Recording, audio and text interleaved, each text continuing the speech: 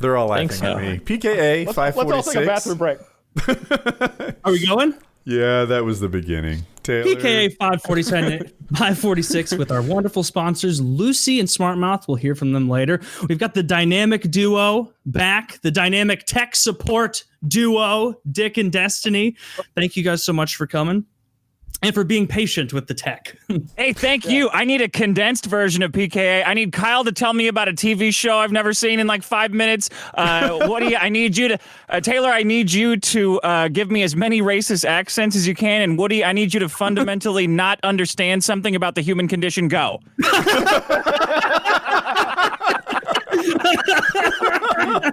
All right, so you definitely want to check out Mr. Inbetween.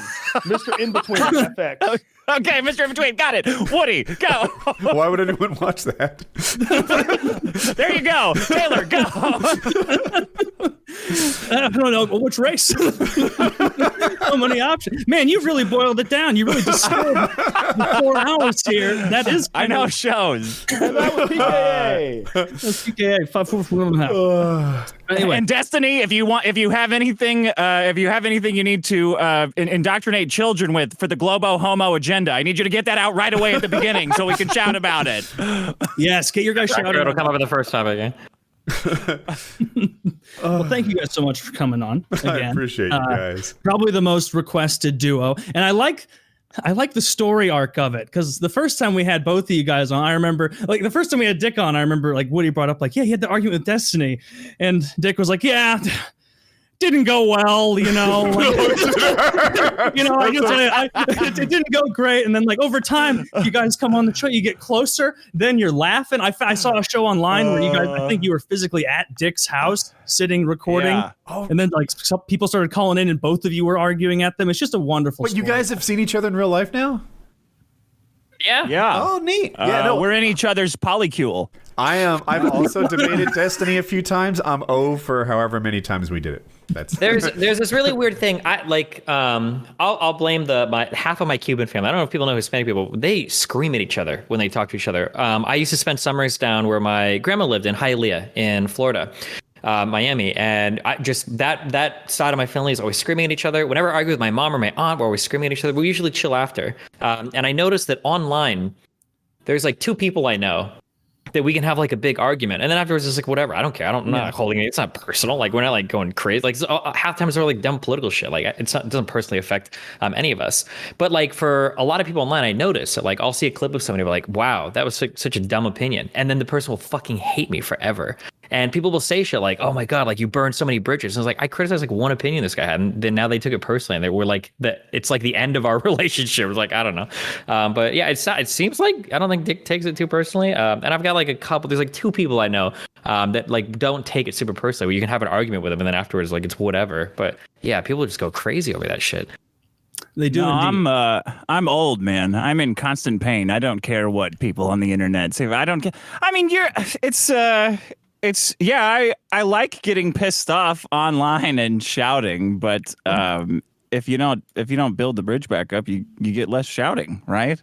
Or if you, at the end of the day, if you actually like, and I say this to people all the time, man, if you do like the online politics, fighting, arguing and shit, if you log off and you still carry that shit with you, if you're like super angry and upset and depressed and mad and all sorts of other mental illnesses that people are collecting like Pokemon now on Twitter, if you have that shit going on, like just unplug, like seriously, just delete your account. Why would you willingly engage in something that's like destroying your mind?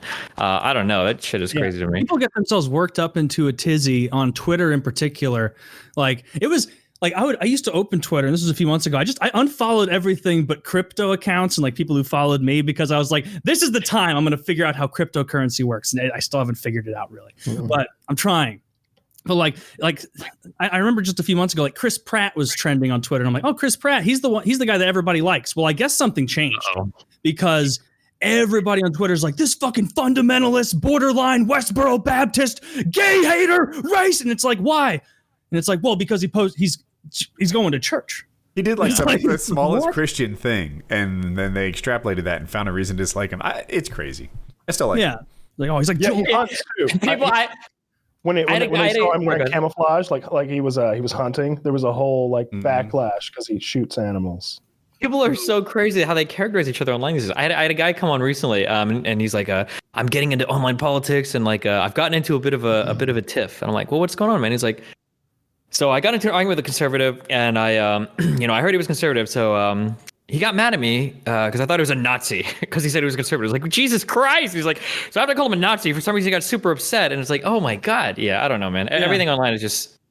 Wait, so you immediately alienated him and now you're wondering why? Yeah, and it's like, yeah, well, no fucking shit, the guy's upset at you. Like, you fucking called him a Nazi. Jesus Christ. And for people today, it's like, yeah, you see like one like blue lives, like I love them to death. My parents are ride or die Trump conservatives, whatever, but they're not Nazis or fascists. People will see like, oh, I like police officers. I'm like, I know you're a fucking Hitler worshiper. Like, oh my God, chill out.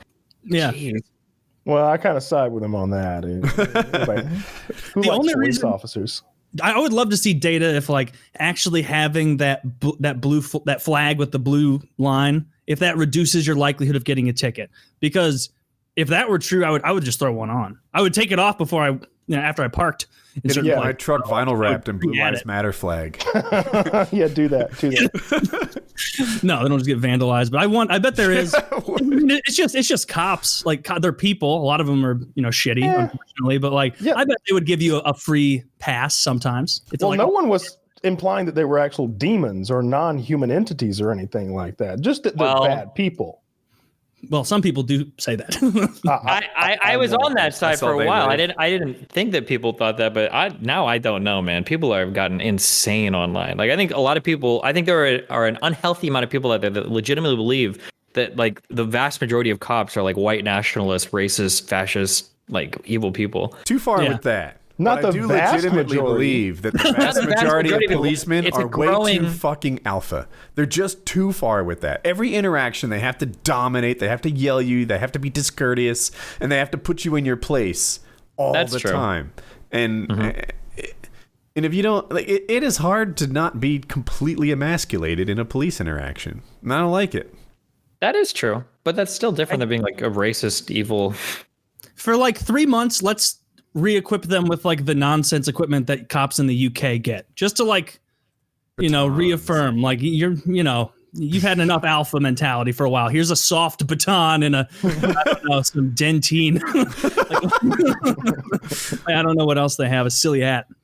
That would shape them up right quick. Actually, that would be terrible because we if people in the country have guns. That would be awful. I'm strongly in favor of the silly hat, though. Oh, they might have to negotiate their way out of something or be polite. Who no. No. They Do you actually want to enforce that law today, officer? Is it that important that I'm smoking and selling some weed over here now that you don't have your precious gun today? But you're dangerously selling Lucy cigarettes, and you need to be put down on the street corner. Yeah. By a guy who's got bullied in gym class. That's the vast majority of them. They were the guys who got bullied in gym class, and now they get to wear their Batman utility belt and enforce the law. And I'll say I do know one cop personally, and he had he's not like that. Like he goes out of his way because he's like, it fucking sucks, man. Everybody assumes you're like the biggest piece of shit in the world, and so like and he figured out that like he won't get fired if he doesn't hit his like ticket quota, and he lets people off all the time for bullshit nonsense. And he says like he can tell like the attitude in his little areas, and he's the same guy who was like I spoke to him a couple years ago. He was out in a more rural area, and he kept telling me like I want to get into like the city, into like East St. Louis. I want to do something, man.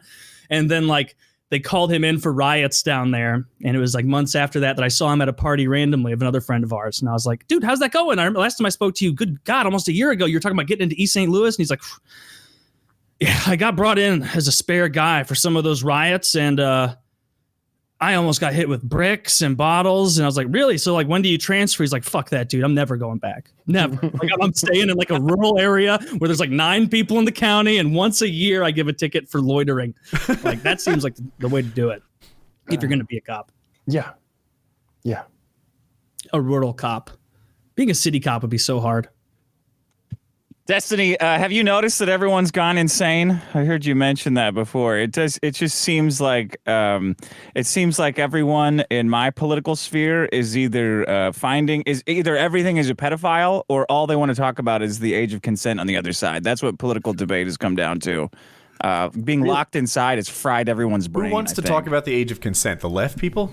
Probably libertarians. Well, right? it got really weird with the whole pride with the whole kink at pride conversation. I noticed there were a lot of very strange takes coming out there where a lot of left-leaning people seemed very eager to defend like children interacting with people in like kink costumes and shit at pride parades. Yeah. And I was like, what?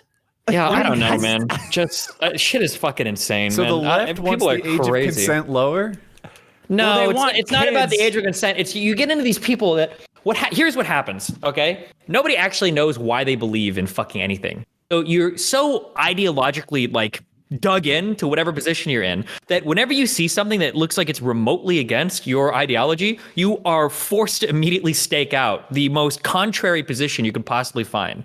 And so what this turned into was like, well, conservatives are attacking, or some people have been attacking the concept of having like these kinky people in like the daytime pride parades. So obviously you must stake out the complete and total other opposite position. And it's led to people just saying these like insane arguments. So a few of these that I've heard recently. So one was wearing like a giant BDSM outfit or whatever with all the dildos and all that shit is basically the same thing as having a wedding ring, because a wedding ring is kind of kinky because it shows that you're fucking another person or whatever. Like, or people saying things, like, well, sure, they might have like the whole dogma thing, but like, is kinky gear necessarily sexual? Like maybe they're not using it in a sexual way. And it's like, what the fuck are you talking about? I can see your vulva. Like that guy's on a leash.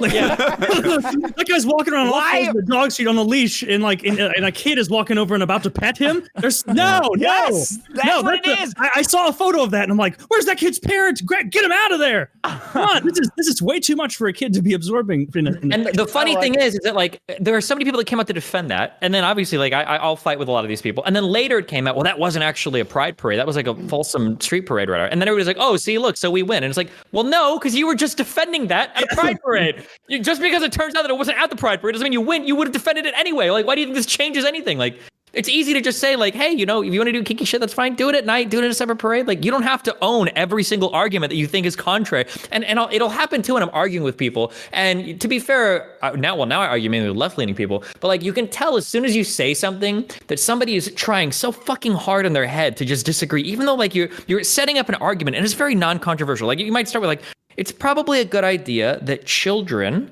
aren't around adults that are doing sexual things, right? Novel. And then people will be like, well, hold on. I know he's setting up an argument. You're setting it up for something, so no. And then people say shit like, well, you think that sexual gear is bad? Well, what about the fact that children go to beaches and women wear swimsuits? And it's like, what the fuck is wrong with you? Like, just both children and women should be banned from beaches. That's my policy. Oh my god, like women at beaches. Just for men, just for adult men. That's what you want your beach to be like. Just us guys. Yes. I wanted to know what you thought about the left too, because I know the right to me seems it's just like they're fucking losing it. It sounds like you're experiencing kind of the same thing on the left. Here's the issue: is that 4 years ago, okay, I stood in this area where people on the right are saying things like, "Oh, well, on the left, they're going to call you transphobic if you won't have sex with trans people. They're going to call you." And it's like, no, dude, nobody is saying this. Like, calm down. And most people weren't. But now they're saying it. Now they're saying it. So, like, I have this guy that was arguing, okay? And he's like, well, let's say, so here's a take that I gave on Twitter that I got a ton of hate for, okay? And I'll be very clear when I say this, okay? So I said that if you were in a sexual encounter with somebody, and you found out like halfway through that they had a set of genitals that you weren't expecting, I think that's basically rape. I think my tweet was that's tantamount to rape, because like, holy fuck, that is not something that somebody might have signed up for. Yeah. Transphobic or not, upfront with them.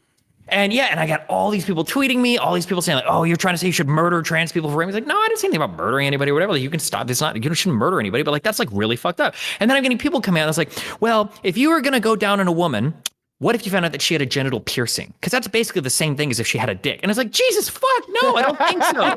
It's not your position. But it's not though. And then people say, and then people saying that you wouldn't fuck somebody just because they have a dick and you're expecting a vagina. It's basically the same thing as like a Nazi saying they wouldn't fuck a Jew. You're like, what the fuck? I didn't get what rape was, and I'm curious as to it. You were like, if you hook up with someone who looks like a woman, vibes woman, etc., you get back, you get her pants off, and suddenly she has a dick. That's rape. I think that it's close to it. Here, my issue is that like if you're getting because trans people aren't the norm or they aren't like as widespread. Like it is if she takes her dick out and rapes you with it.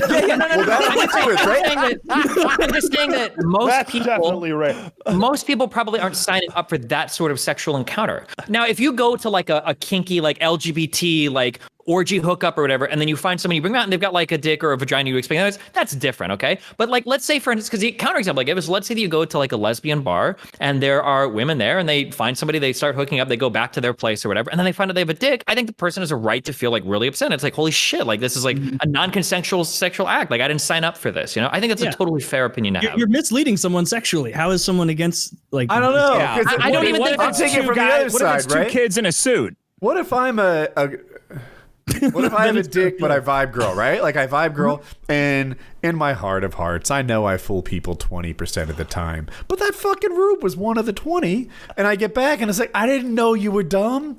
Like you lied by omission. You lied by omission right there. Did I?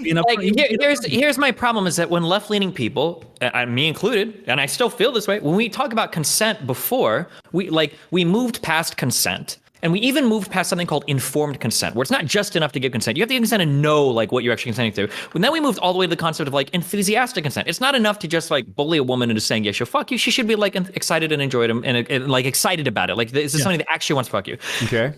But now all of that is completely thrown away where it's like, well, is it really that bad if you're fucking somebody you find out halfway through that they have a different set of genitals you weren't expecting? It's like, wait, what the fuck happened to everything about informed consent or everything about enthusiastic consent? Like this is like really fucked up. I feel like the move here is you bring this woman back, right?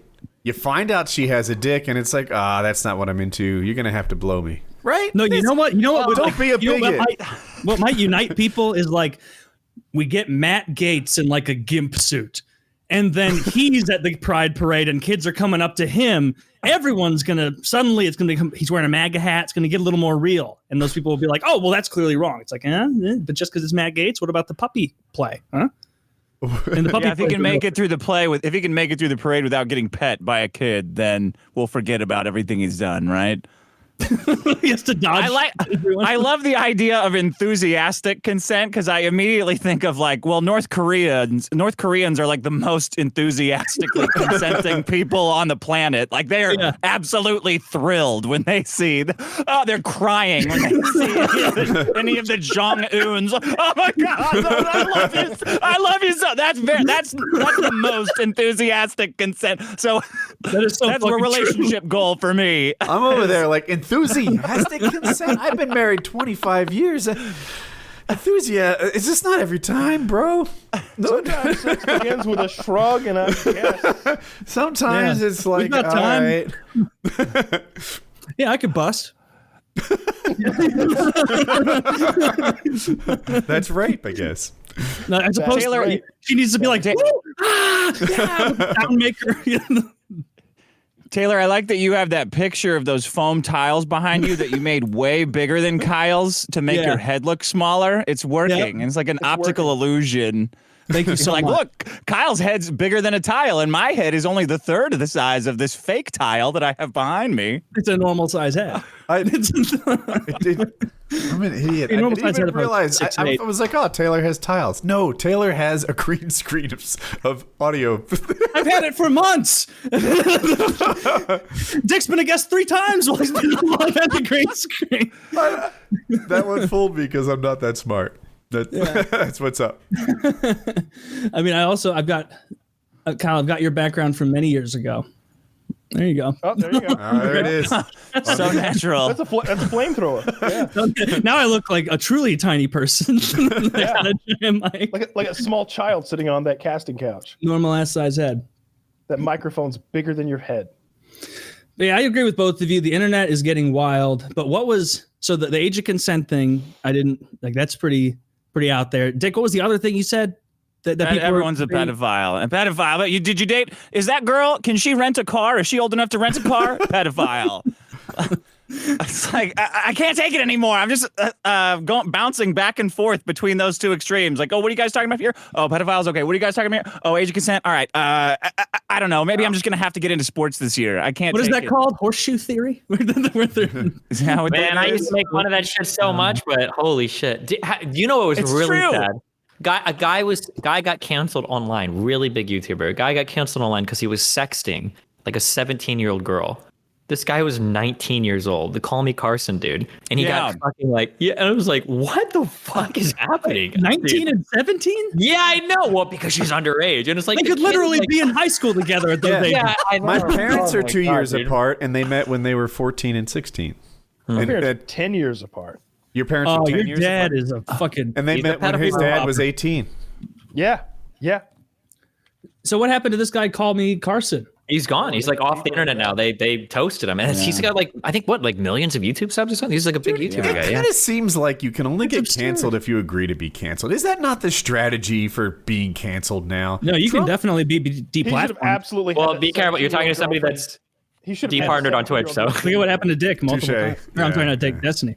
Yeah. That's a good point. It used to be that like, canceling somebody meant that you lose sponsors or whatever, which is whatever. But now the problem is canceling is like you get deplatformed for everything. I think it's going to get to the point. I hope it doesn't, but actually it could go two ways. One is because I kind of wonder, I feel like if people could find out like apartments where people lived at, that they would like start to pressure like leasing agencies. Like, are you really going to rent an apartment to a Nazi? Didn't you know that he posted a Blue Lives Matter thing on Facebook 16 years ago in a group, blah, blah, blah. Like the people are going to start getting you canceled. Because I know like some banks, for instance, were refusing to work with Trump, which is like, I don't know. Yeah, stuff like that is like kind of spooky to me. But I wonder if some of the canceling stuff recently, maybe, I'm hoping, praying, has just gotten so ridiculous that maybe we're finally starting to turn back a little. Did you guys hear about the Jeopardy shit? I did not. No. What's going on? Yeah. The guy caught so much flack because he counted 1, 2, 3 or whatever, or this, and it was the white lie. Yeah, and he actually got. Yeah, I think there were like prior contestants and shit that had written that like they were like abhorrent. I was like, oh, I can't believe he did this. White nationalist, blah blah blah. I was like, are you fucking sad? Was he American? I think it was, but he was like counting. It was just counting. Yeah, it was just counting. So that's absurd. I asked because I don't know where, but I think other cultures do 3 differently. Like Americans kind of Germans do. Germans do this thing. Okay. Who does this one? French, maybe? French, American, German. Does anyone do this? Is that the 3? Just you. That guy did. Yeah, that one guy did. Fingers busted. It's not very easy to do that one because these 2 fingers are attached. It's kind of, that's why you just give the finger. He was an alien. We should have. That's a good point, Taylor. We should have taken a second look at him. He's probably canceled him for that. Soon. Yeah. They even said in the statement, all of the brainiacs, the former Jeopardy people who signed a petition against him, said, we don't even care if he actually meant it, but looking like he meant it is bad enough. It's like, so dumb. Like, how much ground are you going to cede to extremists? Like, we can't do the number 3. Like, we already lost the frog. Okay, we already lost Pepe. All right, how much more are you going to take from us? Pepe was funny. Or, I mean, it got played out like every meme does, but they stole it while it was still funny. Which was years ago. Insane to me. Oh my God. Yeah, it's fucking outrageous. But I hope you're right. I hope it starts to trend backwards. But hearing someone on Jeopardy got in trouble for holding 3 up the wrong way, which is, you know, if all of us remember 5 years ago when it was the OK sign, right? And do you remember 10 years ago when it was the OK sign, and 15 and 20 and 25? And I assume before I was born, it always meant A-OK. Like it's just bizarre. It is possible for symbols to get co-opted. I'm not saying it happened with OK. That's a pretty like big time thing. But if, for example, the Ku Klux Klan started using the Betsy Ross version of the flag everywhere, they can like what is it called when they like take it and make it their own? Like co-opt it maybe? It's a thing that can happen. I think I haven't seen you gotta be doing anything. I think you got to be careful giving up like really normal shit. Like a fucking frog, or like so if somebody's posting like the Confederate flag or something, like you've got more symbolism, more ideas that are built behind it. But like just like the okay, or when people do this shit in high school, do you remember? Or did they do that? When yeah. And now when people see people do that, it's like an instantaneous, like that's a Nazi sign. It's like, what the fuck? I don't think that's the case. I just think people are jumping that Nazi gun on like everybody that they don't like. Everybody you don't like is a Nazi. And it's like, gee, what? I don't know the fuck that word. I'm a Nazi and like half the online for years. I'm not going to stop. People like that. or you out of my fucking neighbor. Okay, there's nothing. You get like nefarious there. You'll get like the really cringy like videos of some Republican at some convention like saying like doing like this or whatever, and people are like, oh my God, they're doing the Nazi salute. It was like, really, on camera? You really think that's what they were going for, the Nazi salute there? Like, come on, dude. How like you're so crazy. It's because it's a good little silver bullet. Like, I mean, there's plenty of pictures of every Democrat also waving at people. Like what?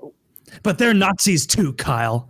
They're all Nazis. Well, yeah, I mean, depending how far left you go on Twitter, everybody's. A lot of people don't know what a fucking Nazi is because they didn't grow up with the History Channel, or the History Channel they grew up with was fucking. Was the Ancient Aliens Nazi one, where they just abandoned any pretext of history? It was the History Channel that went to storage units and shit. Like, they don't know what fucking Nazis. Do you remember the one on Discovery Channel? This was probably like 2005, where they're like, could there, in like the intro, like, could there be evidence that the Nazis used alien technology to make their rockets so much superior to the Americans in UK? And like the end of the episode is like, probably not. Like, it's like, this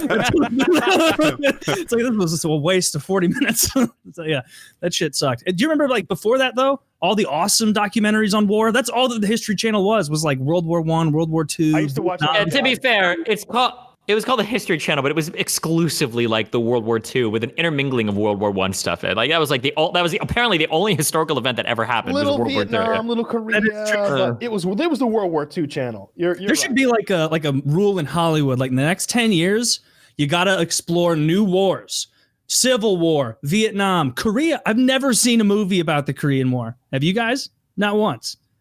I've seen 10 million about World War II. Well, yeah, we've got new wars. We've got the Afghanistan war. You've got stuff on Iraq, mate. Yeah. Those World War II movies. You got to stop with that. Too many. It is. I only want to watch movies about wars we won, though. So we can pretend. Oh, let's rewrite it and like have some like that's what Rambo is. That's us going back and be like, oh yeah, we kind of won Vietnam, sort of. You know what? Even better than like American wars. I want more like ancient history war stuff. Show me something about the ancient Greeks, some more Spartan stuff, some more ancient Rome, like some Persians. I don't fucking know. That would be really cool. A nice genre change. I don't think it's popular enough that it would take off or really. It'd probably lose a tremendous amount of money. Yeah. But then again, remember that movie Alexander with Brad Pitt? Lost an enormous or Troy? No, Troy. Troy lost money? That can't be true. I don't know about Troy, but Alexander lost a ton of money, even with what's her name's vagina in it. Oh, then forget I used that example. Yeah. The one with Brad Pitt, where he looks actually really good, not like Skinny Fight Club. Super ripped up, yeah. Yeah. Yeah, it's a good one. That's a good one. Some good titties in that movie. I'm just tired of the same genres. It's World War II or a superhero. What's that, Woody? Which movie did you say had good titties? They both do. That's not helping. Alexander and Troy. Okay. Troy's got a good remember Alexander. Can you raise your mic an inch or so, Kyle? Maybe. It's too much. It's too much. You're too loud. You're booming. Still can't hear myself. Woody did something to my microphone, so I can't hear myself. Oh God! Don't even joke about it. I'm gonna get canceled for that. God damn it, Woody! Kyle can't hear himself. Yeah, you know who else limited people's microphones from talking to the world? Give you one guess. The Nazis. Nazis. Yeah, that's what they did. Probably. Confirmed. They shut down podcasts all over. All of the gay podcasts they shut down, then burned them. So Taylor's getting married in a couple weeks, but I sent him his gift a little early. I didn't know when it would get there, but I ordered it a couple days ago, and I guess it got there much more quickly than I thought it would. Yes. I offered to like sign up for his registry and get him, whatever he's got on there, but I was like, hey, if you don't give me that registry in time, I'm just gonna send you a whole shitload of meats. And he was like, meats, you say? Yeah, and I was like, I have so many cups and plates now from the registry that like I can't even fit in my cupboards, and so I was like, dude, send me the fucking meat, and Kyle was like, I'll do it, I'll send you meat, and I was like, send me the meat, and so he sent me what has to be 25-pound leg. Oh my God! Of prosciutto? You can't see it. It's all fucking fucked up. I get the idea. Is that going to last how many nights is that going to last with you? That would last a week at my house. Slicing off prosciutto all night. When I ordered it, it said it was 18 pounds, and I did the math. That's roughly 17,000 calories he's holding. Jesus Christ. 2 days. 1 ounce is 60 calories, and this is, a lot of fucking calories. And the amount of cholesterol, my God. The sodium.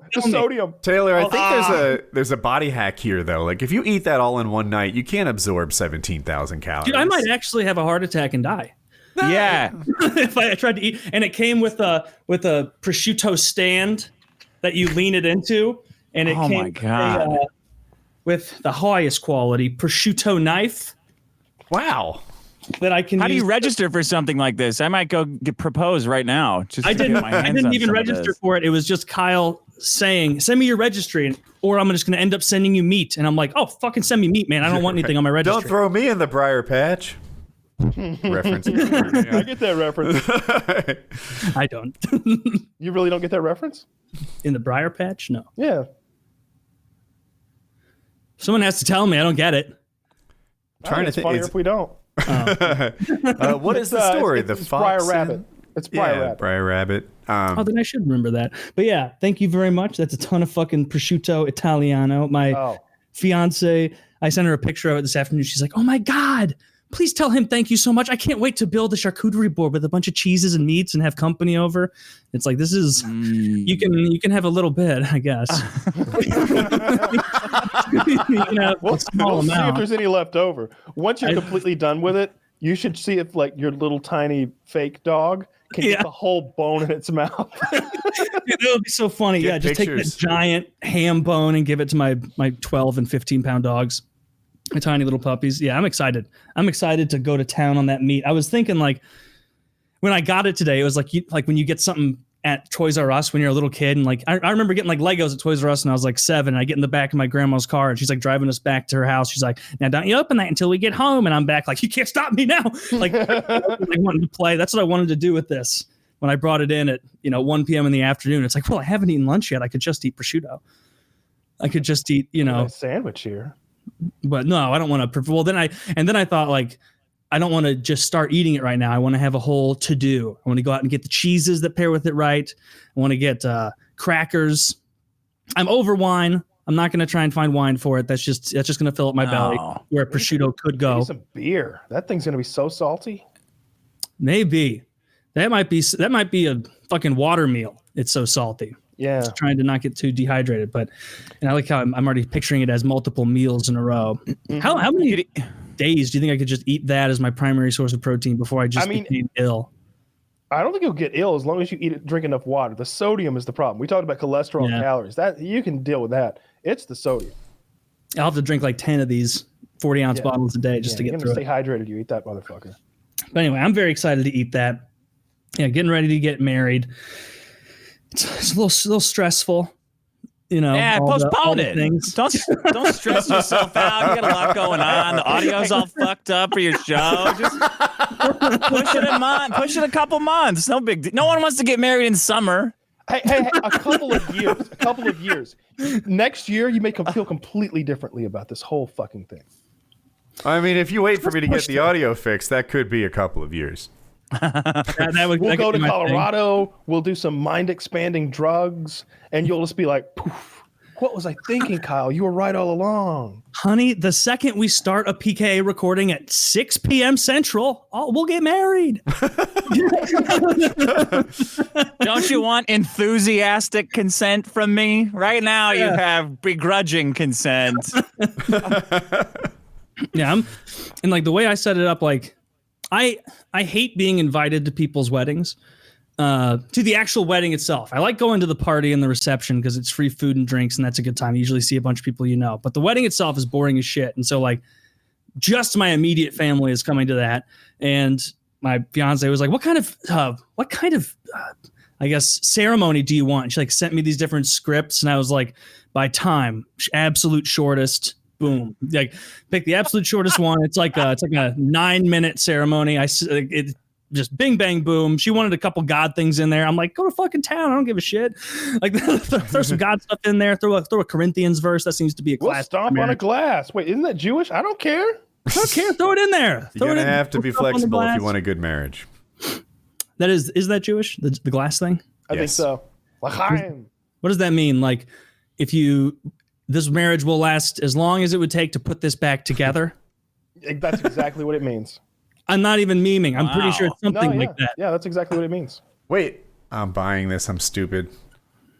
It holds multiple meanings. Jesus. Does it? I mean, I know the meaning. Others say marriage holds sorrow as well as joy. Well, there's no reason to use an expensive glass like that's what I'm saying. A Dixie cup. You step down, it's just a plastic crunch. It's fine crystal, they just Some say it represents the destruction of the temple in Jerusalem. Why would you bring that up in a happy day? They don't I stomp a glass every day, just remembering in celebration of the temple at Jerusalem. Brings a smile to my face. You guys don't know this. Kyle's very, very, very anti-Semitic. Very anti-Semitic. He's a stringent Muslim. Just hardcore. Oh man, it's been so fun with Fish in the Discord because he is obviously Muslim, and every now and then somebody will come in and start trolling him and posting some Stand with Israel shit, and they'll have like a fucking holy war in the Discord over there, and I'm just sitting back watching. It's good stuff. Hey, did you say there was something interesting in the Discord recently that it was like save it for the show? You didn't talk about it. All right, so is this guy still in the Discord, by the way? Oh yeah, man. Oh yeah, okay. Cool guy. So I'll start from the very beginning. So obviously we have a Patreon. It's linked down below for $50 a month. You get everything below that, but most importantly, the fun part is you get into our private Discord. You get to hang out with us for 2 hours a month, the three of us in a little call. They usually stretch on a little bit longer than that. Anyway, we do a lot of them now. We do like multiple sessions because we don't want more than 25 of you in there at a time because it's just too many people talking. So Sunday we did like 3 of them, and then the following Tuesday, which is 2 days ago, we did 2 more or something like that. I don't know. So afterwards, I was like, holy shit, it's time to quit. But I want to hang out with you guys some more. So I just stayed in there for a while. We kept playing Magic into the night. Yeah, we played Magic with the guys. Me and Taylor kept streaming for a couple more hours and played Magic with everybody.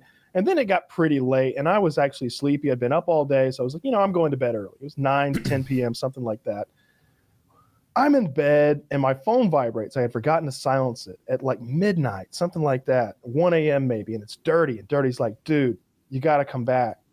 Even if you just pop in to listen audio only, you got to experience this. And I'm thinking like, maybe they got a poker game going because we have big poker games, or maybe they've got like some sort of petty argument that I don't want any part of because I always end up having to moderate and being like, all right, don't call that guy that word. Not that word. That's no good. And let's not dox anybody. Okay. Calm down, everybody. Like I have to play fucking referee. I have to be the adult in the room, which I hate. But no, the next day I showed up and I was like, so what was that all about last night? What happened? Well, I guess one gentleman who's been in the Discord for a couple months, I won't say his name or anything, but I've read 5 books. Apparently, see, that's the joke. I've read 5 books. For some reason, decided to just hop in the bubble bath and live stream it. And at first, I guess it was kind of innocent, grown ass man in a bubble bath, and kind of silly, whatever. But then he started like, flashing his asshole at everybody. And then the bubbles popped.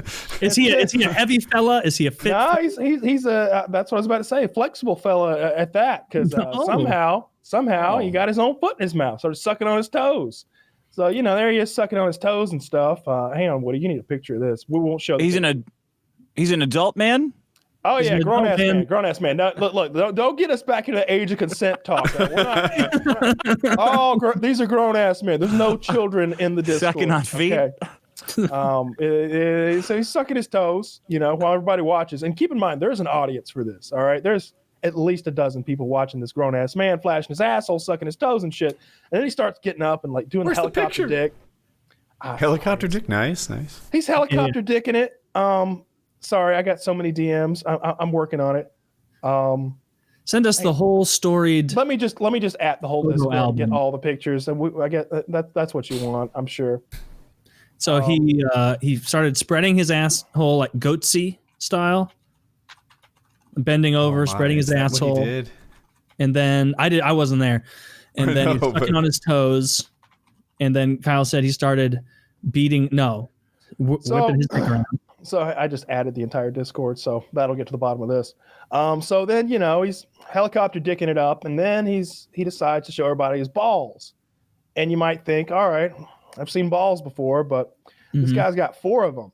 So kind of interesting, right? He's got 4. Did he count them for you? Does he show a picture where like you can see 4 distinct Bald. The only picture I've seen, because I didn't want to see any male nudity, frankly, at like 8 a.m. when this shit happened. Oh, here they come. Oh, well, there he is. Okay, I'm working on the picture. Now we've seen male nudity. We did before when that guy fucked. Let's see, copy link. I think that's the best way to do this. Yeah, let's see. Don't share this. Did I fuck that up? Yeah. Does he have a pretty nice penis? Pictures. I'm gonna have to screenshot them. I'll use ShareX or something. Just right-click copy, and then he has 4 balls. Did you guys hold your fingers up in a white supremacist way? Yeah. 4 balls, yeah. So he's got like was it 4 2 regular man balls. Okay. And then he's got these 2 little little lady balls. Like 2 little lady balls. He's got 2 little lady balls. I need a picture. I really need a picture. Do they hang in front of his man balls? Are they behind? Are they in between? Do his man balls just have like an outrigger? Is that what it really is? Training balls. They're little baby balls that I guess like never matured, but you know they may have been part of Donnie, like his twin that he absorbed in the womb, and Donnie's balls are formed onto his consumed Donnie and became more powerful. Consumed Donnie, yeah. Donnie would have been the good one, but yeah. Where's the pictures? I want to see.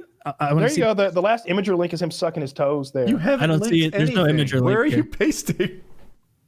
I think he's putting them in your guys' like. Do you have like a group or like a Discord channel? No. PKA 546 room. Is that where you're putting it, Kyle? Are you putting them on Twitter? Hang on. I put them in the separate room now. But this is the room we're in. I'm putting them in the room we're in. No one sees any of these right now. I don't think you're posting them in this room. Ever see the boomers who like? I'm putting them in the room we're in. They Google like, how do you change your oil, and it's a Facebook post. Like I feel just found one linked in the recording chat. I have a pride filter on my computer that blocks all balls this month. Our videos are here, and then like 6 inches below, there's fucking a text box, and I don't see anybody's balls. Wait, do you see the word I just typed in there? No. Oh, interesting. Actually, it's lagging right now. I just tested. Okay. Yeah. Well, I did too. This is another what a day full of tech issue. You guys didn't even get to see the hour of audio troubleshooting before the episode. Here, I'll DM them if I can. You know what my favorite part of the troubleshooting was? Was Dick is supposed to be here for an hour or whatever. He's on a limited time frame. And so Woody is about 4 hours into his audio troubleshooting, and all of a sudden, Woody's like, "Dick, do you have a hard out in like an hour or like 30 minutes? You have to leave." And Dick is like, "I could probably stay for another 30 minutes." And Woody's like, "Great, just give me 15 more minutes messing with it." He goes back to his audio. Wait, that's not what happened. That's not exactly right. No. Dick said he had another 50 minutes, 50. And I was like, cool. I'm going to switch to my other computer. It'll take me like 11 minutes to get that set up. And that's what happened. I hate it. Dude, I had all my hopes and dreams wrapped around this. It never works, right? Fuck. So I so badly wanted this to work so much. The idea was that I would have like Microsoft Remote Desktop, and I would record using all the stuff I'm used to. I would dial in just like Taylor and Kyle do. It would be easy peasy, and I just remotely control this home machine. It would be on gigabit Ethernet with an uninterruptible power supply and all the shit you want for something that's important, and it would be great. And I tested it for days, like leading up to this, because I tried a different thing on Tuesday and it was shit. It looked like a slideshow. It was not good. So I spent this time. I worked on it yesterday. I worked on it today. And I thought I was going to roll into this thing like, hey, Kyle, show up 20 minutes early, please. Kyle kindly volunteered. And I was here an hour early. I've been here. I've been sitting in this chair for almost 3 hours now. I literally spent like an hour and 20 minutes troubleshooting it without getting it working properly. And this is just me recording like I always do, pretty much. And I feel it was the key to my fucking freedom. I was like, if this works, not only could I go on this motorcycle ride around the country and back to the other side of the continent and return, I can go paragliding in Colombia. You're going to see me on location in Italy and Spain. I'm going to go to fucking Africa and do the show. The connection doesn't have to be that great because it's just a remote desk. Maybe not Africa. But anyway. Don't go to Africa. I don't know what the fuck I'm going to do. I feel so much stress and pressure to get this right. Why don't we find somebody who's willing to like be our engineer for like $100? That would change my life. Hey, anybody who's in You've got the PKA tech Discord, depression. Hang on. I bet I can find an engineer in 30. There's a guy in the 50 Discord who can do it. There's always a guy in the 50 Discord who's like a fucking expert in something. There's What if literally it's a guy, the four balls guy? There's what even better. Maybe he's twice as effective as a normal engineer. I can't move past that until I see his four balls. I'm telling him to send me the junk. I was like, I want helicopter cock. I want quad balls. I want the full Monty. Let's go. And all I'm getting is him sucking his toes. This guy was like, I left when he spread his legs open and was about to stick something up his ass. He left? Yeah, I guess that's when you turn on screen recording. You don't leave. Yeah, man, it gets wild in there. Yeah, there's an expert for everything in the PKA Discord. There's literally a guy in there with a World Series of Poker bracelet now playing poker. That is crazy. Yeah, there could be a lot of people pretending in there too. That guy with the Wharton sweatshirt, the guy that plays like 8 hands at a time or something. Yeah, very smart guy. I thought he was good. Now we got the World Series of Poker guy in there, who I presume is better. I don't know. Some high-level poker going on. Yeah. Wait. Are you saying the World Series of Poker guy is not good? I'm not going to say that. Look, the guy's a fan of the show. I'm not going to dispute his poker abilities. You know, he has a bracelet. Have you won any? Can you buy? You can just probably buy a bracelet. Yeah, anybody could get a bracelet, Woody. He won a massive tournament, and he's a poker YouTuber. So I'm sure. Oh, him. Yeah. He's legit. I'm sure the man knows how to play poker. But do you have an off night? I haven't played poker with him. I don't know. You haven't been pokering it up. You know, Dick, there you go. I misunderstood something about the human condition. I do not get what Kyle's trying to tell me right now. It is very, I don't know. Like, what the? Subtlety isn't just lost on Woody. I don't know what's happening fucking here. concept. He's like, oh, this guy. I'm not going to Kyle's saying he's better at poker than that guy. He's saying he could beat his ass with one poker tied behind his back. That's what he's saying. He's never played him, though. Like, I don't know. Kyle's like, I'm not going to say the guy sucks dick at poker, you know? We'll just leave that there. And I'm like, wait a minute. I don't know. I haven't played with the guy. Maybe he's the best poker player in the world. He's not saying he sucks at poker even. He's saying, I am a poker king. I think if I understand subtlety, and we know I'm good at this, I think what he's saying is I will accept this guy as a poker master when he proves it. Maybe. Sure that. Yeah, that sounds right. Sure.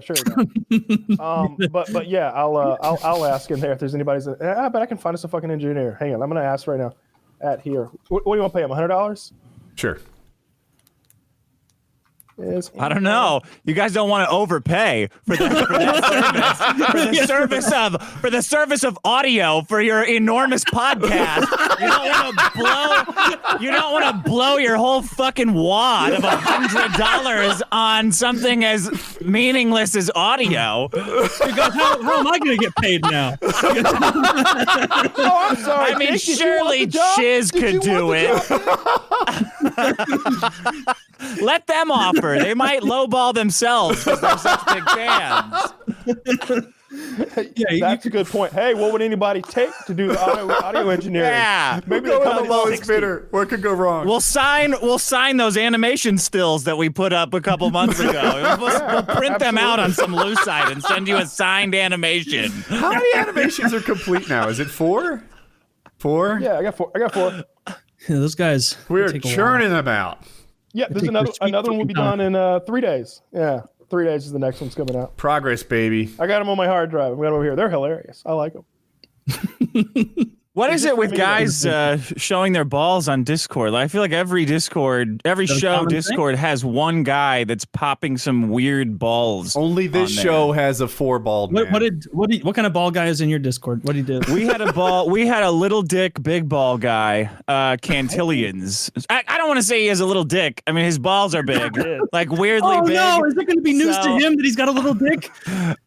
Well, it was flaccid. I mean, I don't know. It was flaccid. He's got it kind of pulled out of the way. It could be like a camera angle pointed down it. But the point it could be like balls are huge. Over, right? And he's doing like pulling his like shirt is dangling down, which somehow makes it grosser. Like, I'd rather look at a naked man than a man whose shirt is on, but his dick and balls are hanging out. Do you know what I mean? Like, that's like, trash. I don't know why it's weird. Or socks, just socks. Yeah. So now anytime a girl's on, he's a handsome guy otherwise, or he was before quarantine. Then he got all fat. Handsome other than his small dick? Is that what you just said? He's handsome, but he has a big ball, small dick thing. Okay. Okay. But he can still be big balls. Cantillians, I apologize for the small dick thing. I don't really know how big your dick is. But anytime a girl calls in, they just spam the chat with his balls. Which I guess is good. Were his balls like, were they all natural, or did he do that thing that you did where you injected saline into your scrotum? No, he's got natural balls. They're natural. Are his balls just like 10% bigger than you expect, or are they really a sight to behold? They're like 50% bigger than I would expect. They're way bigger than I would expect. You need to go to a doctor. Well, yeah.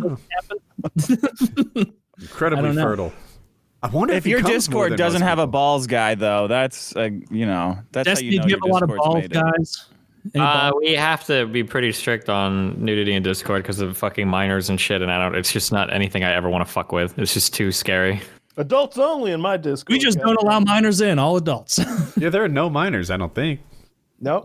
Yeah. None. I always ban them. I put them in my private Discord. You do you. Yeah. The minors? You gotta slide into those DMs when you get the opportunity. Here we have a willing participant who we have power over. This is a dream come true. Yeah, Romeo and Juliet. You got a separate Discord? You got to go into my Woody's Wonderland Discord. That's where all the cool minors go.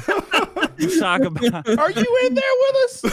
Talk about our identities, our sexual identities. That can't be a lucky guess. Are you the candy cane king? Yeah, it's all with K's. That would be like.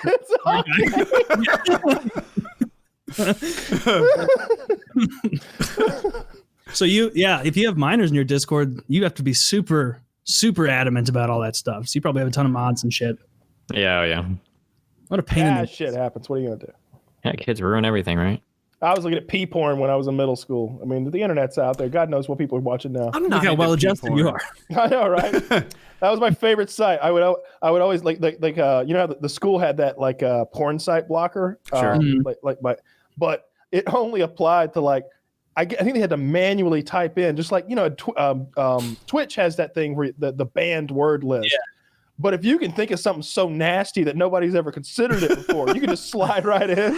They call me Mr. 7Gs. Yeah. It's kike with 37K. With 30. I didn't know the automated stuff. That's what I did in my band list. In my band list, I just have all the bad words with like tons of different variations of consonants. Maybe there's a faster way to do it. Yeah, there's a top list you can get off. Just Google and you get like a massive fucking list. But like, I had been exposed to the internet with like no one to guide me. So I was just like all over the dark parts of the internet, not the actual dark web, but just weird parts of the internet. Nothing illegal or anything, but like I had stumbled upon this site called lovetopee.com. And it was all chicks pissing their pants. It was nothing but hot chicks peeing in their panties, but they didn't want to. They weren't just like, yeah, I'm pissing. Look at it. They were like, oh, I've got to pee, but there's nothing I can do about it. It was like that, which was super hot. How old were you at this time? Oh, fucking 13. Was this one of the first fetishes that you were like, I love watching women piss themselves? Like, oh my God, I can't find a bathroom. It wasn't even that. Like I wasn't into the fetish. It was just so hard to find like pictures of vagina without anything weird going on the internet. Because like I was trying to avoid fetishes, and this was like the least offensive fetish I could find. The internet was dark. So I found out that like at the school, that no one had even considered blocking lovetopee.com. they had blocked like sex.com, or I don't know if you remember whitehouse.com was a porn. Oh, yeah. They caught on to that one pretty quick when we were on the day we were trying to like research the fucking presidents or some shit. but like, so I would just go to all the fucking, they weren't iMacs. They were, what were those Macintosh computers? The all-in-one. They were IMAX. The big brightly colored thing. They were there. It was like see-through, and they were like the all-in-one like computers or whatever, right? Like blue or orange or green. Yeah. that's what we had. And I'd go to every one I found that was unattended. Lovetop.com. Minimize the window and like walk, like run away giggling because I knew that some poor fucking middle-aged teacher was gonna. All right, let's go to attendance and because it's just like hot chicks pissing themselves and it was great. Middle school, I loved that. I was never ballsy enough to do like put up actual porn in the computer lab, but I do remember taking a pen. And I really disliked this librarian. She was curt and mean and cunty. And I remember like regularly going in there and like I would use my pen and I would pop off all the keys on the keyboard and put them in the wrong place. And it makes it really difficult for like people who are learning how to type to actually type. And so I would like walk into the library sometimes the next day and see her like trying to get the keys off because she didn't know how to do it. That was mean-spirited. Now I'm thinking back. Kyle, but she deserved it. The early days of porn, I remember before they had really figured out pop-up windows. You know, you'd go to a porn site, it would pop up like 7 more windows. And I always took kind of a optimistic, it was like, joke's on you. I like this too. my mom's computer was slow as molasses after a late night journey through the internet with me. She was like, I don't know how we get so many viruses. And I'm just like, yeah, I don't know. They just get the internet. I don't know. It's a mystery to me. Your computer's filled with viruses and your Kleenex is empty. Must be you going to all those educational websites and doing your classwork online. Must be a lot of viruses on those sites. It couldn't be all those horrific porn sites I was going to last night and the 3,000 pop-ups I had to close. I remember that was the worst part. 12 and just going to Google Images and turning off safe search as being like tits. Oh no, that wasn't going to cut it. Taylor tells these childhood porn stories from 2016. It's like 2016. No, this is way before that. I'm talking about 1999. Okay, I'm talking about 1999, 2000 on the internet when it was Kazaa and LimeWire, and you download some nefarious fucking shit onto your mother's computer, and then have to I could probably have gotten a degree in programming with all of the shit that I had to remove from my mother's computer before she woke up. I mean, they're sweating trying to like fix all of the damage that I had done the night before. At least you never printed it off like Destiny did. I printed it off. I've printed it off before. There was no ink left in that fucking printer. My mom would be like, where did all the ink go? All the flesh tone ink is gone. All the flesh tone ink is gone. I remember when I was like 12, I was really into paintball, and we only had obviously the family computer, and it was like in an open den area, and it was way too risky to beat off there unless you knew you were home alone. And I remember like getting at the store these paintball magazines, and one of them was called 88 Paintball. And I was looking through at pictures of like Tipmans and everything. And then there's like a whole 8-page section in the middle of just girls in like see-through negligee on this and like holding a paintball gun, and that's it. And so like it's a Nazi website. Getting those 88 Paintball, 88 Hell Hitler. That's true. Well, 88. It's the 8th. H is the 8th letter in the alphabet. I think they meant HH as in like double H tits for them. No. Did you notice whenever they do? So that's why they have little mustaches and we're goose stepping. Whenever they do the scenario games, it's always World War II, and the Germans always win. Man, I was beaten off to Nazi propaganda, I guess. I mean, the moderator there was Jew Crusher 69. You didn't pick any of that? I didn't. I mean, I only had I guess I did go to the website sometimes, but man, I must have been. I'm sorry, anybody at 88 Paintball. I know you guys are nice people. I'm just kidding. There's no way that's still a company. I know too many people in the paintball industry for that not to be someone that I know that owned that and now owns something else. But anyway, that was like a diamond in the rough to find that and be like, oh, I can have like a whole stack of these open in my room, like just sitting there, and my mom has no idea that I'm beating off to all these paintball magazines of just big titted women. It was like a third of the content was women's like showing their asses and tits, and clearly a little workaround for horny young guys into paintball. Didn't make the Hitler connection. I don't think there was one. I don't think so either. Did you guys see this egregious hockey hit? Oh, yes. Let me find it. Yeah. Taylor, was that intentional? Yeah. Yes, I can break it down for you. So this guy Shifley, who does the head, let me link it. As if people don't have video. Yeah, I will. So basically, it's 4-3. Montreal is beating Winnipeg. There's only a minute left in the third, and the puck's dumped down, and you can see that the Canadian player, the guy in white and red, is going to try and make a wraparound and make it 5-3, and that'll be the end of the game. And then this guy Shifley sees him trying to do the wraparound, and if you're not familiar with hockey, you may need to go back a couple times. You can see Shifley, who's the guy who hits him. He could have kept skating at him and got his stick out there and knocked the puck away. That could have easily been no goal. That's a rookie fourth liner on the Habs. And it was his birthday yesterday too. Happy 25th, bud. And Shifley is like an NHL all-star, almost a point per game player. 6'3", big guy. The guy who got hit is the all-star. No, the guy who hit is the all-star. Okay. And so the guy who hit, you can see if he was skating very quickly and he hadn't slowed down in the slot and angled his body to set up for the hit, he could have easily prevented that goal, knocked it in the corner, and gotten a chance rushing back. But he was like wild-eyed and just was like, I'm going to let him score and I'm going to fuck him up. And that's what he did. This guy he's in the hospital under observation. Apparently he's out indefinitely. Just had only a year right? passed. Yeah, only a year passed in between his most recent concussions. It looks like he might have died. And you can see principal point of contact there is right to his jaw. And he's out cold before his head even hits. And ice is pretty hard too. His head hit the ice, and I don't know about this hit because the principal point of contact was a really big hit, but oftentimes the ice is the worst hit. True.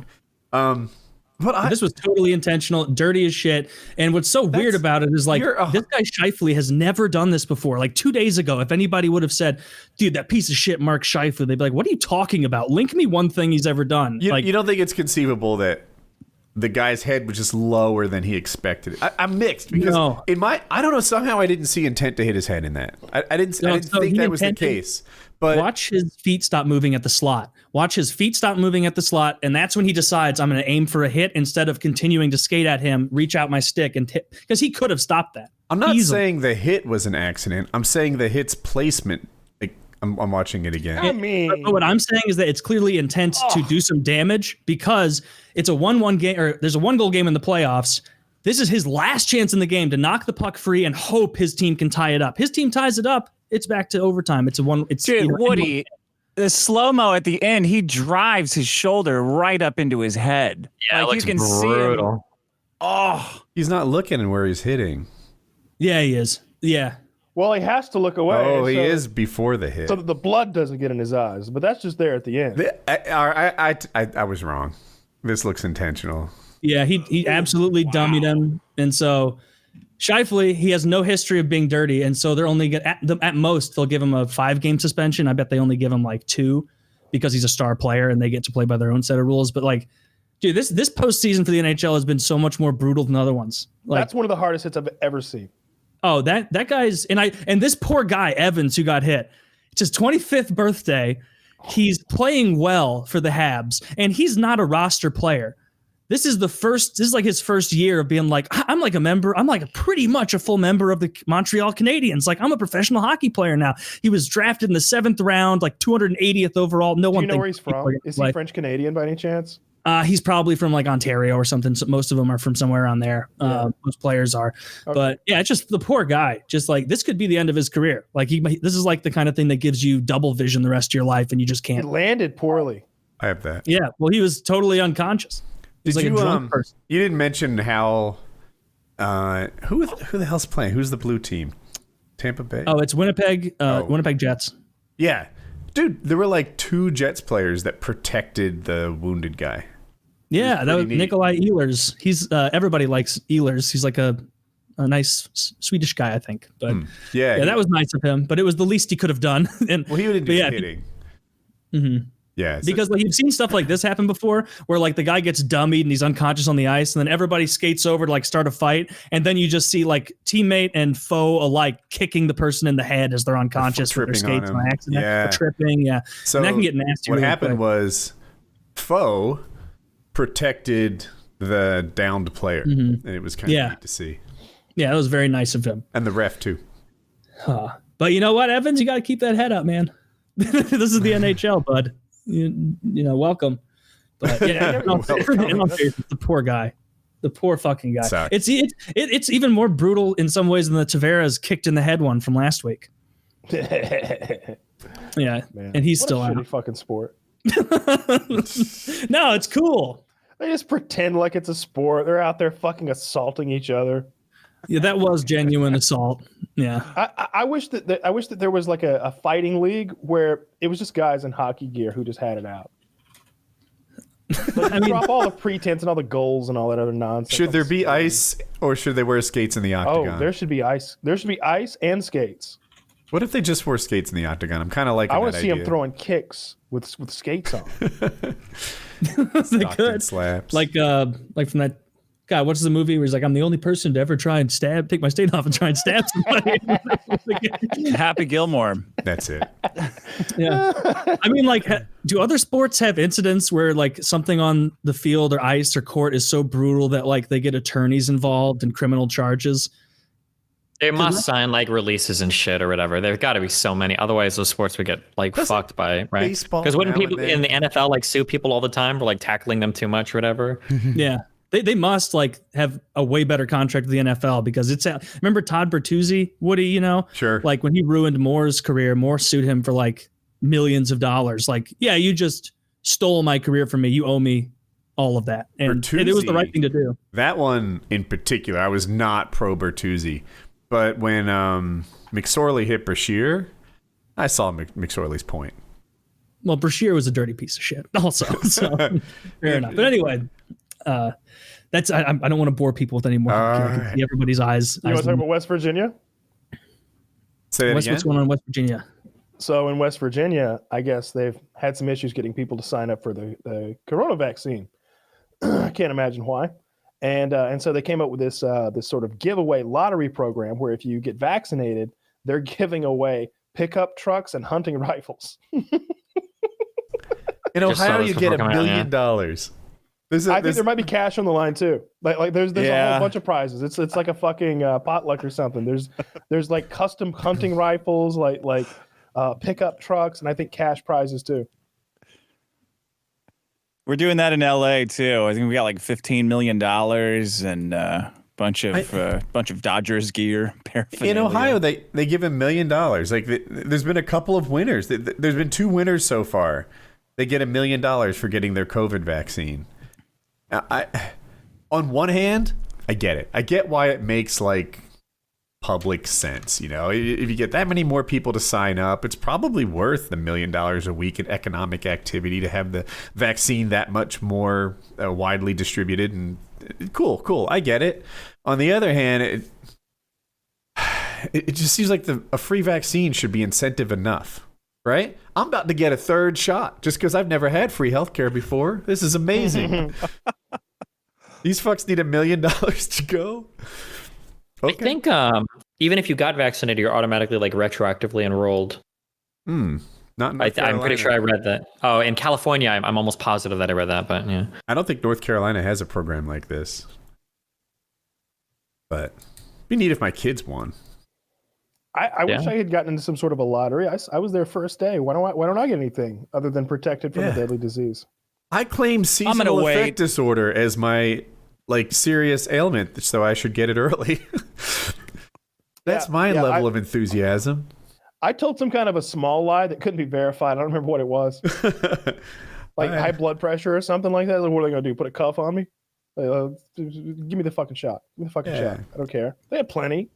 So they were running out. In North Carolina, all you had to do was go to a Republican area, and there were plenty of extra shots. Give them something that can't be verified. Name's the easiest thing to verify. I know.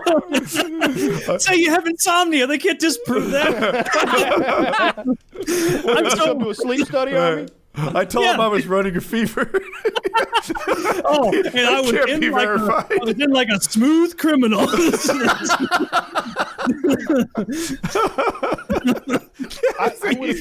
would have pulled that syringe I would have pulled that syringe out of the arm of a sick old woman if it meant I got the vaccine a day early. I could just imagine them being like, all right, stick out your arm. And you're just like, I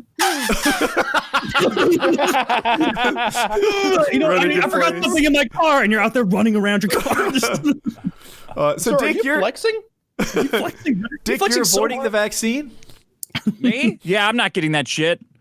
It'll make you gay. It's full of Bill Gates' robots. I don't want to get that. Oh my God! Not only you're a conspiracy theorist, but you're homophobic. I mean, I keep explaining to people that not getting the vaccine increases death. Why would I get the vaccine to stop this beautiful virus that God gave us to remove the fat and the old? It does seem like God's plan. Yeah, I mean, nothing could be more perfectly created to get rid of the fat and the old, and we're just wasting it. So no, I will not. Still making sense. Making sense. We've strayed far from God's plan. Kyle, what was your question? Do you know any people who are still anti-vax, who are just like, you people have really fucked yourselves over? Don't you know that 4,800 people died? Became gay? What if some guy's like waiting to come out of the closet and he's like, this is my chance. The vaccine made me gay. Goddamn vaccine! Finally, they'll have to accept me. My God. You were 1,000,000% right. Alex Jones is right. It made me gay. There's no reversing it. I just want to see how hard it will be, because I think I'm immune naturally. Like, that's a thing. My girlfriend had it. We didn't take any COVID. We didn't take any precautions at all, and I didn't get it. So I figure I must be immune. But I want to see what it's like getting around in life without having one of those stupid cards. Like, what am I going to be allowed to do? What lengths am I going to have to go through? How many lies will I have to tell to exist in this world? Is California still like totally shut down? Yeah, we get out. They open it up on Juneteenth for us. I think a lot of stuff bars around California has been opening though. Like, you can go down to, at least I've done it in Huntington Beach. You can go into restaurants and stuff and like indoor seating and whatnot. Fucking everything is open in Missouri and has been for months. Yeah, I would have to go outside to find that out. I'd have to go around to my favorite bar. Well, no. Yeah, you should go get a beer, Woody, just to be like, what have I been missing? Nothing that I want to do, and then just leave. I only brought it up because one of my friends, and I'll use your real name because people don't know, Kyle is his actual name. Kyle, I like you a lot, but the fact that you don't believe in the vaccine, I like Kyle also, that you haven't gotten the vaccine is troubling to many of your friends, and we're not trying to throw it in your face or make you feel foolish. We just care about you. And when you quote those statistics that you find from the internet, we all just shake our heads because we like you. We care about you. Because we like you. Oh, is this? Well, I know Kyle by his other name more. It took me a second to figure out who we were talking to. Yeah, I guess there was that report from the CDC that like 4,800 people out of the 200 million who were vaccinated died like a week after the vaccination. And it's just like, I wonder why. I mean, they vaccinated the sick and the old first, you know, I'm shocked. The fact that there was only 4,800 leads me to believe there's something in the COVID vaccine that keeping you alive. That keeps people alive. They slip some adrenaline in there. Too low of a total. That many old people? I was like, wait. That can't be possible. They vaccinated only 4,800 died? I had thought 20,000 just from like dude, some of those actuary tables, yeah. They just would have had strokes on their own in that window of time, I imagine. Yeah, it doesn't even make sense. But he was just like, aha, vindicated. And I was like, nah, man, no. And he's like, he was like, you're all ganging up on me in here. And somebody was like, man, we all just kind of see things the same way. We didn't sign a blood oath or anything against you. It's just that you're saying that the sky is falling and we're all just letting you know that it's just a little drizzle and we're not all going to die and you should really get vaccinated. Yeah. In a few seconds, man's driving on the highway. He hears a report over the radio. Be careful out there driving because there's a person going the wrong way. And he looks around and says, you know what? Everyone's going the wrong way. That's you, Kyle. Yep. That's you, Kyle. Stay strong. Don't let these bullies take control of your medical decisions. It's your body. It's your choice. Oh, that's a good one. Yeah, If they believed in the vaccine, they wouldn't be trying to make you get it. That's the real. See, it's that little sliver of doubt in them that they know it's all bullshit. That's why they want you to get it and be on board. Everybody's got to believe in it. You know what? I just decided the kind of guy I'm going to be just from Dick. I'm going to be the kind of guy who waves a pencil or pen around while I make a point. I like that guy. You're the conductor of your own symphony over there. I tried to explain that guy to my wife and she wasn't get it. And I'm like, like toothpick guy, straw guy. I was like, Zippo guy. It's a thing for the guys. Women don't get it. No, they won't get it. I was like, honey, I need to be a guy. What kind of guy can I be? And none of them were types of guys. Yeah, no, I'm going back to my original guy. I'm trying. I wish I could remember, but they were guys. guys. Takes out the garbage. How about that? You can be a guy who always takes out the garbage. Dude, how about do guy? The dishes guy. I said this one before, but this is a good one. Guy who leans on a wall and flips a coin over and over. That's a really cool guy too. That takes That's a like lot of guy. Pocket watch guy. Pocket watch guy's cool. We looked up pocket watches, and wildly impractical. If you want a nice one, they're as expensive as I guess it makes sense. They're as expensive as a wristwatch. It's just in your pocket. And it probably what do you mean impractical? Isn't that a phone? Isn't a phone a pocket watch? Like that's what everybody's got. You can't. But then you have a pocket watch and it's getting scratched next to your phone in there. Your nice ass pocket watch. What if I'm Flavor Flav clock on a necklace guy? You can hide cocaine in a pocket watch? Oh yeah. How? That's why people carry pocket watches. That can't be true. Yeah. You're making this up. Everybody I know that's got a pocket watch puts cocaine in it. Do you know one guy with a pocket watch? No. Yep, right here. Now we got cocaine in it. I was really hoping you'd ask. This is nice. Cocaine Anonymous gold personalized pocket watch. It says hope, faith, courage, Cocaine Anonymous. So if you are at Cocaine Anonymous for a year, you can get a British gold. I mean, doesn't everybody who does coke have to be anonymous? Isn't that the whole? They have a special group for it, or what? Now? Oh, I'm loud and proud about my. Can you imagine how? Can you imagine how unpleasant and annoying a cocaine recovery meeting is? Just everybody's got business ideas. No one's waiting their turn to talk. It's just taking fucking forever. No, I started first. You're not right now. No, I'm not. I was like, it's go ahead. What if I become nose card tricks guy? But I have 2 bad hands now. Doing magic tricks with playing cards. On the card for you. See, now if you pick all those cards up I dropped, you'll find that several of them are missing. I remember my grandpa fooling me into playing 52 card pickup when I was like 5. He was like, Taylor, get over here. You want to play a game? And I'm like, yeah, Grandpa. And he's like, 52 card pickup. You ever played before? And I was like, I was probably like 4. He's like, I was like, no. And he goes, okay, you ready? And he just goes in, he just like all at me. And then we're all on the ground. He goes, there you go, pick him up. And then he's like uproariously laughing. And he's like, and I remember just crying because I felt. He's still laughing. I felt so fooled. I felt such a fool that I just cried. My grandma was like, now, you shouldn't be treating him like that. You already smashed that duck in front of him and scared the shit out of him. Did you smash a duck in front of you?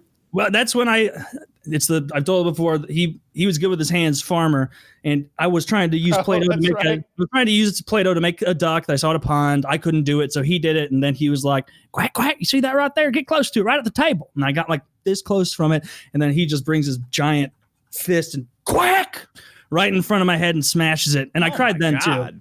Scared the shit out of me. He was he cracked himself up. Now that I'm an adult, the moral of the story here is Taylor was a bit of a pussy as a child. A bit of a pussy. Cried at everything. Yeah, he was being funny and I was being a bitch.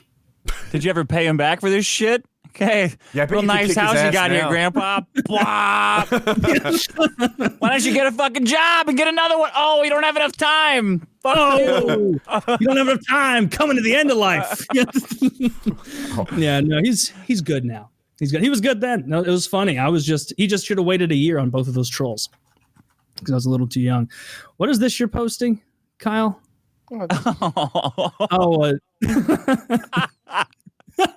Hey, there was like this 1 or 2 month phase on Reddit where everything was a cake. Did you guys see this? Where people were making cakes, like lifelike cakes, out of literally every possible conceivable thing? Yeah. You'd like see a PlayStation. They're like, oh, it's the PlayStation 5. And they'd be like, nope. They cut a slice out of it. Everything was a cake. I bet those cakes do not taste good. No, they don't. That frosting they're using is barely edible. What's it called? Fondant? Right? Yeah. It's like made of sugar technically, but it's not. It's barely food grade. It's closer to plaster than it is to sugar. You don't want that. I'm not a big cake fan anyway. I don't like cake very much. How do you not like cake? I like cookies more. Cake, cookies, or pie? Cookies. Cake, cookies, or pie?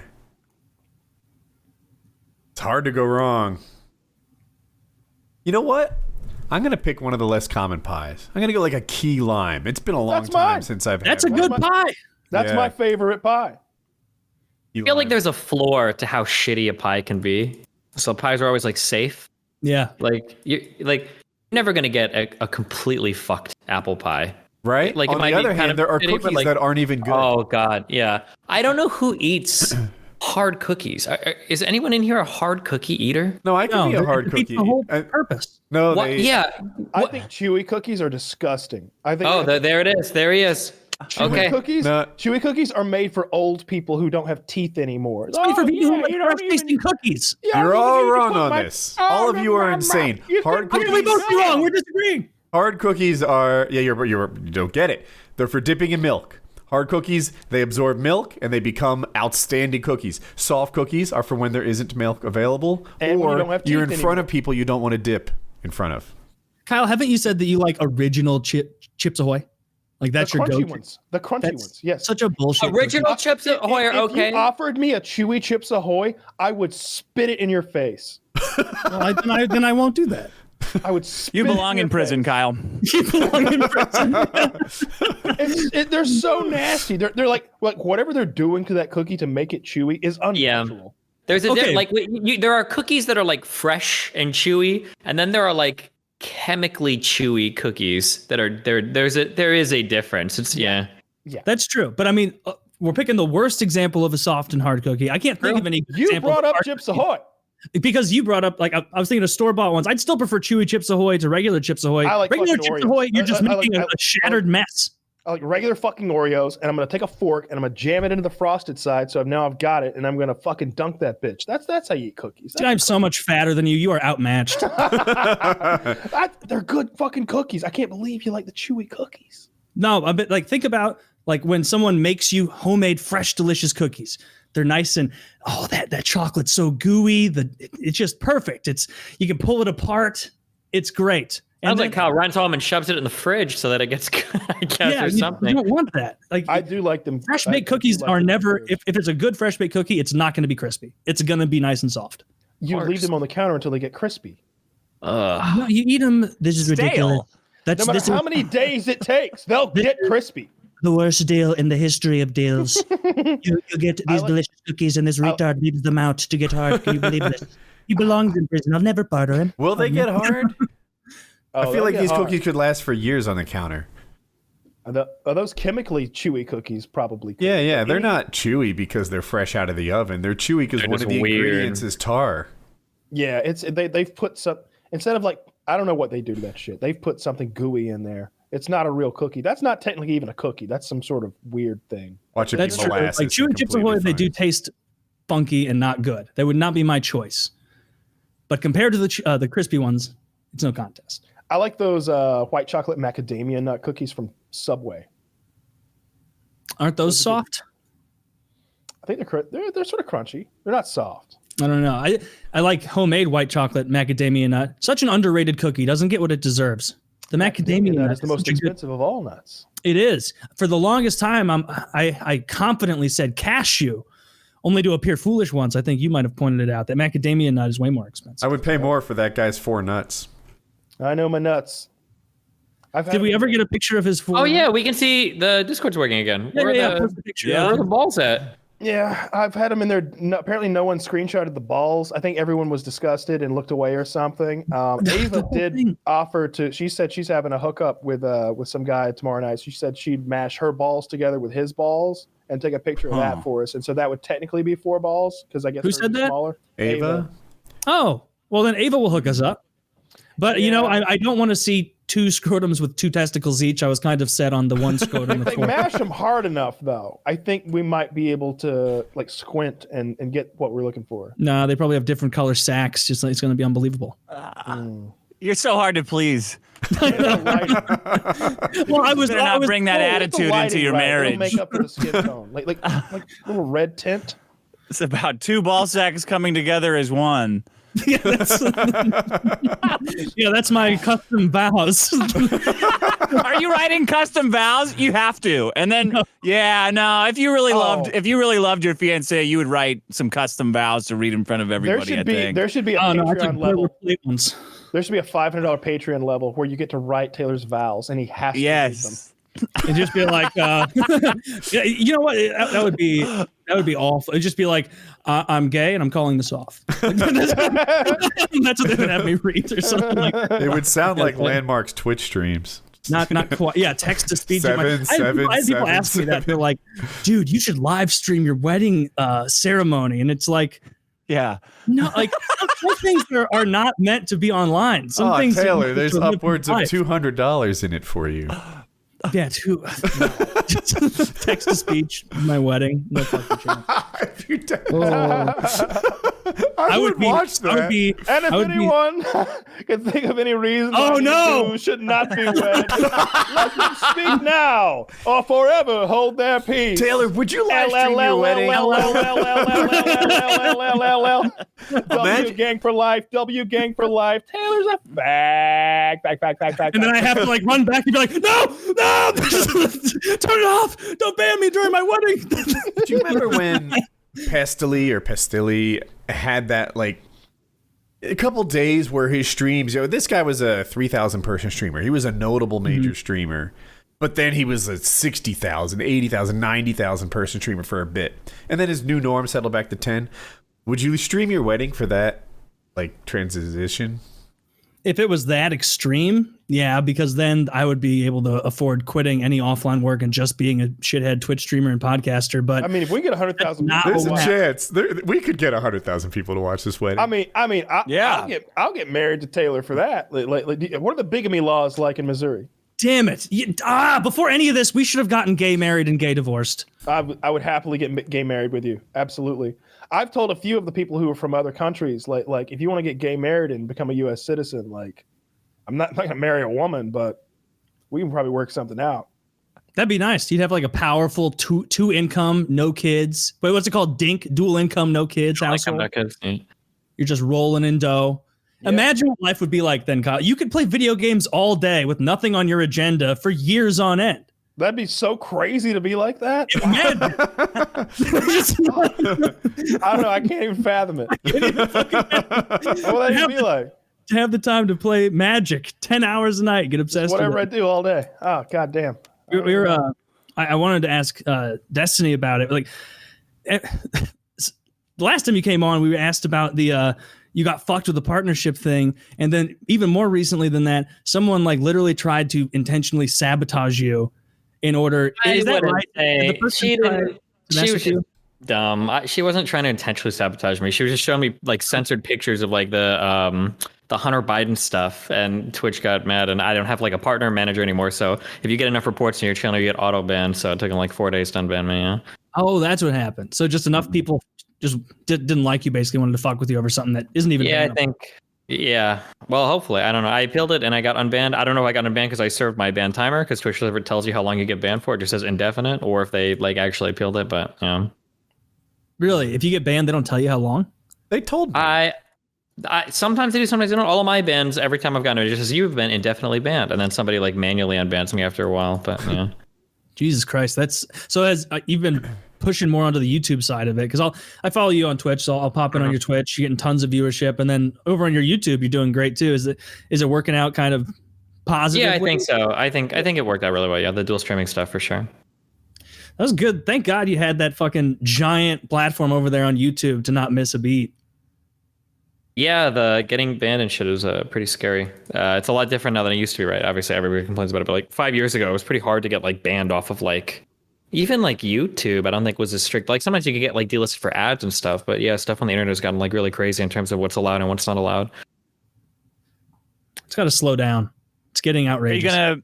Are you gonna get into hot tub streaming at all, Destiny? Yeah, maybe my fiance will make her do it, but yeah, no, that's not my cup of tea. It's really funny to watch Twitch like skirt the line on that though, but it'll come down to eventually advertisers will get mad and then they'll change their whole stance on it. I don't know why they Whirlpool to fucking advertise, right? You need a fucking There hot you go. tub advertiser. None of them are in good hot tubs. They're all in bullshit blow up hot tubs. Yeah. Whenever I was just showing somebody the other day like what Twitch was. I think we're talking about you. And I was like, yeah, let me show you what this thing is. I was like, there's people that play video games, but then there's also like all these like filthy, stupid old whores that like just stand there with their titties out, and they make like $10,000 a month doing it. They're like, what? You mean like strippers? I'm like, Wait, more than that. I'm like, no. I just want you to know that you are so far off on that 10,000 a month number. You are probably an order of magnitude off on that number, but no, not low. I'm too high. You're way too low. You're way too low. Oh goodness. Well, I was showing them some of the less accomplished ones. Oh, the smaller ones. Okay, I gotcha. I know there's a couple of them. I won't say their names, but like it's like, oh my god, like I know them, like, and I don't even like, I'm not even in those circles. Like I'm not looking for them, but I know of them because they're like they're so popular now. There's like two in particular. Yep. But like these chicks that are like painting their tits or doing whatever the fuck, it's like the amount of money they're making, and we're just sitting there. And I'm like, she's like, that chick's not even that hot. I'm like, yeah, they don't have to be. Like these guys are fucking lonely and pathetic. So like they'll just sit and watch this chick who's like a 6 out of 10, 7 out of 10, sit in a hot tub and pretend like they're interested in their fucking gamer talk for 4 hours a night, and they make more money than a stripper. It's great. It's great. So you just linked the number one guy in pools, hot tubs, and beaches, and his name is Toad PhD, and he's an incredibly fat man with a bikini on. He's got Pepe face paint on. I just checked the section right now. I don't know where you got that one from. This is actually the number one more. It's somehow even more sad. Really? He's not the number one? He was first. Oh, that must have been suggested to you. God. That. Wait a minute. This is Sort I recommended for you. You're right. Who is Sort highest to look? Wow. Wait, this isn't even a real person. I know. They've got 9,000 viewers. Wait, does Precious Family right there mean that she has 13,658 subscribers? Oh my God. It looks like it, yeah. God, I'm a loser. Wow. The second biggest one is literally a marine animal. So is it a joke? Was that like a clever insult or? No. It's what is a sea cow called? What is the other name for that? Manatee. Yeah, manatee. Is that what are they otters? I think they might be otters. I don't know. It's small on my screen. Marine mammal, like a cow. Okay, I'm sorry. Yeah, it's otters. It's otters. I like to think I have a firm grasp of the internet and like the memes and why people do things and why are there 9,000 people watching this not even real person in a hot tub right now? I don't know. What do they, okay, it looks like their channel, they never show their face, and it's always this anime person. Oh, there's a name for that. I'm sure someone on the call knows. Maybe Destiny. What is a VTuber? A VTuber? A virtual YouTuber? Yeah, isn't that what it is? Yep. I didn't know that. Yeah, there are VTubers who never show their face, and they just show up as like anime characters. Jesus Christ, you fucking losers. What is wrong with you people? It's so bizarre. It's 13,000 people are subbed. It's working. Christ. My friend is a fat Italian guy, Vito Giswaldi, and he does this, but he doesn't change his name at all. He just has this hot avatar and talks like a fat Italian guy. He's playing video games. Good for him. Good little. It's great. Very soothing. It's very soothing. It's an odd guys, thing. I got to split. Thank you for having me. Destiny, it's great to talk to you again. Consider upping it to maybe $120 to get your audio.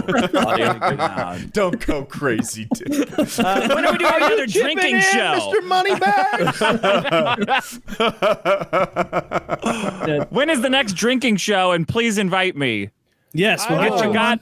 I forgot how embarrassed I was the last time when I pissed all over my bathroom. So the next drinking episode is also the next smoking episode, and it is 120 days away. Exactly. 120 days, 2 hours, 19 minutes, and 0 seconds. We just rolled over. Yeah. So we get to the old freedom ticker.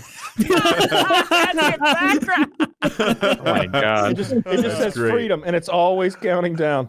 I love smoking pot. Oh, it's hot. That's right. And I swear to God, I'm painting my face like William Wallace, and I'm going to find a movie quality wig to wear for that event. That's going to be fun. Yes. I'm just going to dress up as William Wallace, I think. Yeah.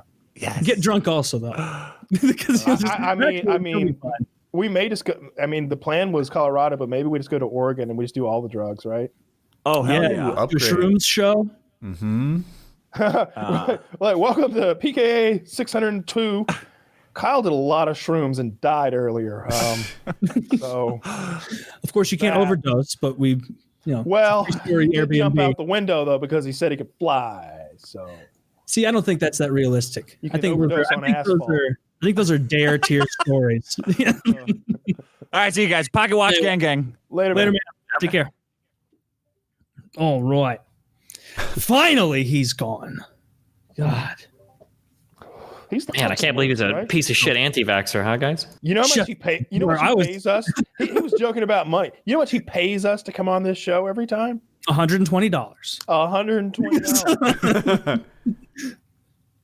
We are cheap and petty. Yep. Are you going to do ads now? That's what I'm Yes. I am going to do the ads. Sorry.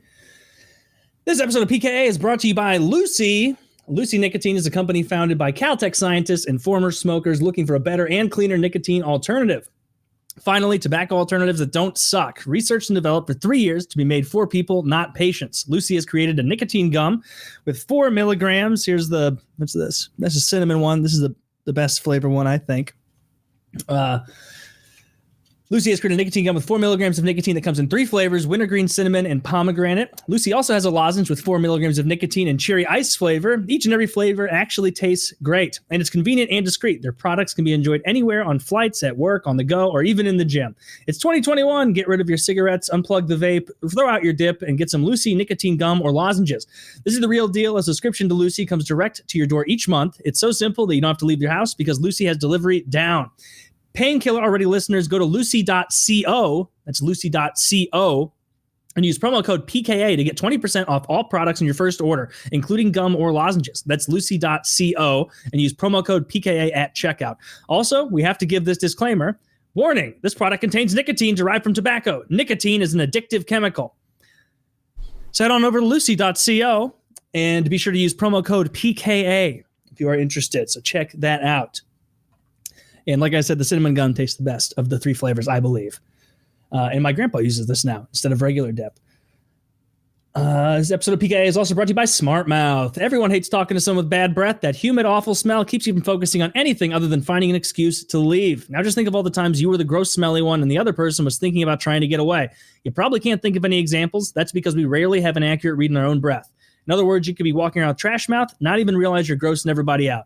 That's why Smartmouth was invented. Smartmouth's clinically proven 2-liquid formula combines to instantly eliminate bad breath and prevent it from returning all day long. Rinse once in the morning for all day clean breath and once before bed to prevent morning breath. Just 2 uses a day and you'll never ever have bad breath, guaranteed. Whether the boardroom or the bedroom, having confidence in your breath spells success. Go to smartmouth.com/PKA now for a free coupon. You can find Smartmouth products in the oral health aisle at Walgreens, CVS, Target, Rite Aid, Amazon, Walmart, or wherever you shop. Once again, that is smartmouth.com/PKA for your coupon.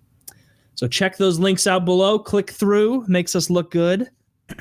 And please do enjoy those products. And click like and leave an algorithm manipulating comment too. What should they say? Just, this is for the algorithm. This is for the algorithm. Okay, I'm sure we'll get lots of those. That would be cool. I would appreciate. You know what? I'm wagering to guess there'll actually be mean comments. Here's what happened. I was watching a YouTube video, and it was like it was a motorcycle thing, and he's like, "Hey everyone, I rode my motorcycle this weekend for Memorial Day. Tell me what you did with your weekend. I'm genuinely curious how you spent your Memorial Day." And it's like, you fuck, you dishonest fuck. You want algorithm manipulating comments, but you're not willing to admit that you want algorithm manipulating comments. So instead, you're feigning an interest in my Memorial Day weekend. I don't like it. I like what More Plates, More Dates does. He says, click like and leave a comment. I don't care what it says. Just do it because it promotes my video and helps my channel. And the openness and honesty of that means so much more to me than this asshole pretending he cares about my weekend. He doesn't care. And it is kind of sad. Oh, go ahead. Who leaves the 1,000th comment on anything? So I've always wondered this about human behavior because I must be so far from the norm. Like I don't watch streams or anything. Like when you're like commenting on an Instagram post or YouTube video and there's like 999 comments, what drives you to leave a comment? Like no one's gonna read it, no one's gonna see it. The person you're commenting about isn't gonna read it or see it. Like, doesn't it show the recent ones first? Where does it? On YouTube. No, it usually shows like the top. Yeah. Like whatever one's got the most votes. And so like if it's uploaded on Thursday the 7th, one from like Thursday the 7th will be at the top, you know. See, that's how it is for me. I never go to popular videos very much. It's more like when it like paramotor videos and stuff. I'll leave comments or sometimes what I think is useful information and it gets upvoted. And I thought it was because it got it like a lot of vid comments don't have votes at all. So it's not hard to be most recent unvoted. Mm-hmm. I understand what you're saying about the begging questions where it's like, tell me about your weekend. It's like, and then you'll see like well-meaning kind people who don't know it's just for the algorithm being like, well, on Friday evening, I hung out with my girlfriend and we had brats. And then we actually had a Memorial Day get together with my grandparents and cousins. And it's like, to Destiny's point, no one's reading that. No one. No one's going to respond to be like, what kind of brats did you have? Like, no, that's not how conversations go. If you said like, so you know, here. I had brats and, you know, this is MAGA country. Then you might get some responses or something if you bait someone into it. But otherwise, I never comment on YouTube videos. Yeah, it's so weird when you see something like 100,000 comments or whatever. It's like there's so many people commenting. I just don't know I don't know why. I just don't know what drives people to do it. Like, I don't know. Maybe they go back through their comment like list in their account and see who responds to them. If that's even a thing, if you can see all your comments, because I've never checked. Yeah, I don't know. I prefer this. I would rather someone be sincere about their impure motivations than to feign pure motivations. I hate it. It rubs me the wrong way. Maybe other people don't care. I guarantee I did shit like that trying to get more comments when I was making videos back in the day. I probably did too. Guarantee I did that. Just like, leave a comment about what gun you like the most in Call of Duty. Like, yeah, of course. Yeah. Maybe, but for a long time on my channel, I read every comment and every message you sent me, like far longer than, like my channel had outgrown that behavior, but I kept it up for a long time. So maybe it wasn't that bad. Maybe I was pretty good about, you know, if I asked something, I read it. But yeah, now, I don't know. Just be honest. I like it. There's a guy named YammyTube who makes motorcycle videos. He's running a business. He has employees there. And he never pretends that like he's doing all this out of like passion and fun. You know, he's giving motorcycles away. He does motorcycle giveaways. He does it to make money. They're raffles. You know, you pay him whatever. I'm going to get the number wrong. $50 a month to be eligible for his motorcycle giveaway. It's a business. And he doesn't pretend that he's trying to spread love of motorcycling. He's lining his pocket. And the fact that he doesn't pretend it's something else, I like it. I dig it. I feel like pretty soon YouTube's going to get to the point to where if you're saying like for the algorithm, they'll flag your video or something, or they'll like mark it so that it's like less preferred. The ML shit that crawls through all those videos and analyzes the text, and that shit is getting so sophisticated. It's pretty crazy. It only gets I was going to say something that was really funny is we were trying to figure out why some of my videos were getting kind of like flagged for different like ad things or whatever. And my guy was going through because we censor. I think you guys, do you censor swear words on? I don't know if you run ads against these videos or not on YouTube. Probably not, right? You probably just do your ad reads in here. You do? Yeah. Oh, okay, yeah. Well, censoring swear words apparently is really important now for the YouTube stuff. We were trying to figure out for the longest time like how it was still showing up with swear words in my videos. And we found out it was because my on-screen chat has swear words that go by sometimes, and it like scans the video for that shit too. So now I have to have like a censored version of my chat up as well, so those don't show up. Oh shit! Printed better. Yeah, dude. Danny Mullen helped us with our title last week, and I'm scratching my head like I know. What did we put in there? Like Wank Nation or Wankathon or something? Oh, it was Wank Battles. Wank Battles, and I'm like, what? Wank Battles can't be good. And Danny Mullen like Mr. Push the Limits is like, no, wank battles, they have no idea, it'll be fine. I got demonetized for curse words in the title or something like that. I was like, damn it. I mean, hey, someone searches wank battles. There we are. Number one result. Are we? Did you do it in incognito window? Yeah. Man, those clip channels are quick. They've already got a PKA racks of us to wank battles. We are the top result in wank battles.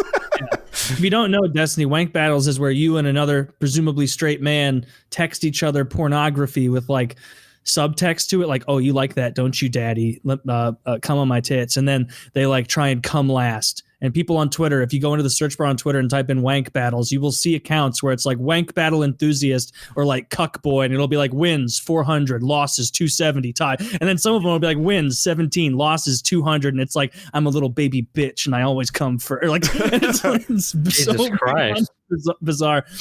The internet we've strayed so far from God's light. Indeed. We really need.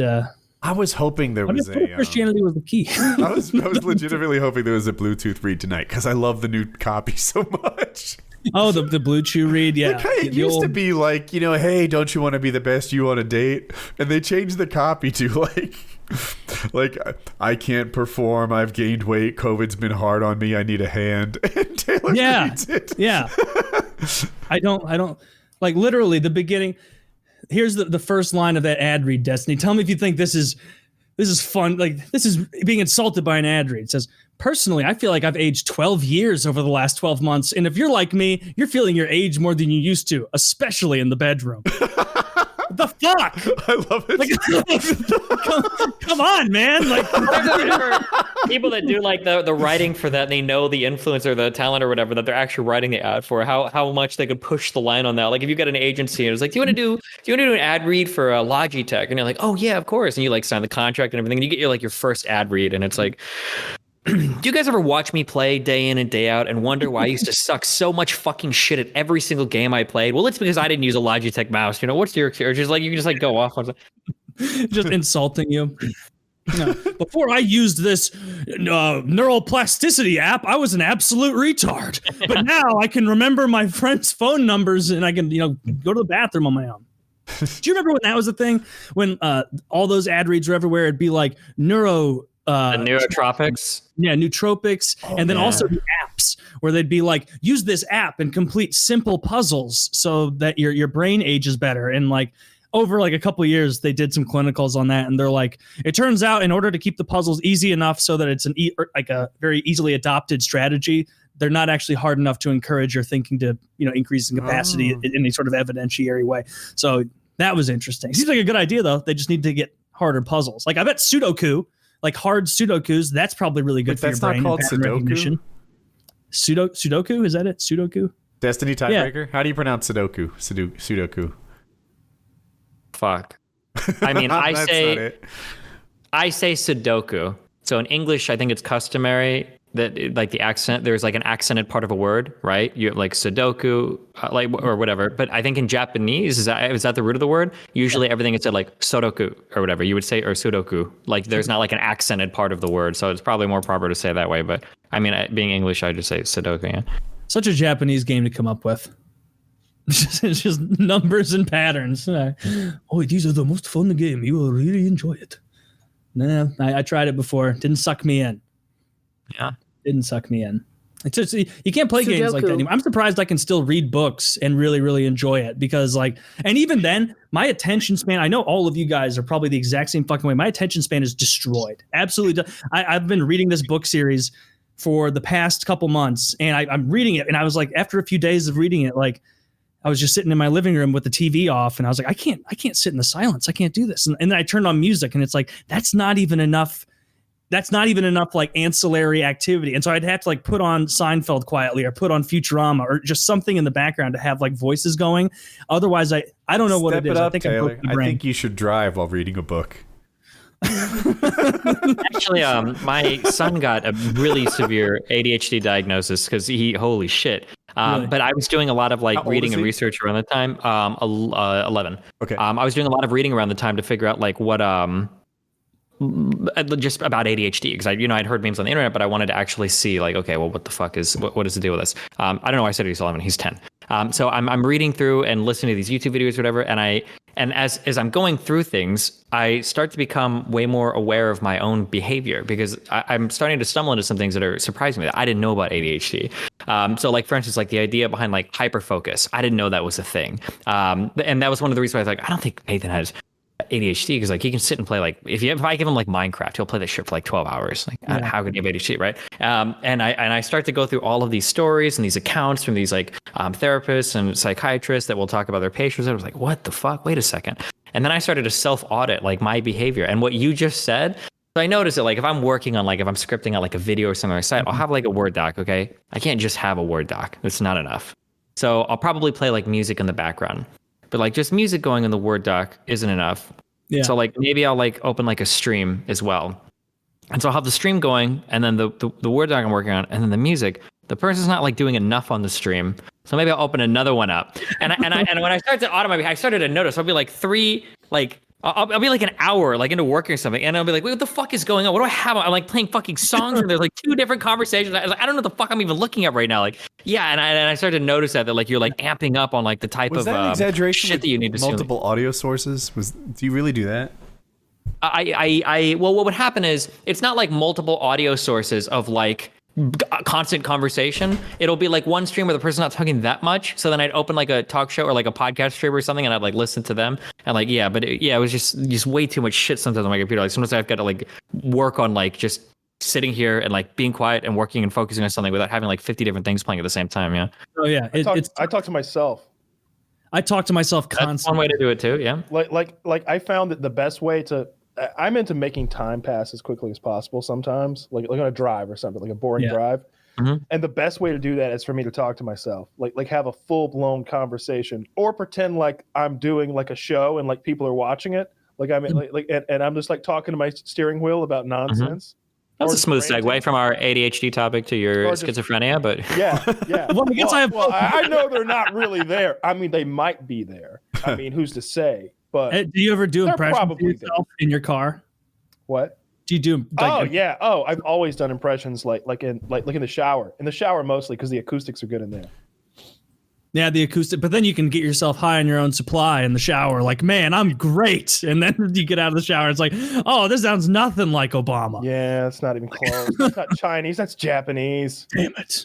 But yeah, I even video games. Like, if I'm playing a game with a story, like even like Skyrim, it's like it's too slow. I don't care what Wolfgar, the whatever, is saying. I need like a podcast or like a TV show on the other monitor. I need something else going even on. If you're high? Always, no matter what. Sober, if I'm not sober, it doesn't matter. So if I'm sober, yeah, it's hard to like get my brain to do just one thing at all. But if I'm stoned, I can really hyper focus and just do the one thing and become completely engrossed in one thing and really enjoy it. Like right now, like for the last couple of years, like I can't watch movies anymore. I really don't enjoy movies. That's sad. Or like RPG video games. I can't do that anymore. And like all my favorite TV shows, can't really get into them. It's really got to be like a quick like story. Like I need like an action sort of like TV show to like hold my interest. I can't like get into stuff that's kind of slow at times and not always that funny and that's nuanced. Like I used to really be into Trailer Park Boys and I'd watch it over and over and over. I tried to watch it sober and I'm just like, what the fuck is this? I can't watch this sober. Dude, if you watch Trailer Park Boys sober, it's just really sad. Like it's just watching a hopeless group of low-income Canadians with no way out, living in a dismal little trailer park. But if you're like in college and I'd watch it, I was always be stoned off my gourd, and so it's like, Julian's always got a drink in his hand. You're not thinking like Julian's like a total alcoholic. Like he always needs a drink in his hand. Yeah, you know. I gotta be stoned. I gotta be stoned to enjoy things. You know, like just life, just really life, though. You know. Do you pace around when you're talking to yourself at home sometimes? Pace around? No. It makes my wife crazy. I tell her I have to get my steps in, but it doesn't make her any less crazy. I love pacing around. How do you think about things when you're like moving around?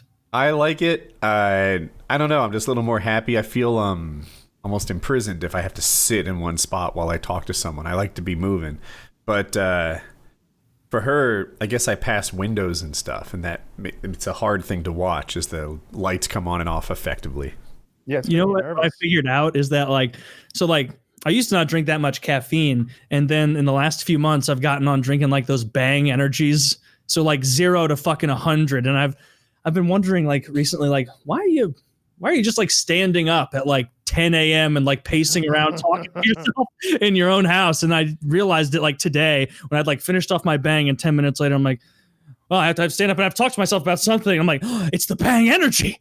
It's drinking 5 cups of coffee worth of caffeine, and you just have to pace around and talk to yourself. So I think I'm gonna switch back to like just maybe 2 cups of coffee or something, because I can't handle it. It's so much caffeine. Work on your. You drink even more than that. Well, but I think both of you drink more than that, right? I do. So I'm not sure that my like cinnamon bun coffee or sugar cookie coffee that I drink, it has as much caffeine as normal coffee. But I do have a bunch. You think it does? I didn't understand what you. Yeah, I think it does. It absolutely does. Yeah, I've had long periods of time where I was doing like 200, 400, 800, close to 1,000 milligrams a day, almost a gram of caffeine a day. Fucking Christ. Like for months at a time. I can easily drink a coffee and take a nap, which implies to me my tolerance is up there. Yeah. I couldn't more so like honestly, and I don't know what it's about. Like I can wake up at like 9, 10 a.m. and be like, okay, I'm awake, and I'll have breakfast and I'll drink 2 cups of coffee, and I'm like, oh, this coffee is really making me drowsy, and I'll fall back to sleep. Like the coffee literally makes me tired. Like I hear people talk about decaf at night. I'm just like, I can drink a cup of coffee any time of the night, like and fall right to sleep just fine. It doesn't. I've had the same, with everything, like the 5-hour energy Red Bull. None of it really affects me that much. I don't know why. Like sometimes I'll drink a Red Bull at night and then I'll just go to sleep or whatever. Yeah. It just doesn't have that type of impact. So I've never understood people talk about like that needing caffeine to wake up or the caffeine high. Red Bull has a 5-hour energy, or do you pour the 5-hour energy in a Red Bull? No, they're separate things. Oh, or whatever. You're just sort of lumping them together. Okay. Yeah. Do you drink I've got caffeine pills, and for me to really be like, woohoo, we got something going now. I need like 400 to 500 milligrams of caffeine. Do you drink much caffeine regularly, Destiny?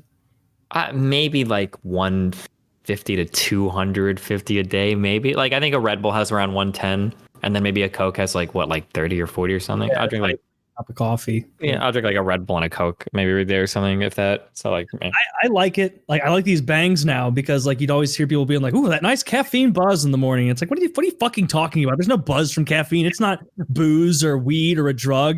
And then after like drinking those bangs, and like I'm like, oh, I get it. Whoa, like I'm ready for the day. Like I want to jump around. Like it feels really good. But this is probably an amount that I'll get ahead. It has a good bit in it, but I still 300. Oh yeah, I don't always finish it, but I'll always get through like 3/4 of it at least. Yeah, I like their flavors too, and it's sugar free. I think it is. Pina colada. I like that one, but I like pina colada everything. Hey, that's what you can have. You can have a real ass pina colada once you're off probation. That'll be a nice little thing. No, I don't want alcohol ever again. I don't like alcohol.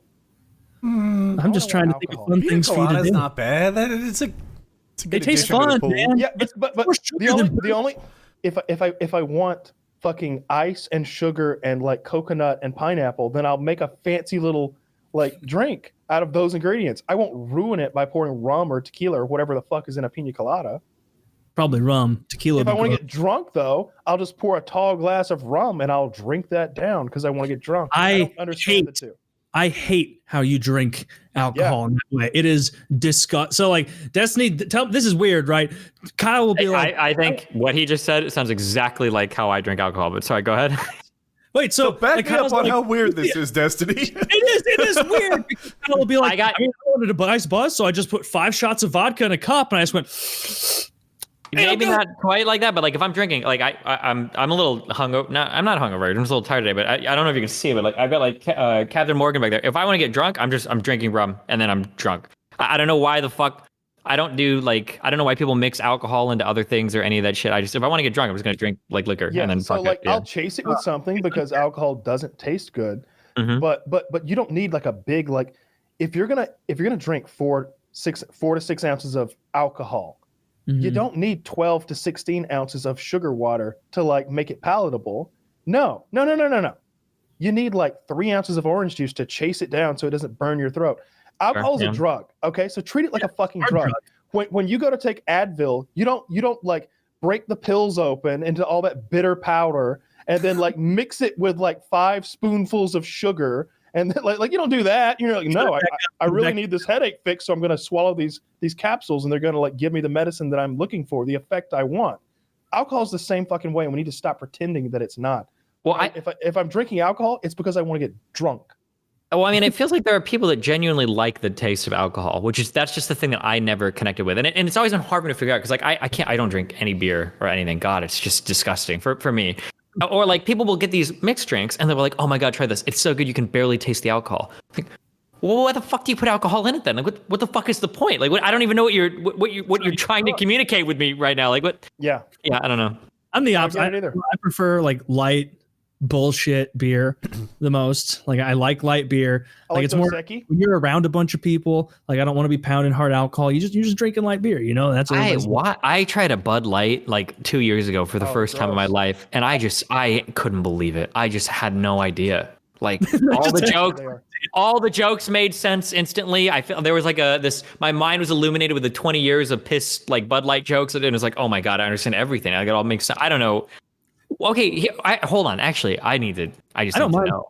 Piss beer. Why? Wait. I like Dos Equis in the green bottle. Like if it's very cold and there's some lime in there, I could drink a pitcher of that. Like especially with some Mexican food, it feels like it goes well with it. And I get the like, but see, you said the thing like, oh, you don't want to pound alcohol, hard alcohol around people. It's like, well, just pound a little hard alcohol if you're afraid of getting sloppy drunk around people. That's what I was gonna say. Like, why sip on a drink for? Why not just do like one shot? You could do, I don't know. It's something about like the ritual of everybody's at the barbecue together and you're drinking your Bud Lights or you're drinking your beer, whatever. And it's like, and I don't know, just the thought of like grilling and being like, oh, time to drink and like guzzling a bunch of vodka and taking a shot of orange juice. I do it. I go and do it in private. I don't let anyone see. I'm not saying that anybody would even judge.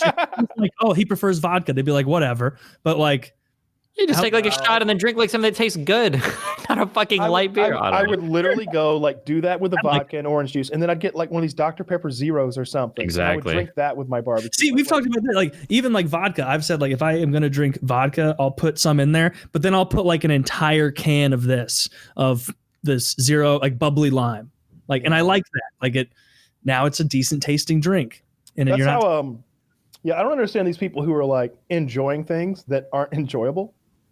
I get that with cigars. Cigars are okay, well that's a little different. That's a little different to me. But with alcohol, it's like, okay, this is a drug. Use it like a fucking drug. And with smoking weed, like we were talking about the distillate, that like super super pure stuff, that concentrate. And the one guy in the hangout was like, "Oh, you don't want that. It doesn't taste like anything. It just gets you really high." And I'm like, "Tell me more." Like that sounds perfect to me. These guys are like, "Oh no, you want this live resin? It's got all these notes." Okay, that's bullshit. I'm totally on your page on the pot thing. Just use whatever's getting you high. Yeah, you don't need fucking I don't want to smoke a joint and like stink the room up. I want to hit a dab that's so fucking big that like the guy in the next room gets high, and I want to be stoned as fuck right fucking now. Like I don't want to like puff on a joint or. I mean, I like smoking flower, I guess, but like even when I smoke flower, I don't fuck around about it. Like I'm gonna get a big ass water bong, and we're gonna do like a gram at a time. That's too much. No, it's not. It's not enough. It is. It was scary in Colorado with you because you'd always want to smoke those things. And they'd be like, "Hey, you want to like take a couple hits off a joint?" And you're like, "Yeah, it's like a preview to getting high." And it's like, they'd be like, "Hey, would you like to smell my beer before we go drink some alcohol?" Yeah, sure. Smells awful. I don't know why you would ever want any part. All right, now can we go get drunk? Like that. That's what smoking a joint before we actually get high is like. Like a joint is just like a joint doesn't get you fucking high. Not if you smoke weed. They have the ones at like dispensaries that are coated and stuff. Oh, those are different. I've never tried one, but they're like $30. Oh, you've never tried one? We should have bought some when we were in Colorado. No, those are my favorite, honestly. I like those a lot because they do get you high for one thing, and they're very expensive and they're fancy. It's like these pre-rolled. Usually, it's 1 gram of marijuana in this really nice joint.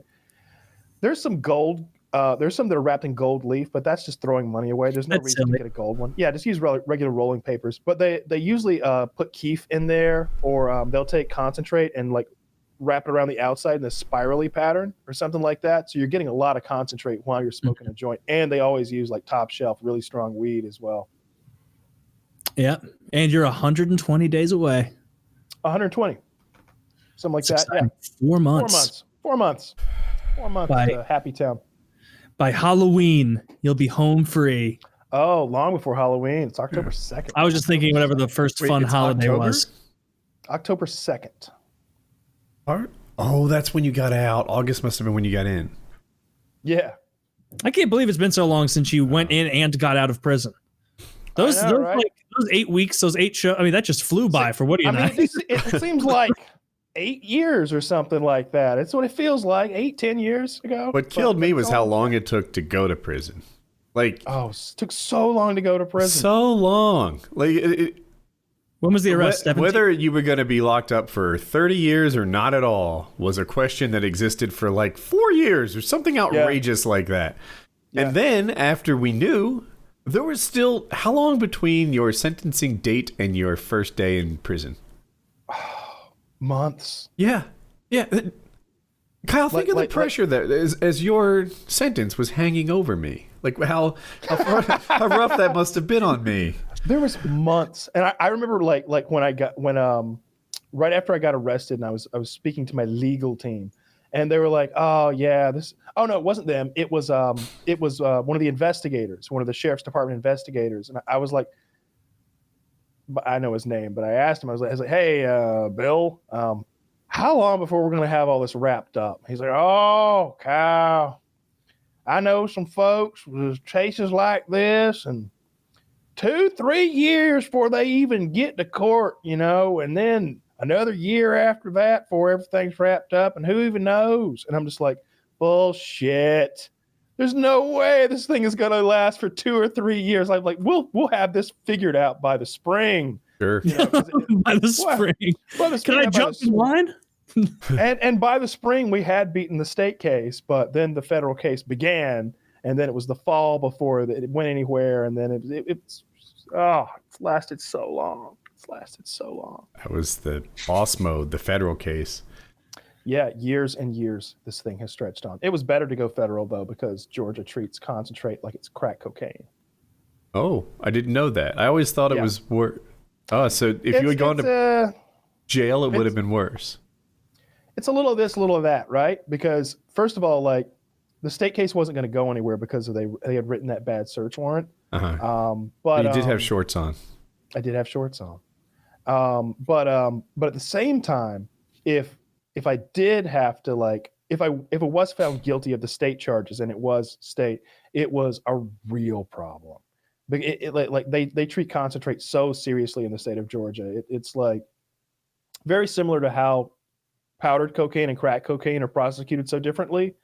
Marijuana concentrate and marijuana are prosecuted very differently in Georgia.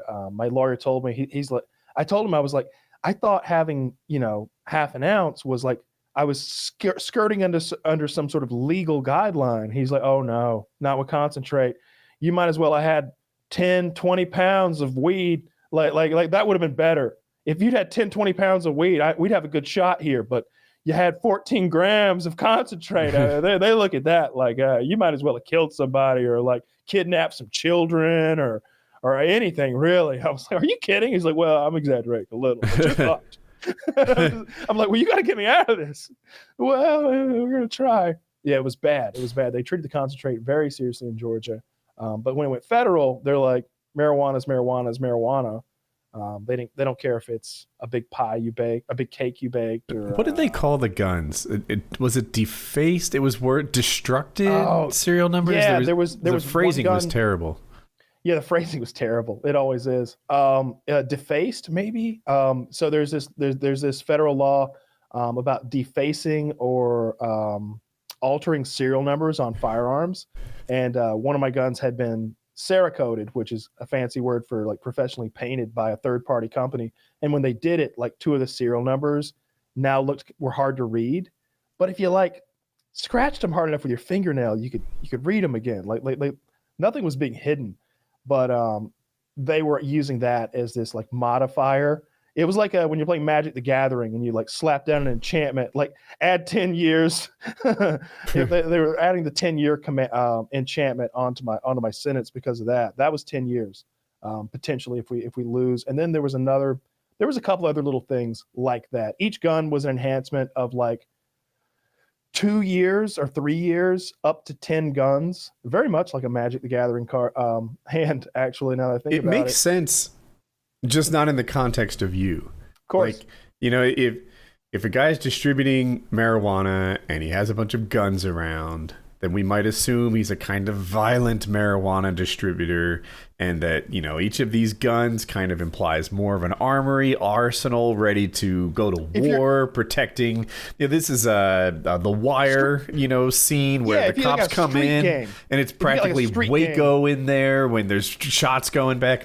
Like, that's what the law is for. But it just happens that they hit a YouTube gun channel who enjoys pot on the side. Like you said, it's for like gangsters who are using those guns to enforce their territory where they're selling narcotics. Whereas I've never sold weed in my life. Nobody would ever pay me as much as I thought weed was worth. If that makes sense. You know what I mean? It's like, you can't buy weed from me. I buy the weed. Like you set the price and I'll pay it. Like there was never a point where anybody was ever. I was like, hey, how much for an 1/8 of an ounce? And they were like, it's pretty expensive, man. I'm down to my. This is good stuff, and I only have a little bit left, and this is my supply. I'm like, just give me your fucking number, dude. Don't dance around this. I got places to be.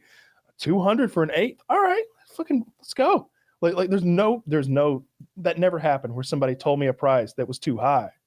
So there would be no circumstance where I would ever like sell weed, because no one would ever pay me as much as I thought weed is worth, because it's worth so much to me. Was the serial number thing never a real threat? So it was like a mild threat, right? Because like my lawyer's ATF guy was like, you would probably win this, and I would strongly recommend you fight this, no matter what, because this is nonsense. But it's still like, it's like when two fighters go into the ring, right? Oh, anything could happen. Yeah, Tyson's gonna fight this guy from the crowd. Well, would you bet your life that Tyson's gonna win? Like maybe this guy, maybe it's a tough guy in the crowd. Maybe the judges really hate Tyson tonight. Maybe Tyson's really so sure he wins, we don't get his A game. Like, who the hell knows how it goes down? Yeah, you don't know who the judge is going to be, what his thoughts on the matter are going to be, if he's going to understand all the moving parts. I think most people know but Cerakoting is like a very nice paint. It's not paint, but work with me. And Kyle had a gun painted, and I guess it made it difficult to read the serial number. And they treated him as if he had filed it off. And that's like a felony thing, is filing off serial numbers for firearms is like it's a super big deal. Yeah. And plus, like, I want to add even less sense. It made even less sense in my case because I had a license that allowed me to re-serialize firearms. So, like, let's say I did have a firearm whose serial number I wanted to like get rid of. I could absolutely do that. I could literally file that serial number off, carve my new serial number on there in a very haphazard fashion, mind you. I could take like a Dremel and write like Kyle 123, and then I could open my book up and write Smith & Wesson AR-15 serial number Kyle 123, and that's all it takes. That's legal. That's legally changing the serial number of a firearm, and I had that license and that ability and all that stuff. So the idea that I would deface a serial number was doubly stupid. Yeah. And just to be clear, what he did do, he bought a brand new gun from a gun store like a normal person, and then had it professionally like painted, we'll say. Yeah. It wasn't shady at all. So, hey, new topic. No. Yeah. I wonder real quick on that. I wonder if you would have gotten convicted of that. I wonder if you could have sued the people civilly that did the paint on the gun. Interesting. Yeah. Interesting thought. I considered it at the time. Yeah. I considered it at the time. Destiny. Did COVID come from a Chinese lab? Maybe. Hard to say.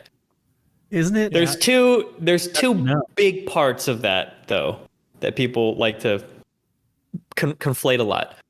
So one is the idea that it's possible that there was like gain of function research being done. So the idea that you kind of like, my understanding is you like kind of meddle around with a virus to see how could it become more contagious, what could go wrong, etc. And that maybe some people got sick while studying this in a lab and then it got out that way. By the way, the evidence for this is still incredibly scant. This hasn't been like proven. It's not 100% anything like that. But then the second one that everybody was originally running with, they like pretend they weren't, was that China like intentionally artificially engineered like a bioweapon virus in a lab and then released it to the world. So people like to use evidence for number one to say that number two happened, but even this first thing is still, it's something that should be looked into, although I don't know at this point if we'll ever truly know. But like the evidence right now was literally like 3 people were sick with flu-like symptoms that also worked in this lab for a while before it got like out and big or whatever. But even the sources on that are debated. Like even in the intelligence community, they weren't 100% sure if this was like viable or valid information or anything. So yeah. What's more, I don't know.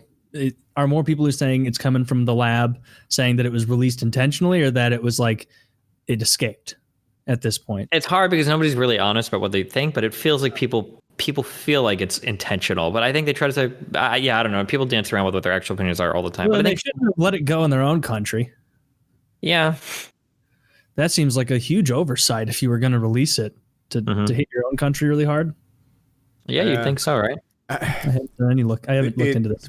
People's belief systems line up along their political belief systems, right? Like if you voted for Trump, you most likely believe that this was an engineered thing that came from a lab and they had nefarious intent when they did it. And if you voted for Biden, you probably believe that it came from a bat and it was just an accident and nature just fucked up shit sometimes.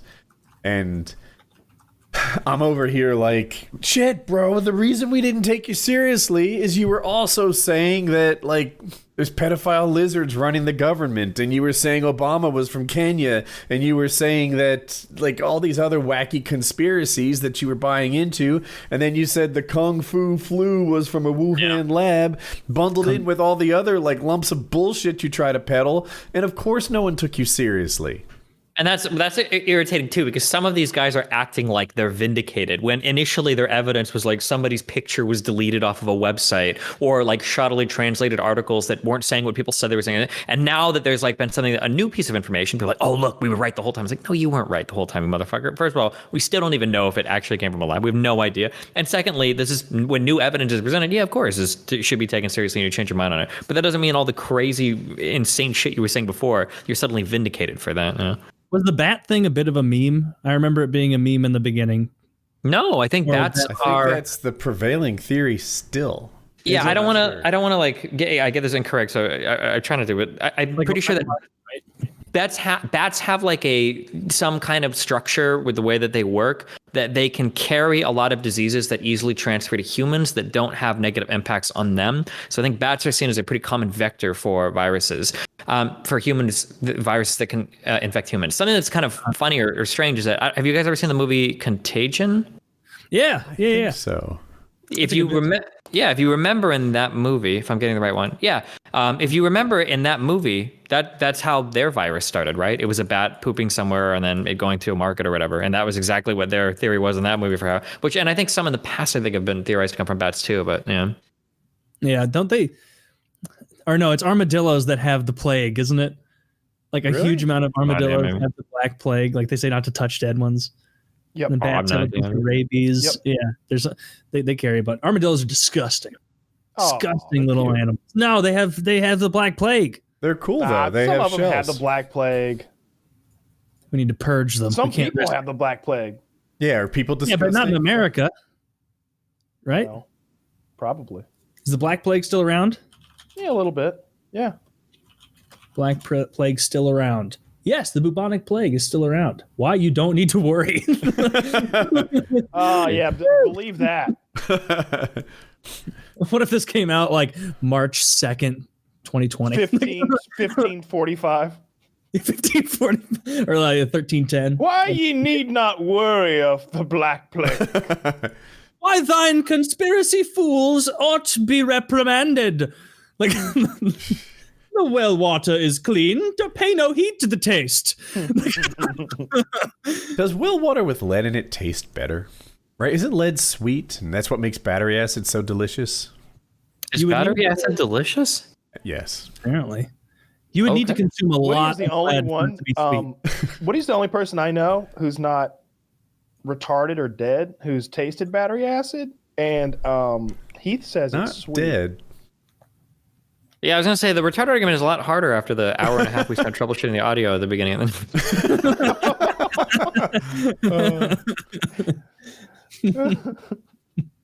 That's funny. It's funny because it's true. It's a rough one. No respect. I didn't care for that joke. Man, apparently, I think this is clickbait. They don't even have pictures of. Wait. 7 cases a year in the United States. Oh. Yeah. I mean, I told you not to be worried about it. I'm not worried about it. I was just curious. You seem pretty worried. No, I'm More stronger. people die from drinking battery acid in the United States every year than the bubonic plague. Again. Not true. Yeah, apparently, more people die in the NHL playoffs than the bubonic plague. Well, that guy suspended for 4 games. So more than I thought. Good. 4 games. That should have been more. If he plays 4.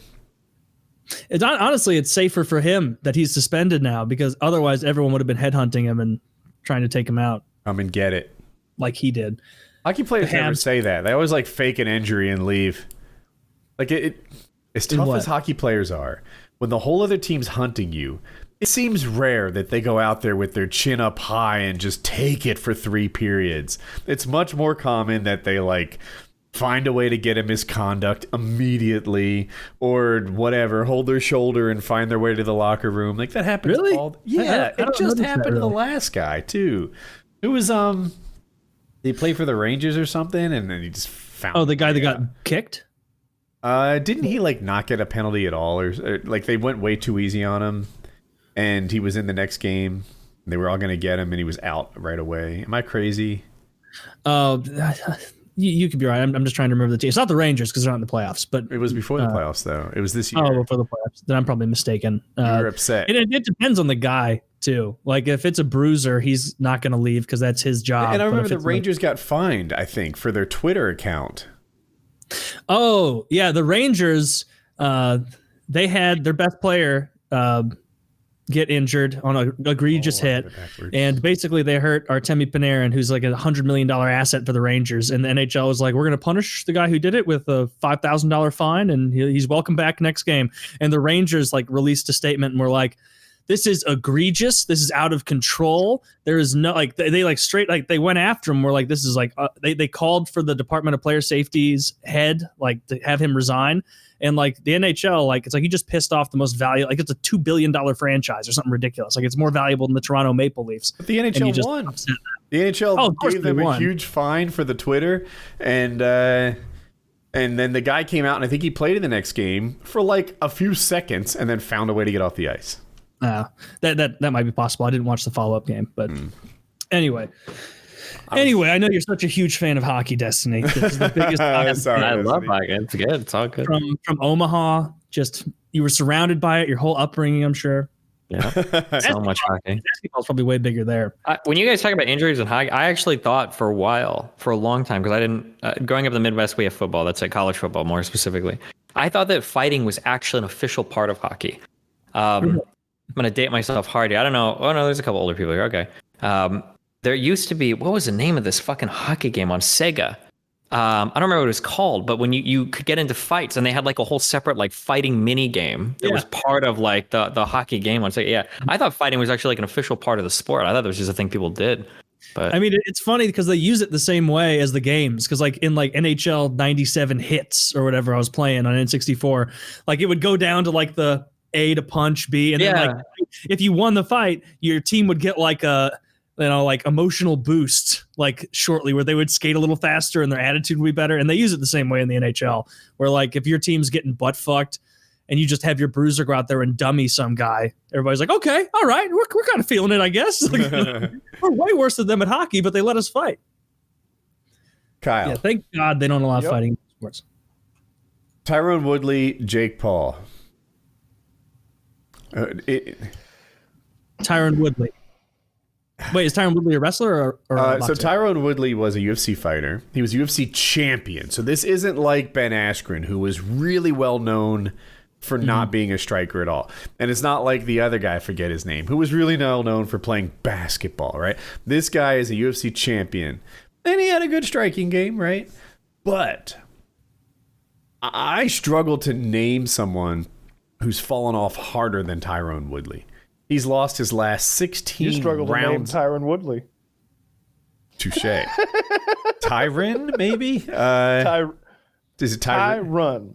Tyron Woodley, not Tyrone. Tyron Woodley. That's funny though. I like it. Good burn. I'll get the ointment. So it's a rough night for you. I'm sorry. Anyway, I do like it though. It's funny. Yeah. So anyway, this guy has fallen off, lost 16 rounds in a row over 4 fights. There is no one who has gone from one of the greatest welterweights ever, literally, probably third best welterweight ever, maybe second, down to out of the UFC. And it's like, shit. Oh, and he's 39? Does that sound right? Yep. Like, can Jake Paul beat this guy? Nope. Okay. I think what Tyron is very good at is being evasive. And it is what has caused him to lose so many rounds, is that he plays that sort of sit back, maintain his distance, avoid damage. But in the UFC, people just kind of like point fight him and beat him. I think anyone who could fight Wonderboy to a fucking draw and then beat him the second time is incredibly evasive, because Wonderboy is just so long and so accurate. I don't think Jake Paul is nearly as long or nearly as accurate. Granted, that was like 4 or 5 years ago. I get that. A lot of things change between 35 and 39, but still, I think he's still the same athlete as far as Jake Paul is concerned. I don't he think looks Jake's good. going to be able to touch him. He's going to look good forever. Black don't crack, dude. I don't think Jake can touch him. I think that Jake's going to get tired out trying to touch him, and I don't think Tyron does get tired out in situations like that. If he takes it seriously and he actually does a fight camp, I would absolutely bet on Tyron to win or whatever you want to call it. In boxing, I never trust the judges. So if it comes down to a judge's decision, it's fucking monkey paws in the air or whatever the fuck. It's just nonsense. like who knows who's going to win? Like flip a coin. I would bet on Jake Paul if it goes to decision, not even having seen the fight, because I think it's just corrupt as fuck. That all makes a lot of sense. Everything. I like your fight analysis. I didn't think of it on my own, but now I adopt it as mine. and that's on target. Also, the part about the judges seems smart. I like that. I don't think I'm putting money on this one. It's still hard for me. It's hard. It's hard. And look. I think I place more weight in the aging thing than most do. There's this thing about Jake Paul where like he does want to be the villain, and he's accomplished that. And the stupid people on the internet, the same ones who like subscribe to not even a real hot chick in a fucking hot tub, apparently. Like you don't even have to have titties to. That's probably a dude. It's probably a dude controlling that fucking anime character in a fucking fake hot tub. If that many people are that stupid to like actually hate Jake Paul because he wants you to hate him, that's his game. Yeah. So there's a chance that maybe Jake Paul, on top of being like a social media star and the brother of a social media star and a professional douchebag, and I chose my words perfectly there, professional douchebag. He's not a douchebag. He's a professional at pretending to be a douchebag. I can relate to that in some ways. There's a chance that, shockingly, he's also an incredible fucking athlete. Like he just happens to be one. Like he's not one of the guys who, like, in this age of so many social media stars, be like, hey, so there's this boxing thing. I guess like they'll pay to see a TikToker fight a YouTuber these days. So like, I mean, I couldn't make the fucking high school varsity team at anything, but they'll pay me to fight another man now that I'm 22 years old and I've got 500,000 followers or whatever it is. But I think there's a chance that maybe he doesn't quite fit that mold, that we're actually seeing that 1 in a million chance where like this guy is actually kind of legit, and he has the means and the clout to be trained by world champions and people who know what the fuck they're doing, which cannot be undervalued. I saw him training with a lot of UFC guys, but a lot of pro boxing guys as well, which is really smart to get both looks, right? To work on his fundamentals in boxing, but at the same time, seeing what it's like to fight an MMA guy at the sport of boxing, especially an MMA guy who is sort of a dual sport kind of athlete. Because I don't know Tyron's exact background, but I don't think he like came from like Golden Gloves and then he came from wrestling. Yeah, like he's a wrestling guy. So interesting. It's a really interesting fight. I will not pay for it. I will watch it, and I do expect Tyron to win. Well, that makes sense to me. I like where your head is. Jake Paul, to me, is obviously a great athlete, period. I'm out of questions there. I mean, how many professional athletes does he have to beat in a fight before we admit the guy's a great athlete?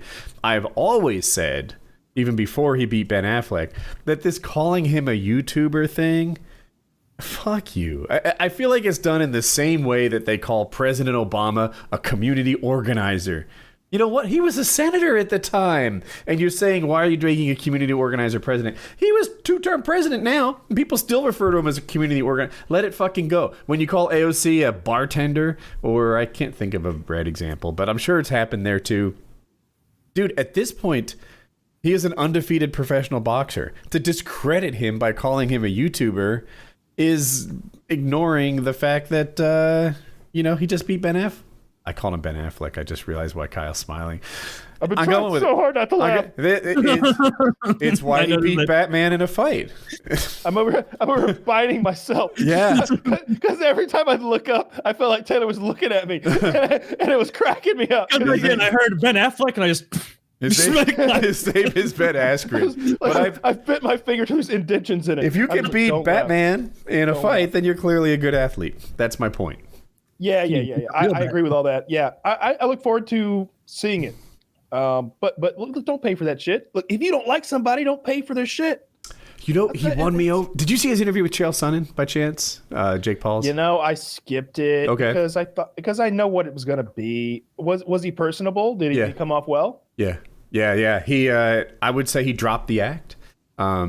He said that he watched every one of Chael's videos leading up to the fight, and he was like, Chael, he's like, I knew you were wrong. He's like, but you kept going at it and going at it. He's like, you did, like, I knew what I could do.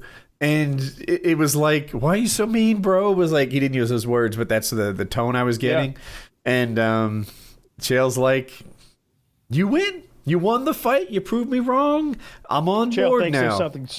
Look, everybody thinks that something went on there that was weird. I don't know about that fight. Look, this whole Ben Askren fucking fight? thing. Oh, I think that was real.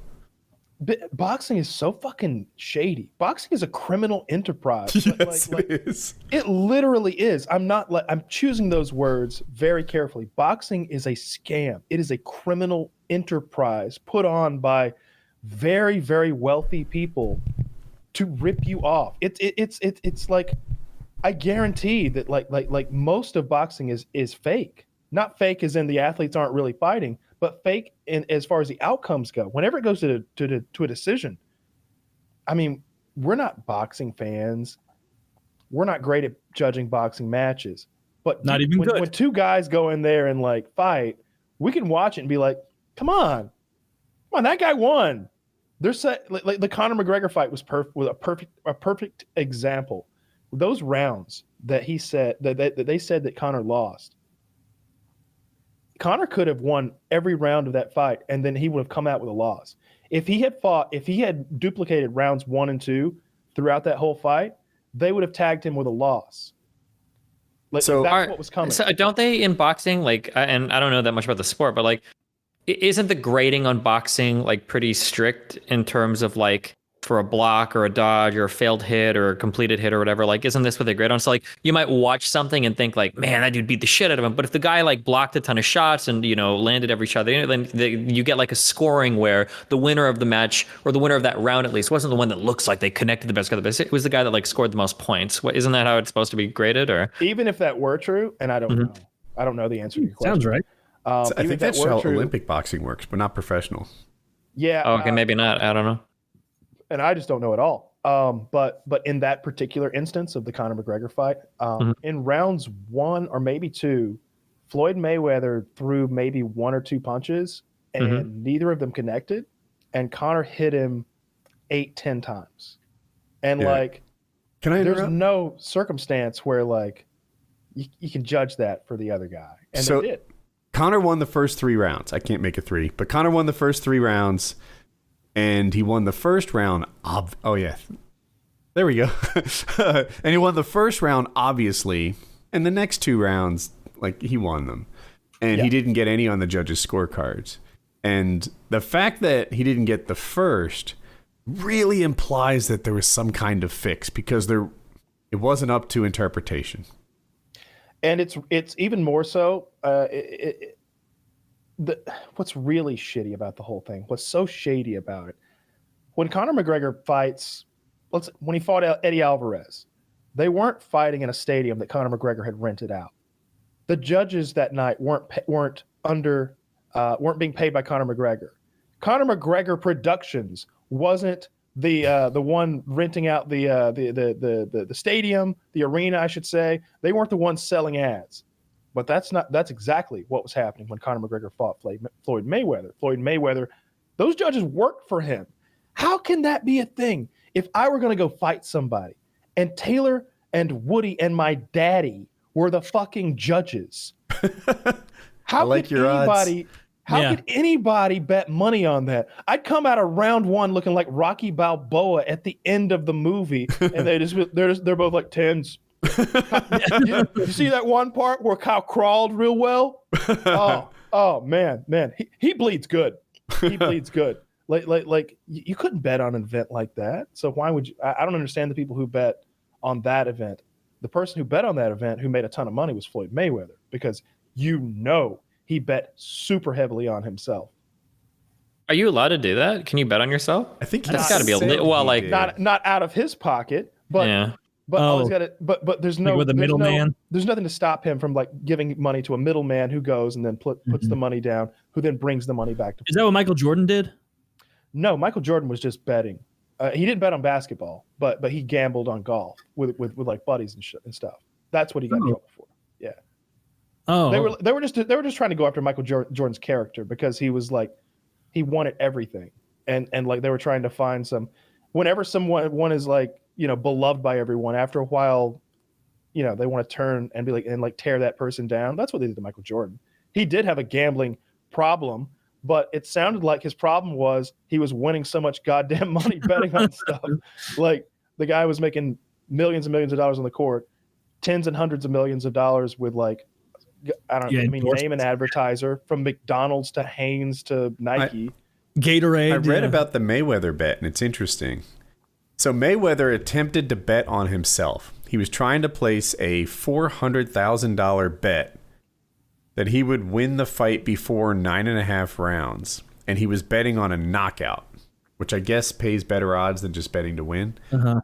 And it says who the booking agency was. It doesn't matter. They were taking a while to figure out if it was okay for a fighter to bet on himself, which it is, but they didn't know. And Mayweather got impatient and didn't wait, so he didn't get to place that bet. But his friend made that bet, and he bet $87,000, and he won. How much did he win? Does it say? No. Well, on the 400 grand, he would have won 200. So on the 87, let's assume he won about 42, something like that. Jesus Christ! Why didn't we bet on that shit? Because you don't know going in. Hindsight's 20/20 with gambling. You know what I should have bet on? AMC, the movie theater. I have a buddy of mine who is like making. I hate coulda, woulda, shouldas. God, I hate coulda, woulda, shouldas. There's so many. Yeah, of course. Like this year alone, right? With AMC, Dogecoin, GameStop, and fucking GameStop, and shit. GameStop. Like we all could have made hundreds of millions of dollars this year. Damn it! All right, so let me go on with GameStop. I never did and still don't believe in the company. Right? I don't think GameStop has a bright future. I think GameStop is the next Blockbuster. I think all their customers hate GameStop. I know it's kind of a meme now and people pretend to like it and they like the company. Whatever. No. GameStop was shit to us when they could be. Now that they can't and there are digital downloads, fuck GameStop. That is the prevailing attitude of most GameStop customers. And we're just waiting for them to die. But the stock is having a short-term pump because of all the short positions not being able to cover and the internet fucked them. It's hilarious. I love it. But it's a dangerous bet because this is a fundamentally shit company. The movie theater bet, that to me, this is AMC I'm talking about, is a little more like betting on oil when it was down because of the pandemic, or betting on the cruise industry or hotels because they were getting crushed because of the pandemic. If you look at this place and say, you know what? They're going to bounce back. Movies are going to be like they were before. If you think that, and it's not an insane thought, then AMC was a good bet. You could also believe that, is it HBO Showtime? What, Max? That's doing like real first run movies now and maybe changing the game. The game might change and AMC might never come back. I don't think any theaters are going to come back the way they were. I really hope they do. I almost went to a movie last night, but theaters are full. So I hadn't seen any ads for it, but I guess The Quiet Place 2 came out yesterday, or maybe a little earlier, but I found out about it yesterday. And I was going to go watch it, but anybody who's like interested in it, I'm going to give a small spoiler, but it might be the spoiler that saves you from watching this thing. So what was it bad? So think about that. Like, I'm not going to ruin the movie, but I'm just going to let you know who's starring in the movie, so you don't get confused about who's actually starring in the movie. And like 3, 2, 1. Yeah, so they advertise that John Krasinski is in the movie, and at the end of the first movie, it seemed like he died, but they didn't exactly show it, right? You could have easily had him like hiding under the truck or like maybe somehow escaping death. It was a Sopranos scenario. Seemed like he died. Carry on. It seemed like he died, but if you wanted to bring him back in the second one, it's been done before. In movies where it was like, oh, come on, he blew up in a helicopter. Yeah, he's coming back, but he's burned. No, he blew up. The helicopter crashed from the sky. There were no pieces larger than a quarter. He's really badly burned. So they advertise, John Krasinski's coming back. Quiet Place 2. It is his baby. I think he might have produced it or written it. He had something to do with the creation of the thing. And his wife obviously is his co-star. I think Emily Blunt, right? Is that her name? In any case, sounds right. Yeah. In any case, he's in the first like few minutes in a flashback scene or something like that. And the movie is about her and the kids like surviving in this post-apocalyptic world. And that did not interest me. So are you just giving us a plot synopsis you heard, or did you watch the movie? That's what I heard. That's what I was told because we were in a Discord call yesterday and I was like, oh shit, the movie's out. I'm gonna go watch the movie tonight. I'm gonna see if I can find somebody to go watch it with me. And I was like, but wait a minute. You say John Krasinski is back. Could somebody who doesn't mind spoilers go like run down and look real quick and see if he's in the whole movie or if he's in a flashback or what the deal is? And somebody did that for me. And they were like, yeah, it's totally a flashback. It's what you know. Well, you saved me a trip because I'm not watching that. Oh, really? I wanted him dead. No, I like John Krasinski as the main character. It's not that I don't like him as a main character, it's that I like consequences. I'm rewatching The Walking Dead right now. Nobody's safe in that show. Nobody. More so than Game of Thrones. In Game of Thrones, after 3 seasons, we all kind of figured out that the dwarf was safe, that Jon Snow had the thickest plot armor in the history of cinema, and a couple more. In Walking Dead, Rick dies. He's the guy, the center of that show. All the main characters. If you think about the opening scene on the roof with T-Dog, Merle, Glenn, Rick, Andrea, and whatever the black woman's name was, I've forgotten it. The sword.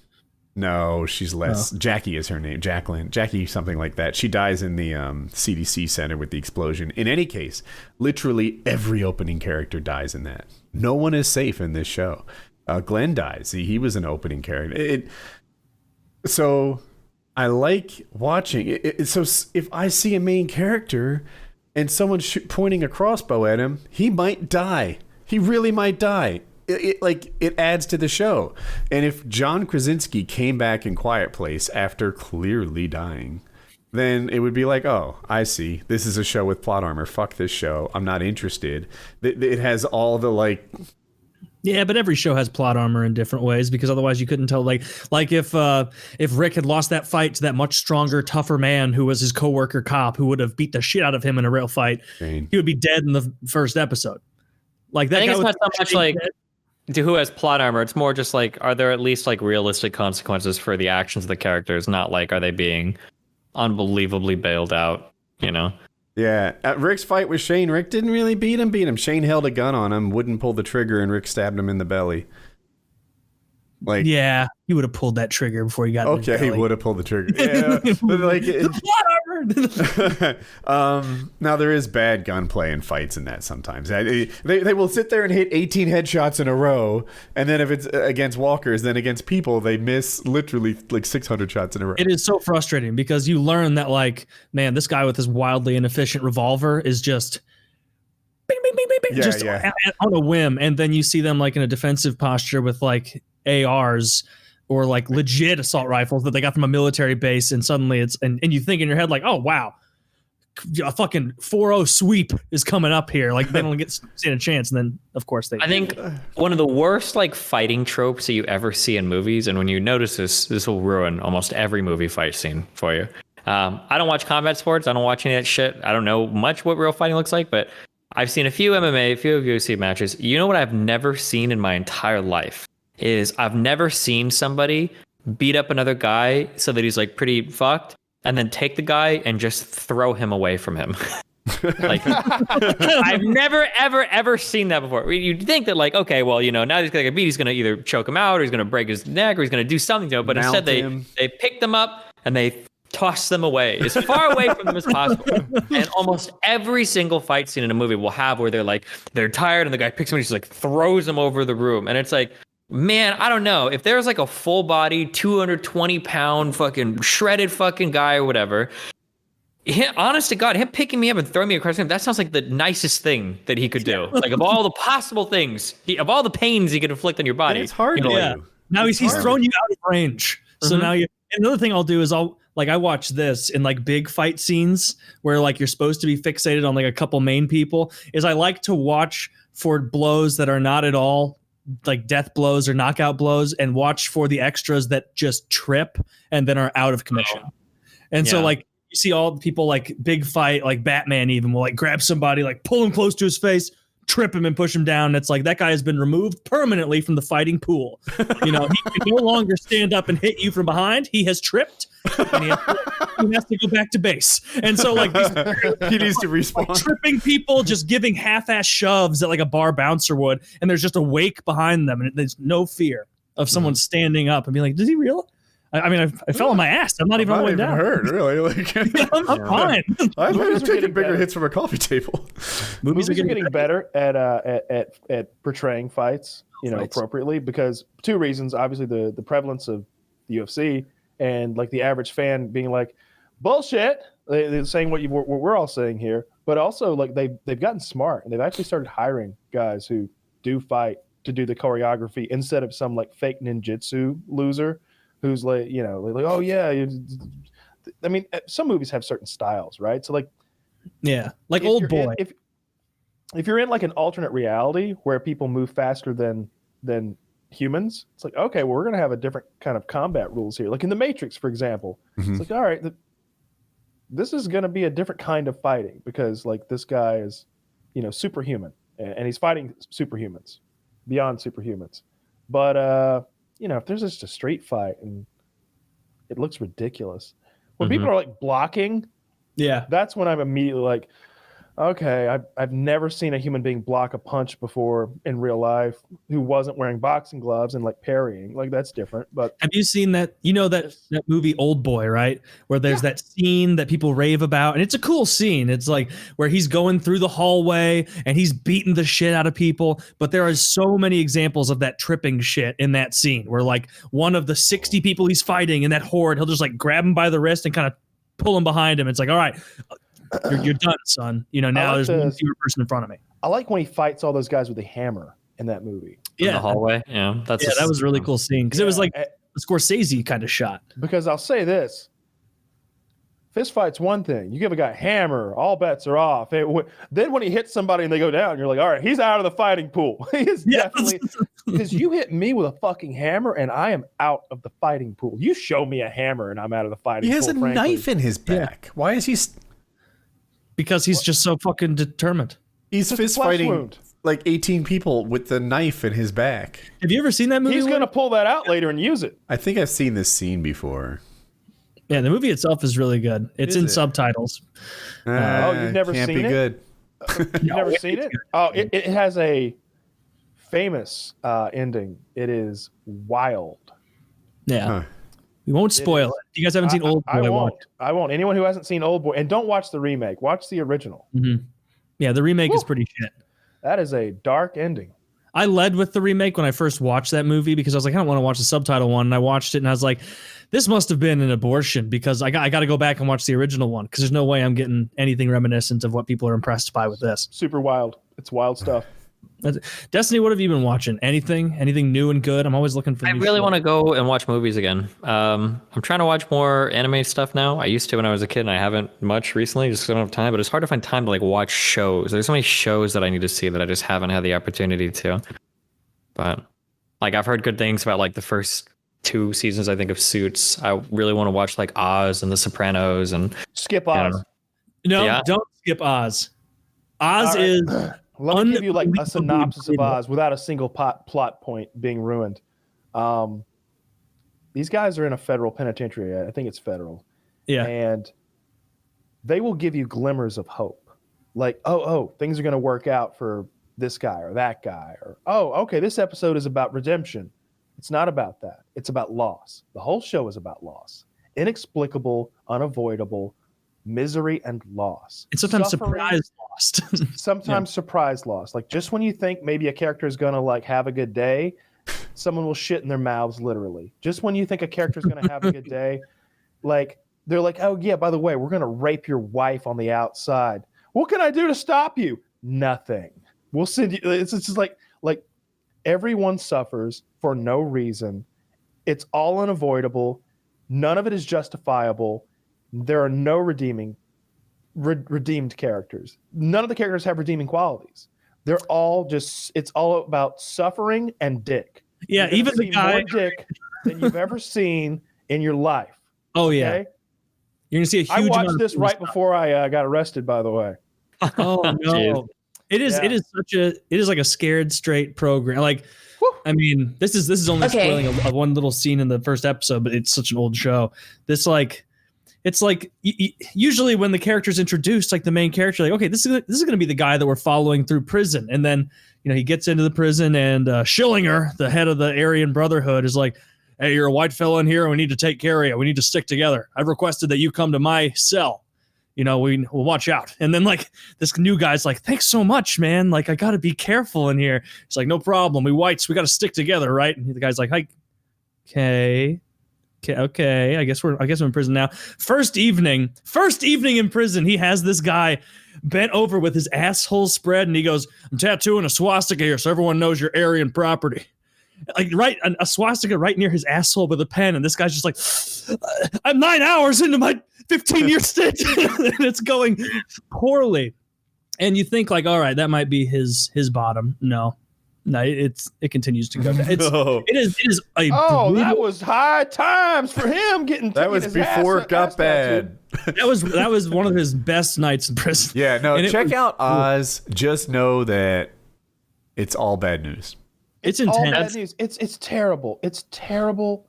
It's a terrible show. No, it's not a show. Watch any other show. I've been watching Mr. Inbetween on FX. I think FX makes some of the best shows out there. I loved Nip Tuck back in the day. I like The Shield a lot. Oz is better than. I mean, do you know why The Sopranos was booked as a show? It's because of Oz's success. Oz was their first one redeeming quality of Oz. If there was no Oz, you would have no Sopranos. So I say Kyle thinks Oz is depressing as shit, and it is depressing sometimes, but it's just like it is a level of intensity in a show that is unmatched. If Have you seen World War II, we wouldn't have like a lot of the technology we've got now. But I don't go talking about how great World War II was. I mean, I do, but in private, in our meetings where we wave at each other. What was that, Destiny? Have any of you guys seen The Wire? I love The Wire. It's one of the best shows ever made. It's top 3 ever made. Mm-hmm.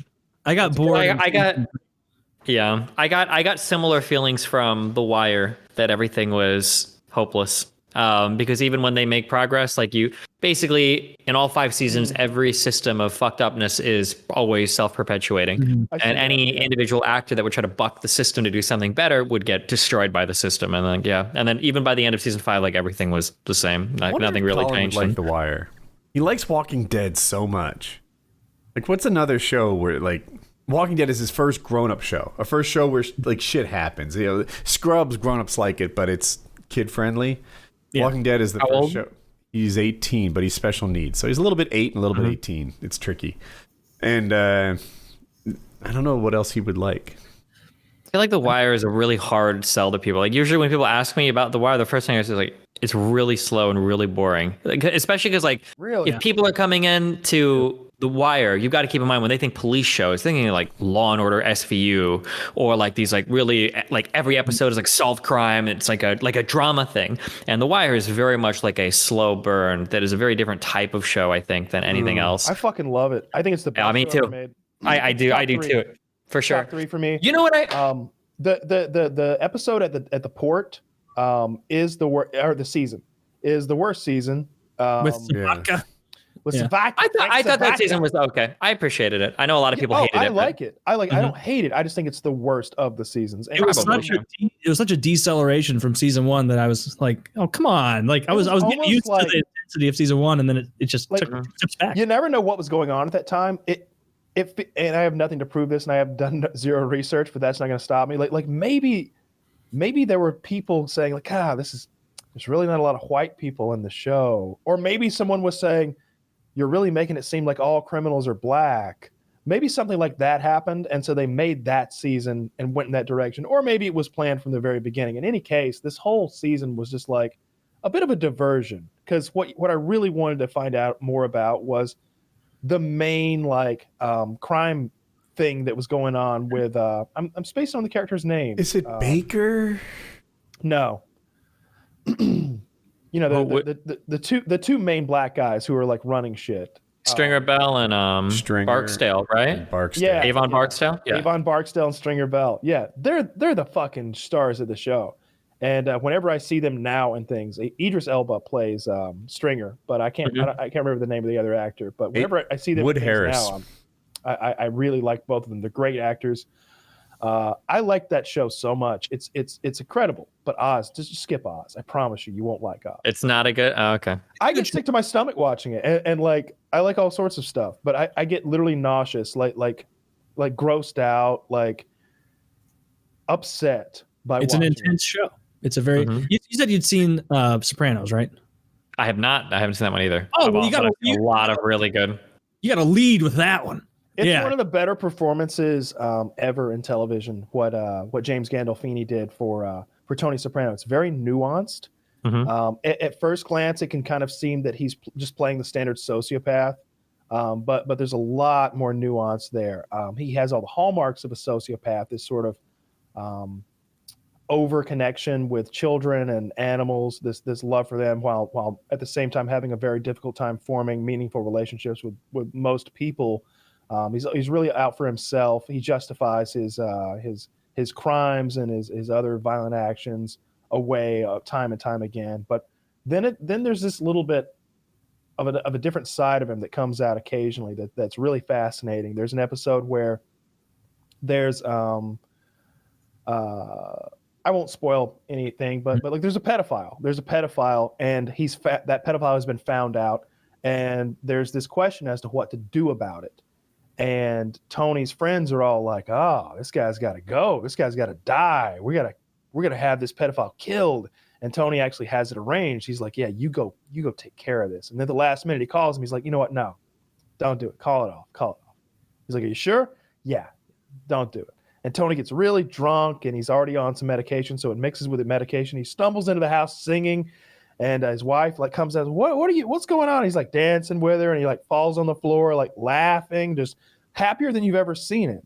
And like he kind of holds her and looks at her. And he's like, I didn't hurt nobody. I didn't hurt nobody. Like he's just overjoyed that he was able to, like, for once not be the sociopathic piece of shit. And it sort of shows you that like he's kind of become that. He wasn't made that. He wasn't born that.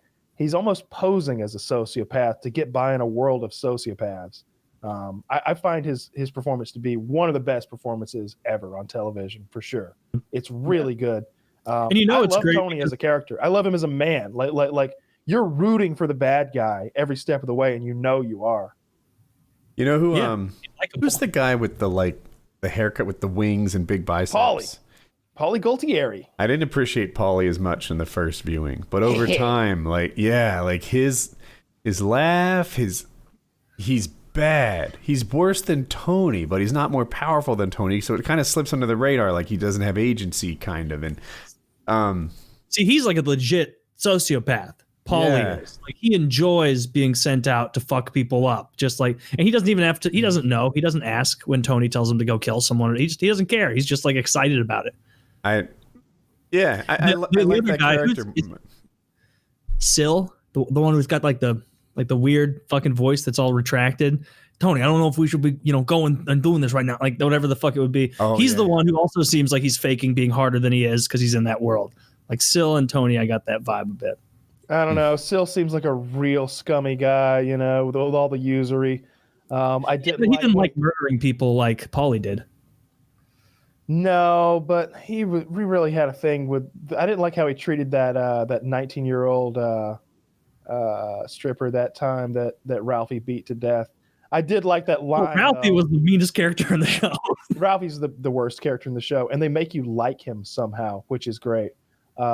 There's that one scene where Tony asks Syl, he's like, "Do you think Ralphie's a little weird about women?" And he's like, "I don't know, Tony. He did beat one to death once." for what was it again? like nobody could remember why he had beaten her to death. They couldn't remember, and because there was no reason. Like Ralphie just came in and he's like, Tracy, she fell. They go outside and her head is caved in with like. They go outside and she's been beaten to death. Like, this man has just beaten this beautiful 19-year-old. Jesus fucking Christ, Ralphie, what the hell are you doing? Like, he's just screaming at him out there. Get a rug.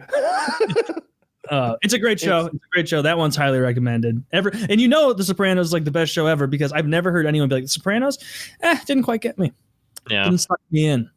Everyone loves The Sopranos. There's so many characters that everyone finds a character that they can like root for or relate with to some degree. Like I think a lot of women really relate to Carmela, the wife, because she's she is a bit of like, she's a real guiding force behind Tony. Like she's the one kind of like trying to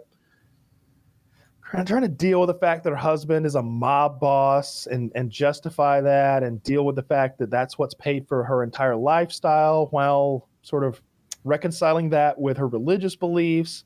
But then after a while, she kind of comes into like, I remember the exact episode when it happens. It's the episode where they have that sort of like that speaker that shows up to talk about Italian women, and she starts bad-mouthing the mob, and and all the other girls are like sitting at Carmela's table, and they're like, "Can you believe those things she said with you sitting right there?" And Carmela's like, "What are you gonna do?" And that's a common thing that these Italians say, and that they say in the show. What are you gonna do? But the way she says it is very different than it's ever been said before in the show. She says, "What are you going to do? What are you going to do?" And she just kind of like maintains eye contact, because she's saying, "What are you going to do about it, Gabby?" That's what she means, but it's very like under the radar and very understated. And she says it twice in a row. And Gabby gets up and goes and like screams at the fucking priest who had arranged for that lady to come and be their guest speaker and everything.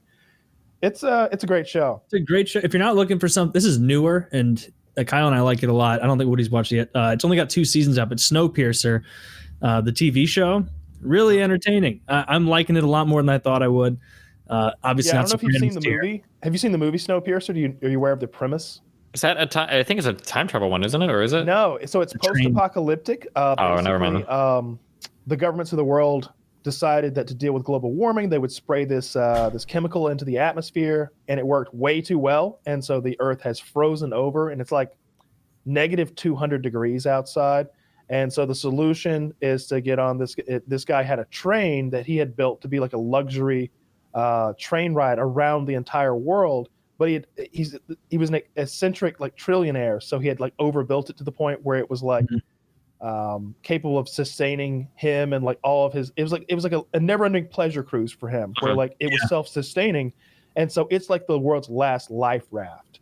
It has everything that they need, and it's been running for like 10 or 15 years or something like that. When the story picks up, well, whenever everyone was boarding the train, all these people rushed on board who didn't have tickets, because the only people who have tickets are billionaires who could pay to help finance this incredibly expensive venture. Well, all these like blue collar, white collar, just regular folk end up on the train, and they put them in the back of the train in horrible living conditions. And like they're back there just grimy and greasy. They've resorted to cannibalism at times. They're almost tribal, and everyone else is ahead and various other cars. It's first class living. There's lobster and like filet mignon, and like there's a cart where it's nothing. It's there are nightclubs and like swimming pool cars and stuff like that. And that's what the movie's like. But they made a TV show somehow. I was surprised that they can make a TV show based on a premise like that, but it works. It's pretty good. Basically, there's a murder on the train, and they go back to the tail to these white collar, blue collar people who are like almost prisoners, and amongst them is the world's last detective, because he had stormed on the train, because everybody else is like, I don't know, an oil magnate or something like that. But back there's a fucking real deal police detective. So they pull him out, wash him up, and they tell him there's been a murder, and they want him to investigate. And in exchange, they'll give him grilled cheeses and a bath and stuff like that. And so he's kind of overjoyed with having a grilled cheese again, because he's been eating these gelatin bars made of cockroaches for the last 8 years or something like that. It's an interesting show. I certainly wouldn't put it up there with the other shows we've mentioned. Well, definitely not. It's a fun little diversion. Yeah, that's what you need sometimes. Just fun little diversion shows. For sure. And I'm such a creature of habit, and I'm only like half paying attention. It's the same rigmarole of shows for me over and over. It's King of the Hill, Futurama, Simpsons, Family Guy, fucking Seinfeld, whatever. Yeah. I can follow the same sort of patterns. This Mr. Inbetween show, I really hope you give it a shot, because I will. I every night I'm saying like I'm going to watch that Inbetween, and then I'm like, nah, I'm going to read this Stormlight Archive series more. I've only got one more book. The first couple seasons, the episodes are only like 22 minutes long. I think they expand them a little bit by the third season. It's really good, crazy violent. Everything FX makes is good in my opinion. Like Nip Tuck. You ever see Nip Tuck? I heard of it. It's wild. Nip Tuck is wild. It's two plastic surgeons in Florida. And I believe they moved to Hollywood by season 2 to like go to the big time where plastic surgery is the real deal. But like the deal is that one of them is literally like the best plastic surgeon in the world.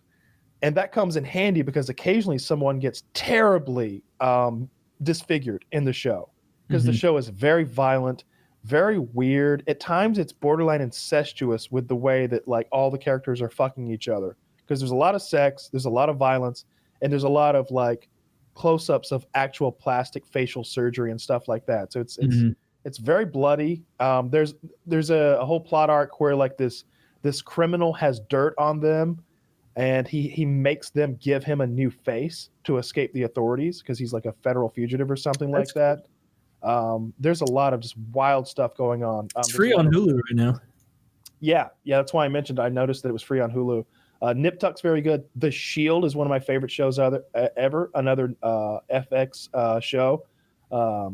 I think it was super popular back in the day. Chickless is another one of those bad guys. He's just a bad guy. Jupiter's Legacy, the show you liked, got canceled. Yeah, canceled. It's the #1 show, and it's canceled. Now it's not #1 by like a lot, and it was expensive. You know how much it cost? $200 million? Does that sound right? $200 million for one season of that show. Damn. It didn't look it. It didn't look like 200 million. You think there was some thievery behind the scenes? I mean, I could make a show for 200 million. I'd just make about 200 million profit. Yeah. This is it. This is the show. You've seen it. You're looking at our 200 million. $100 for an audio guy? What am I made of money? I have expenses too. What, Jupiter Ride, whatever the fuck? Yeah, it got canceled. It's a shame because they did end it on a cliffhanger. But I didn't expect much else from Netflix. I figured it was 50-50. There's a lot of Netflix show. That's going to be the failure of Netflix, I think, that they keep making these shows and people get attached to them, and then they never really follow through. And I know the pandemic has been part of it, but like, what happened to Kingdom of Heaven? Remember the show where like Uhtred of Bebbanburg, the guy who was like his family was betrayed and he ended up being raised by Vikings, and then his Viking family was all killed, so he has enemies in the Viking world and enemies in the English world. It was a good show, and I like I've seen like 2 or 3 seasons of it, maybe three, I think. And he's on this like revenge arc where he's trying to take back his his family home, his castle, his lands. And I don't remember the last time they made an episode of that shit. And then just recently with Love, Death, Robots, right? The first season of that is incredible. Yeah. Love, Death, Robots is incredible. And it's these little bite-sized chunks, 13 to 15 minutes long. YouTube videos. 8 minutes long. Yeah, one's 8 minutes long. The one about yogurt taking over the planet. Okay. Which is the most ridiculous premise you've ever heard until you watch the episode and you're like, all right, I get it. Yeah, the yogurt took over. Yeah. And it's funny, like how it begins with the voiceover. He's like, everyone made jokes when the yogurt first took over. It's like our leadership is curdled, or like lots of like fucking yogurt jokes. Yeah, a lot of puns. But then things all change. Lots of puns, and you're like, how would the yogurt take over? And then they explain it. They explain how yogurt took over the planet, and you're like, oh, this is really cool. And the animation is different from episode to episode. You get some Pixar stuff, some sort of like Wallace and Gromit style stuff, some hyper realistic animation that's like so cutting edge that you're just like, fuck, the sweat droplets on Michael B. Jordan's face. Dude, something about that like Wallace and Gromit, Chicken Little claymation. Yeah. I hate it. I don't like that one bit. There's something off-putting about claymation. Sure. What were you going to say about this second season of Love, Death, Robot? Short. It's too short. Too short. I thought it wasn't good enough. I thought it wasn't good enough. There were like 8 episodes and maybe 4 were good. That is a symptom of being too short, though. See, in the first season, there were a couple episodes that weren't very good, but there were like 18 of them. So you were like, who cares? We even said that when it came out. It's like every now and then there's one that's like, you're like, I don't really like this. Doesn't matter. It's over in 5 minutes, and a new one you're going to love is the beginning. But this season, there's 8 episodes. So the bad ones really stand out. Okay. And the good ones don't have enough staying power to like stick with you, because yeah, that one was really good, but it was 12 minutes long, and then we went into a bad one. Did you watch the Drowned Man one? What did you think of that shit? Is that the one with the giant? Yeah. The Drowned Giant. Hated it. Like I kept waiting for something to happen. There's supposed to be like an intro, a story, and a climax at the end. That's kind of like how stories are told. Every story falls into that roughly. No, I will just tell you what it's about, everyone listening. A giant washes up on the beach, and this guy narrates how it decomposes. That's literally it. And look, I watched it twice because I was like... Did I miss something? That was part of it, but it was like... I was like, there's got to be a deeper meaning that dumb old me wasn't getting. And I think... I would love to talk to the writer of it or the producer or whatever and be like, was this about loss and accepting like the meaningless of life, or maybe are there some nihilistic undertones here that I'm supposed to be getting? Like, is there something here about how we're all just here 1 minute and then gone the next and forgotten? Is that what you're trying to say? Because fuck you, I wanted to find out where the giant came from. I wanted to see his big dick a little bit more, and I wanted his giant friends to come and see that the little people were defacing his body with spray paint and stomp on some fucking cottages. I want him to come back to life. I want him to come back to life. Halfway through that, I'm like, all right, well, I get that he's decomposing, but he could still come back to life, I guess. He's just I thought his giant buddies were going to show up and be like, what have you done to Pete? Yeah. You spray painted Pete? You cut him into chunks? It looked like 1980s subway graffiti on a human body. And he's a giant, and you might be thinking that a giant has like different proportions. No, he just looked like a big person. He could look like a pretty healthy youngish man. Call him 20, and he was just washed up on the beach and 250 times bigger than the rest of the population. And, it was awful. But all his he didn't look like Andre the Giant. He was just a handsome sort of guy, and it was. Something about that, stupid. Like aside from his size, he wasn't a different species, and to see him like disrespected, and they took his bones and hung it over the butcher shop and stuff. Like parts of him were showing up all over the place, and then like nothing ever. That's it. I've ruined everything. There's nothing more to know. There's no turn. There's no you can't twist. There's no. Usually, I'm the one to be like, hey, let's not tell people what happened. I even told you. I was like, just skip it. Nothing happens. Skip it. Nothing happens. It's so awful. Like maybe watch the first 30 seconds so you like can appreciate how good the animation is, because it's like 8 out of 10 as far as like photorealistic animation goes. They're not going for photorealism, I should say. Mm-hmm.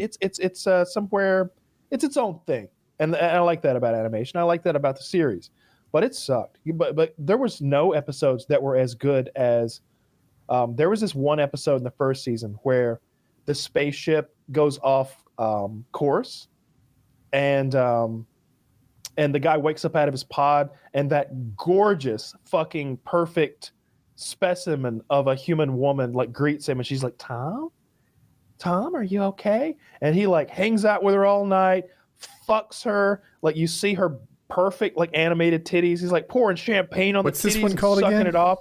It's like Beyond the something rift or something like that. It's the one that has the twist ending that's so fucked up. It's the Aqua Rift or something, Beyond the Aquila Rift. But Beyond the Aguila Rift or something like that. That's the best episode of the whole season, I think. I watched it last night. I showed it to somebody last night, and they were blown the fuck away because the last 2 minutes of that are fucking wild. And it's like that woman he's fucking is like a perfect human being. It makes sense because she's not real, but it's like, oh my God, it's just a perfect human being. That one, and I also really like the one where with the farmers who are in like the mech suits protecting their farm from the invading like aliens, and they all have different mech suits that do different things. That one was my favorite. That's a really good one. That's my second favorite. There was some bravery in the interaction between the main characters. Big time. I got a lot out of that. A lot of self-sacrifice and community and pulling together and like we're all in this together kind of thing. Yeah, I didn't realize that they were taking great risks. It seemed like oh, I see 1,000 to 1. Well, no problem. I'll sign up. Can you help? I'll take care of it until you can. And it was like, oh, this must not be a difficult task. Mm-hmm. And then they start dying, and things are going rough. Yeah, it's kind of sad. It's an incredible series. I'm real bummed out that there was only 8 episodes, and I'm hopeful that they're going to do that. Like, that was the first half of season 2. Second half of season 2 comes out in the fall. The Walking Dead action. Yeah, the Walking Dead action, which is a terrible fucking thing that Walking Dead does. Fuck you, Walking Dead, for all the things that you do. The problem with Walking Dead. So I'm watching it now, and I'm paying very close attention. I'm going to call myself the show's Walking Dead expert at this point. And their plot premises are actually pretty good, but they just put too many episodes to tell their story. So it's like, all right, this is kind of cool. You know, the governor goes away, comes back with a tank. But that was not a 12-hour storyline. You know, that should have been faster. At the end of season 3, I think, it's like, ooh, they're about to fight the governor. No. That happens later. It takes too long to tell a story, and it doesn't get better the further seasons. But we just finished season 4. They're in terminus. You guys are tearing through it. We are, yeah. We wanted to hit season 4 before I left for my big trip. And finished season 4, I should say. Season 5. I have a quick video, but never mind. We can't watch it. I'm sorry. What is it? It is a baseball player getting hit in the head He's a pitcher, and the ball gets hit right back, and it hits him in the fucking head. If you skip to 30 seconds, it's like nothing I've ever seen before. Oh, that you can see in the thumbnail that one guy holding his head, going, "Oh no!" Like, yeah, it's awful. If you guys want to like look it up, it's graphic video warning. Bulls pitcher injured after being struck. Bulls from Durham. Yeah, it is. Yeah. Oh, minor league.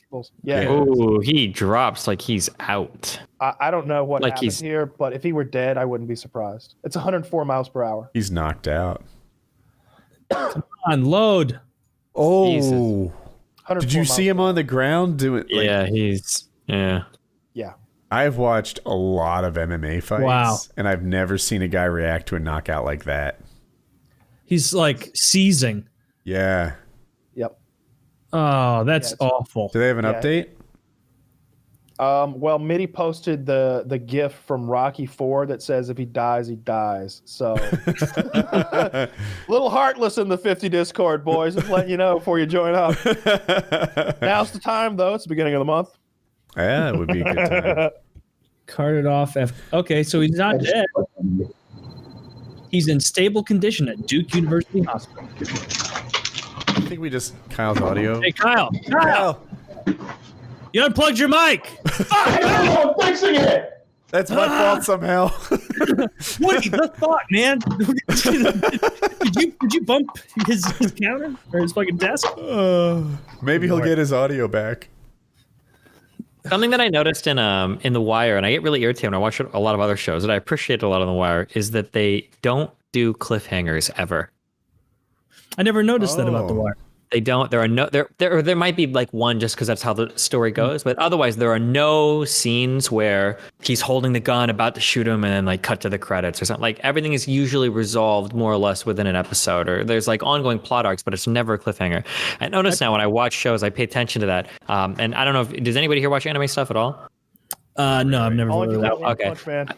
I'm trying to think, because it's been so long since I've watched any real shows. Game of Thrones was really bad with this, for remembering that. And then sometimes Breaking Bad would as well. But anytime I watch a show and I'm getting like 3 or 4 episodes in a row with the big cliffhangers, it actually just makes me so fucking irritated. I lose so much because it feels like you're not really like trying to write like a good show with like good plots and everything. You're just like trying to like leave like a big cliffhanger, so you got to watch the next episode to figure out what happens or whatever, and then you know, I like it'll when take I'm not watching the show real time and they try that shit on me, but I have the and you just go to the next episode. Yeah, or they'll even do it like there's an obvious commercial break right here, like all right, and then it cuts, and then they just flash back from another scene. Wait, I can't do it. You know, the gun's pointed, and it's like fuck you. I didn't have to wait. You wanted me to. But I didn't have to. Worse is when like if there's like a popular show, and I've done this with a few. Well, I did this with Breaking Bad and Game of Thrones. Is if it's getting really popular and you haven't watched it, you're like, okay, fuck it, we'll start watching it. And then you do the big catch up, and you know, in a week you watch like 2 seasons of the show, but then you're caught up, and you go from like 100 miles an hour to 5 miles an hour. Now you've got to wait every week for the episodes to come out. That actually happened to me on Game of Thrones. I discovered Game of Thrones. I think it may be the beginning of the second season or end of the second season. So I got to watch like a whole year of it, and then I watched the next one, and then I was like, wait, what? That's it? I have to wait a year for more? This sucks. That's the last show in the last, over a decade that I've actually watched along real time. Like nothing else was engaging enough. And even then, like once it got to the later seasons, there were at least an episode or two once it got shitty where it was like, oh, is Game of Thrones on tonight? Wow, there's a Blues game too. It'll be on in 3 hours also. No, the Marvel ones did that to episode. me. I watched every fucking episode religiously. I watched the Marvel stuff. I bought their merchandise. Oh, did you? What'd you buy? I got shirts and I got cups and I got posters. I have a Jon Stark shield in the Game of Thrones room. I've got banners. I've got the house flags. Like what's wrong with you? Why'd you buy all this shit? You setting up your own little court? Why don't you invest in magic shit? Because you can play games with it. You can play games with your magic cards. That's a high team. I don't think anything in our lifetimes will ever climb so high and fall so far. I can't think of anything that's just an unbelievable. Yeah, fall from grace. To go from like that you're at a point you have to consider you're at a point where you can be in stores like Walmart listening to people in their 50s talking about Game of Thrones. Like everybody in society knew of this show. And on Bumble, like on the dating site, like there's a question or a little prompt that you can like fill in. It's like, I'll never get over, and then you write in like what you will never get over, and that's sort of a little tidbit about people on their profiles. So many people have, I'll never get over the way Game of Thrones ended. I mean, like, to go from that much to now, no, it's done. No one ever mentions it. Nobody talks about it. We went through a whole pandemic. Nobody was talking about rewatching Game of Thrones. Yep. Nobody was talking about, like, people watch Harry Potter movies, The Lord of the Rings, whatever. But man, Game of Thrones, there was just what an unbelievable legacy set. Ruined. It was such a like that. You're right. I've never heard anyone talk about it since then. I wish someone. Well, no, I can't say that. How can I phrase it so that I can't? In Minecraft. if you're going where I think you're going. If someone in Minecraft pissed people off this much, they would be murdered. Some fan out there would just in Minecraft, they'd go get them. No, don't. He doesn't mean that, people. He doesn't mean that. Hey, you know what? Speaking of evil people, have you ever heard of Jennifer Woodley? Maybe not. She's in the news recently. She was the CEO of the Make-A-Wish Foundation. You're familiar with this. You donate money and dying children get to meet John Cena or go to Disney World or whatever. She pled guilty to embezzling money at the Make-A-Wish Foundation. 3 felony counts. 5 or 4 in my hand. That was her dream. She stole money from children with cancer. And she's going to go to jail. She's guilty. 3 felonies. I don't know. How much did she take? $40,000. Oh, come on. That's not even worth it. Why would you do that? Oh, listen, you guys. What a concept dumbass. of money. $40,000's a lot to steal, and not stealing anything. That's from like an American car. Not even. She's like, but you gotta. This is the former CEO of Make-A-Wish Iowa. Maybe not as big. Like, is $41,000 so much that you would? It's just 40. Don't exaggerate. Well, no, it was 41,000. I'm reading the article. It was 40, you know what? It says more than 40 on. It's that extra grand. Yeah. You can't even get a good Camaro for that. But you can probably meet John Cena. A good used one. Not even a good used one. Really? Not a good used one. Not if you want like the supercharged one. Shit. Has anybody ever faked a Make-A-Wish and succeeded? Oh. I've tried several times. Oh, already. Donnybrook woman charged in a fake Make-A-Wish campaign. We've strayed so far from God. Say it, Taylor. Strayed so far from God's light. I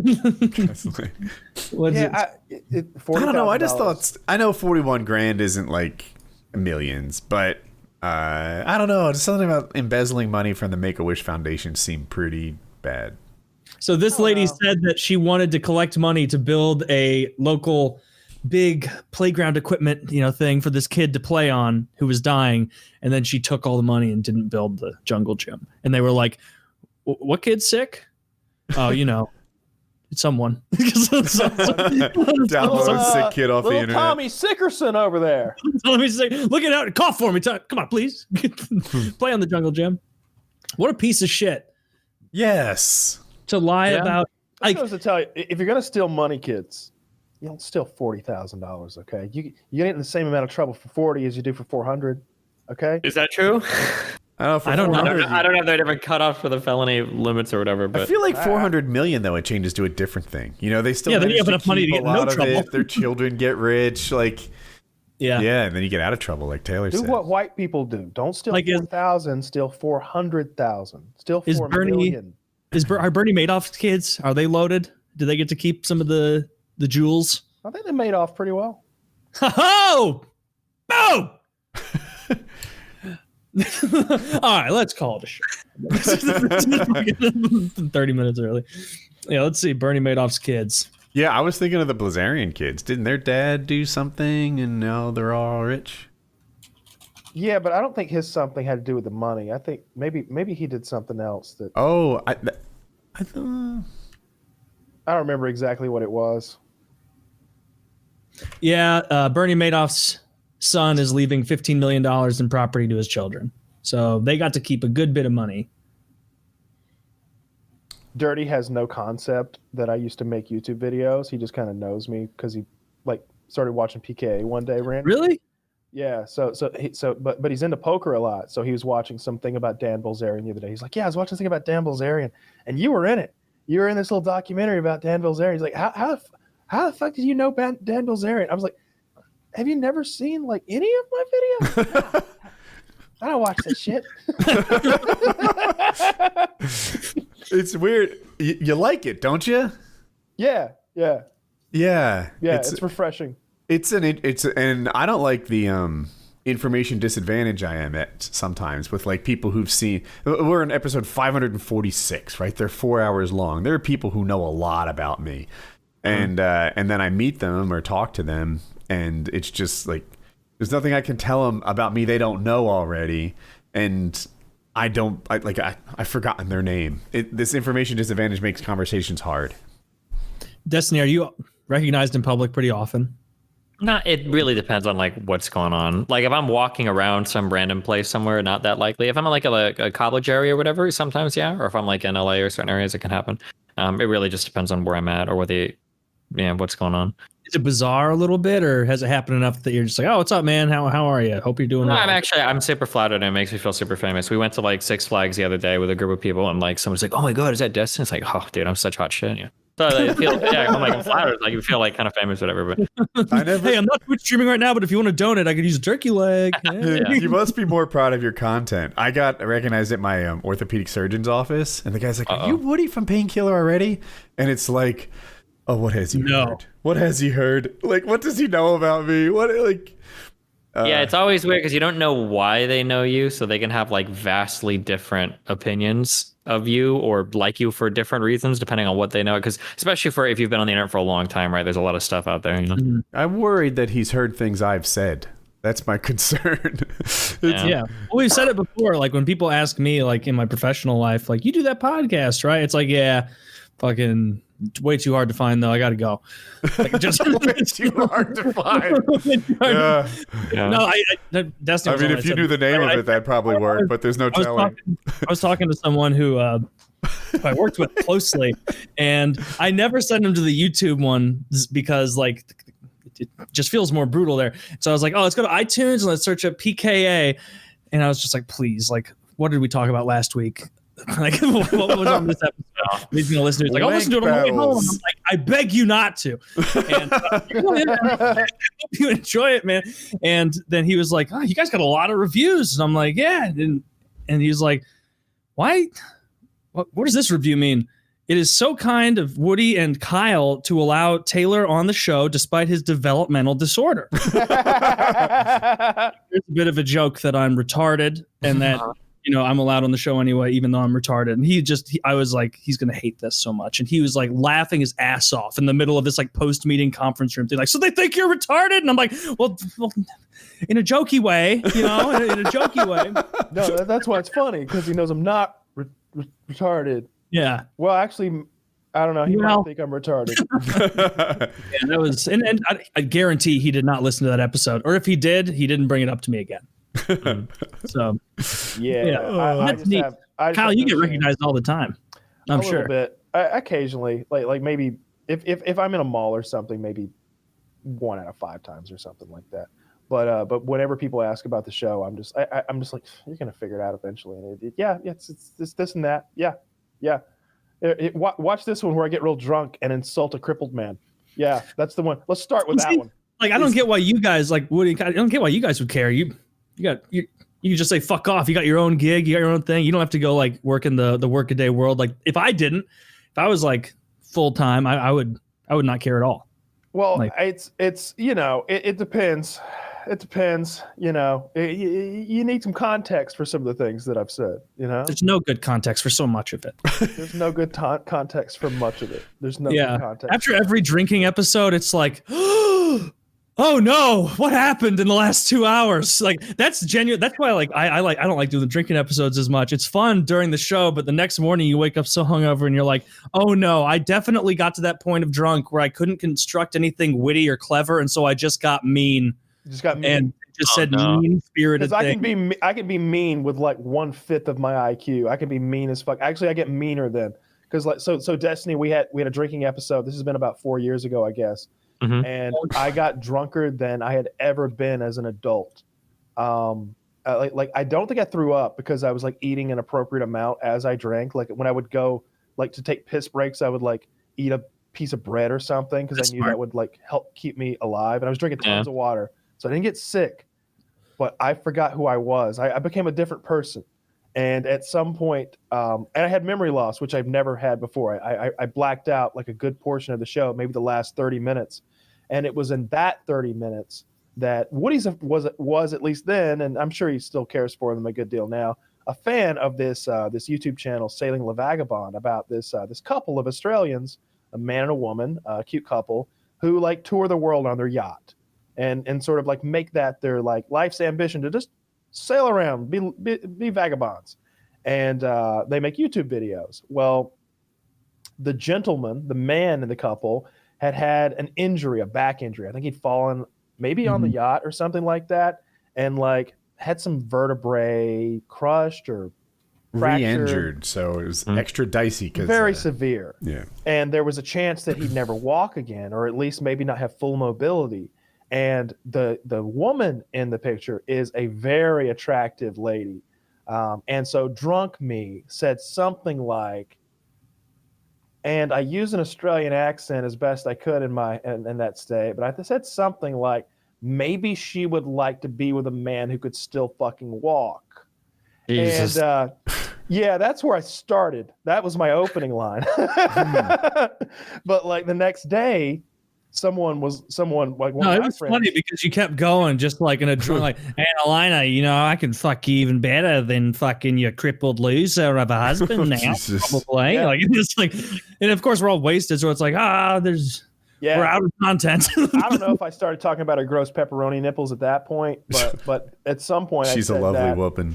Yeah, and it needs to get those nipples fixed though. This is fucking. Kyle's just unfamiliar with the temporary change that pregnant women's nipples go through. Yeah, I hope it's temporary. I'd cut them off before I'd live with that. That would be a terrible look. That'd be a bad idea because they come back fine. Be like a mannequin. Their channels, I still watch their channel, and it's interesting. Like they're she has run into some unhappiness sometimes. The kid has added a little stress along the way. Like in the beginning, it was just everyone wishes they were them. Now they add a little more real to it, where they're like, we're good at sailing, but you do kind of battle for your life every day, and it can be a little stressful. And when these times come along, like there's just never any rest. There's always work to be done. There's always the sea. There's always, and man, they were so nice. We shouldn't have been so mean to them. They are nice, yeah. Nice. I mean, they still are nice. They're not dead yet, but keep living that life. We'll see. But yeah, like the next day, someone told me like, you went real hard on whatever that fucking guy's name is, and I was like, what are you talking about? Last night on the show? It's like, yeah, I just finished watching it. I started watching as soon as you guys, uploaded.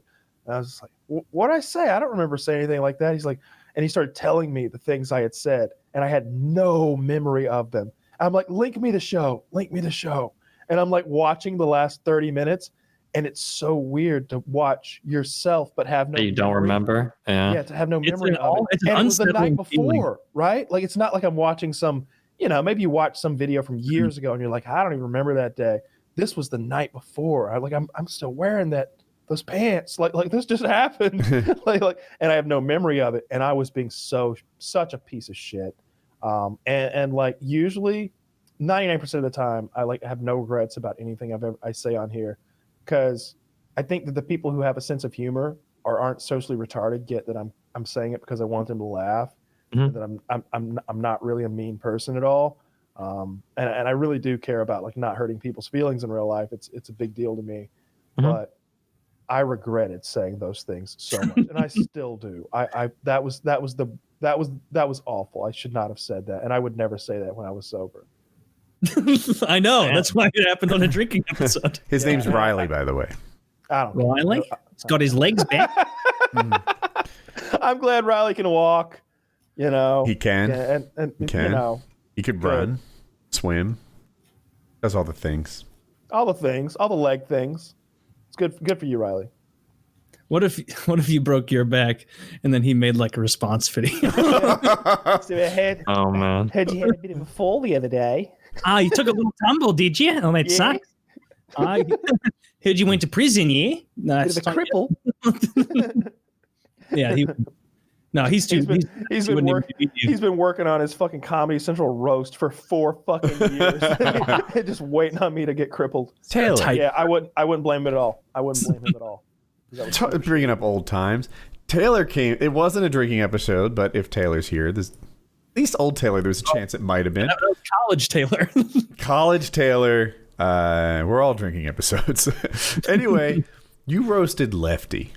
And Yeah. you know, I don't know, maybe I'm socially retarded, but it seemed like there was a bit of sincerity. There was did you kept saying he wasn't funny, stuff Can I along answer those this lines. for Taylor and see how close I am? Sure. Look, I think Lefty was on the show because I was traveling so much. Is that right?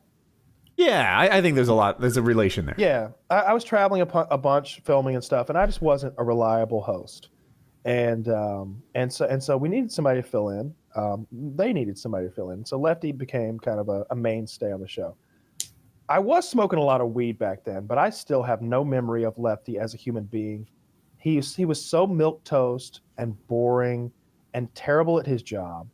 And I feel like Taylor recognized that, and he was and everything he said, while it was mean and he wouldn't normally say those things, not only was it genuine coming from Taylor, it was all the fucking truth. Because like I got nothing against Lefty as a person, okay, but we're talking about professionally, right? Like pretend we're coal miners, right? And he's just not fucking good at mining coal. He's always breaking picks. He's always taking piss breaks. like we're not getting enough anthracite out of this fucking hole, right? He's a bad fucking coal miner, but he's been promoted to like Head of coal mining. Yeah, and Taylor's over here, fucking king of the coal mine, pickaxe in each hand, you know, on his own. I'm freelancing at the coal mine. He's a freelance coal miner, making people laugh at his apartment and at bars and stuff, and they're yucking it up every night. And he knows he's a better coal miner than this Lefty guy who's head of coal mining over at PKA Anthracite Company. And so, yeah, when he was on a guest and he got a few drinks in him, he let him know, dude, you're a shitty fucking coal miner. You're lucky. You're lucky. I got better things to do with my life right now than mine fucking coal. Or I'd come in there and mine so much fucking coal that I'd have enough to shove up your not so funny fat ass. And so that's what he was thinking. And that's more or less what he said. Yeah. Jesus. Yeah. You hit it pretty close. I at no part in my mind I recall like thinking like I would be better as a permanent host on the show. Like not at all. Cause I just remember because I was a listener to the show at the time, and I remember not liking him as a host. I would be like, God damn it. Like, there's not going to be any jokes. Like someone would say something off the cuff or silly, and it'd be like, well, hold on, back up. What's the actual policy there? And it's like, it doesn't matter. That's not what we're talking about. And so like, but I had way more than a few drinks. The way it went is I was like day drinking with friends on like, I guess it was Friday at the time because you guys used to record on Friday, and it was like Friday evening, and I'd been out with buddies all day drinking, yucking it up, and I like got a message on Skype like when I got back, like, you want to hop on the show tonight? And I'm already fucking borderline blackout drunk. I'm like, yeah, and I just turn on my webcam, my eyes not even looking in the same direction, just blackout drunk. And the thing I remember encouraging me the most is I'd be like, dude, Lefty, you're a fat retard. You're not even funny, man. Or like just whatever it was. And then like I was getting so many laughs from that. I'm like, I'm drunk. I'm going back to the well. I'm going back to the well for, oh, Lefty, you suck at this. You're a fat retard. You're a dumb bitch. Your stories aren't fun. Whatever. You might have called him a cunt 100 times that night. You're a fucking cunt. You remember that? He started talking about something. I'm like, shut the fuck up, cunt. Nobody cares. Nobody cares about you. And the funny thing was, like, and then the next day, I didn't remember hardly any of that show, and I did feel really bad because I was like, Lefty never did anything to you at all. Like, and he handled it so professionally that night and the following days. That's true. He handled it with aplomb. He handled it like professionally, laughed along with it. Yeah, so I never harbored any ill will towards him. I was getting laughs. I don't dislike Lefty as a person. I just hated working with him, and I have no memory of it. Yeah. Well, how long was he? Yeah, I mean, my like a favorite year or two or something like that. And I don't even know his real fucking name. I don't either. Don't even know his real fucking Woody name. knows it because he wrote him checks. Yeah, That's I do the know only reason. You know what? So Lefty really valued his privacy. So I'm not about to say his name, even though I bet a lot of people listening are like, it's, because it's known. But when I no, Kyle guessed it. He didn't get it. I'll happily tell you. But anyway, where I'm headed on this is I needed his address. So I could send him checks. And he was like trying to come up with alternatives to telling me his address. And it's like, I am not a random person from the internet. I'm not going to show up on... I've never shared it. It's been a decade or so. You can trust me. And but I thought it was a next level of privacy to not tell your co-host your address. Can you just use like a PO box or? He could have. He gave me his address. Okay. But or he gave you a address. An address. He cashed the check, so I guess it worked. So he got it. But yeah, anyway, I thought that was interesting that he didn't tell me. The Hurricanes have smashed the Lightning in hockey. That's nice. How are the Avalanche doing? I didn't watch game 2.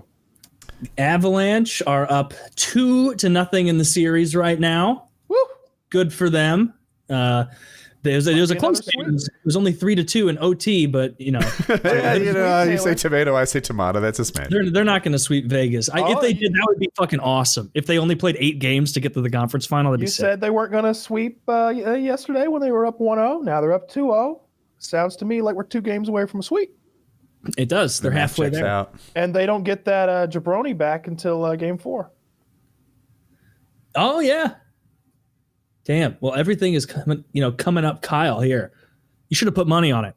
God damn it. How are you so much better at guessing hockey series than me? You don't watch.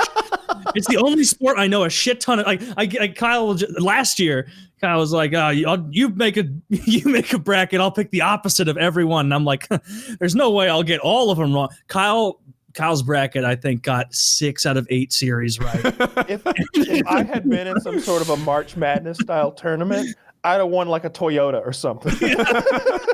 Was that the one with the wild upsets? It was like a ton. Maybe, there were so many upsets. It might have been Tampa Bay that lost early. No one called it. Was fucking great. It was fucking great. And like every week we do an update. And it's like, well, Kyle has swept the board again. Literally the only one I won that year was the Blues winning the Stanley Cup. That was it. That's every true. other series. That's true. If you hadn't picked that, then it would have truly been like you got nothing right. If the team you pick for the finals loses the first round, then there's so many downstream mistakes that you've made. Yeah, and if the team you pick to win the finals wins it, then there's a whole corner of the bracket that's just your way. Yeah, yeah. I don't know. Wild, tens of millions of people submit brackets for like NBA, NFL, NHL, NCAA. Does anyone ever get it 100% right? Ever? Yeah. March Madness is such a huge deal. Like every year, I think like 1 or 2 people get it. It's just like the lottery, Like my father-in-law. News stories where it'll be like round one's over and everyone's brackets out because of something. My father-in-law, they did a betting pool at the firehouse. That he was a fireman. And it got kind of big. Like, it wasn't just the firemen in it. They brought it home to their families. Anyone who wanted to submit a pool would drop a $5 on there and return it, etc.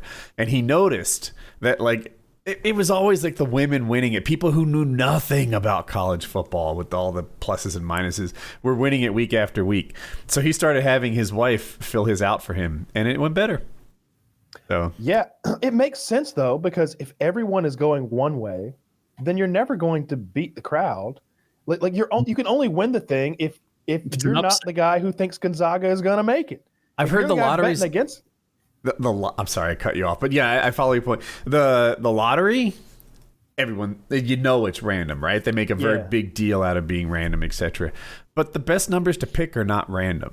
It's smart to pick some numbers over 31 if possible, because a lot of guys choose dates. And, you skip all those birthdays. You're less likely to share your winnings if you pick the high numbers. That's right. Absolutely. Yeah. Yeah, it just makes sense. Like you're either going to share $10,000 with 10,000 people, or you're going to win $10,000. Don't bet on Gonzaga. Like go the way nobody else is going, and you'll actually you have a you stand a better chance of making more money that way. Maybe not a better chance of winning Right. at all, but there's a difference. Who cares Yeah. about being right? It's about getting paid. It's about winning, which is a form That's of my being. life's philosophy. That reminds me of like if you do like investing stuff, I think it's something like 97% of retail investors lose money. Like it's some absurdly high number. Like you'd think even statistically speaking it would be impossible, you know? Yeah. There's some I didn't huge know that. amount of money. Mutual funds don't do as well as the S&P 500 as a rule of thumb. Something like 85% of them underperform the S&P 500. Hedge funds generally, yeah. Well, there was that famous best bet that picks. Warren Buffett made. Was it like 5 or 10 years ago? It was a long time ago. But he had bet that like he bet any hedge fund or whatever. I think that nobody could outperform the market in general, and not a single person was able to do it. So yeah. Wow. That's crazy. Yeah. And that just goes to show you like the best in the world, the people who Study it. study it, who it's their bread and butter. So like what chance does any like retail consumer have? Like what chance do you and I have when we're just like, this is our like popcorn thing. This is some sort of hobby that we spend our like evenings. Apes together strong, I guess. Apes together. Well, that ain't investing. That's well, there's a word for that. I mean, a lot of people, you know, made out like bandits from the GameStop thing. They made out like literal bandits from the. Well, no, I don't even think that's way over. Most people lost their ass on that and are still losing their ass on that. The idea that like all of these retail investors made a ton of money, that's not true. Most people got completely fucked and are still actively getting fucked. I'm sure there were a couple that made out well, but I mean, that's true of like every major movement on any stock, right? Yeah, for sure. But most people get fucked. And like it's interesting, like following crypto Twitter and like crypto accounts and things. Like, I'm like, I don't trust any of them because it's like, okay, this person is pumping some bullshit meme stock right now to 250,000 followers. So they own a good bit of this. They bought it at an even lower price point, and they're gonna dump as soon as it gets anything. And like, and of course they're like diamond hands, sell. Like, and so it's like I don't trust any of you. Destiny, I can't agree that most people lost money on GameStop. They absolutely did. Of course they did. Yeah. Oh, of course they did. Yes, you take a stock that goes from 18 to 258 and you'll find tons of losers in there. No. Yeah, but you have to keep in mind, in order for the stock to get up there, people bought it all the way up. It's at 258. Like they're Yeah, but like first of all, it's at but like in order to 258 right now. Sure. But like people are buying and selling the whole way there, right? Like in general, like retail investors are not this like coordinated group of people that are doing well. Be like one of the real nincompoops who like bought at 320 or whatever the fuck, or sorry, what were you saying? You'd have to like buy at 10 and then sell at 8 and then rebuy at 9 and then you'd have to be like, yeah, but that's what people do, every right? Time it peaked and then selling every time it dipped, like a complete idiot. People do it with crypto and shit all the time too, right? Like people will buy people will buy something at 200, they'll see it go to like 210, 220, then it'll drop to 180 and they'll sell, and then they see it go up to like 250, 260, and they'll buy it and it'll get to like 300. And then it'll drop like 220, like fuck, and then they sell. Yeah, people do that shit all the time. Crypto basically goes from 1 penny to 65 pennies. Yes, it is possible to mistime that along the way, but the idea that most people lost their shirts on it, I mean, it seems like the shorts lost their shirts on it. I mean, there are some shorts that did. I mean, the main winners in all of that were other hedge funds that were betting the entire time. You can see that there are like so many funds and everything that were managing like multiple trillions of dollars that had like huge positions open in GME and everything. And these are the people that made like all of the money there. Retail investors don't have enough capital and they're not coordinated enough to make as much money as they like to believe sometimes. I mean, there are sites that publish like all the positions that the big hedges have, and you can see like the people, and you can even read stories of like the massive pensions and shit that made, you know, hundreds of millions or tens of millions sometimes on their positions for the GME stuff. But yeah, I don't know. Everyone I know made money on it. And everyone I know is like, if I had sold at this super perfect peak, I would have made more. But just a stock that, how much did it fucking go up? From 18 to 258? Someone math. Something, yeah. I think it's hovering around 250 right now. I'm looking at it. You know, it went up 20 sometimes. Like, yeah, that makes people money. AMC, same thing. Now, if they hold it and wait, they might lose. But it's hard to lose money on a stock going up unless you're betting that it goes down. I mean, people do options. People try to short it again. People do a lot of dumb shit when it comes to trading. I thought shorting it again was the move, and instead, go ahead.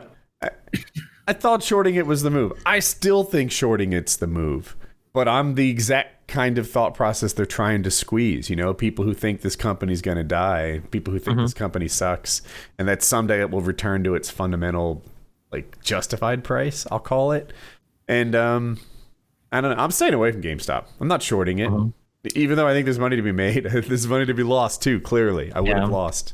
Yeah, shorting it is like correct in that it will go down, but the question is when, right? Because if you start shorting it, if too many people are shorting it and people think that it can go up or down, right? Because you're not really like, because in our current society, everything is valued based on what somebody's willing to pay for it. And stocks aren't an exception, right? There's going to be some floor to a company where it's like, if you liquidate all the assets, how much money is left over. But other than that, like basically the ceiling is the limit, right? And GameStop has been trading over its fundamental value for a while now, right? Like that company is not worth $250 a share.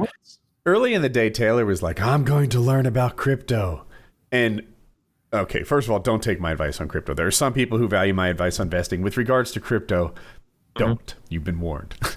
But in my head, I'm like, there's nothing to learn. It's all trendy. Is it like people talk about which blockchain technologies are somehow better than the other? Dude, it cares. That's not what's driving prices. It's people speculating. Bullshit.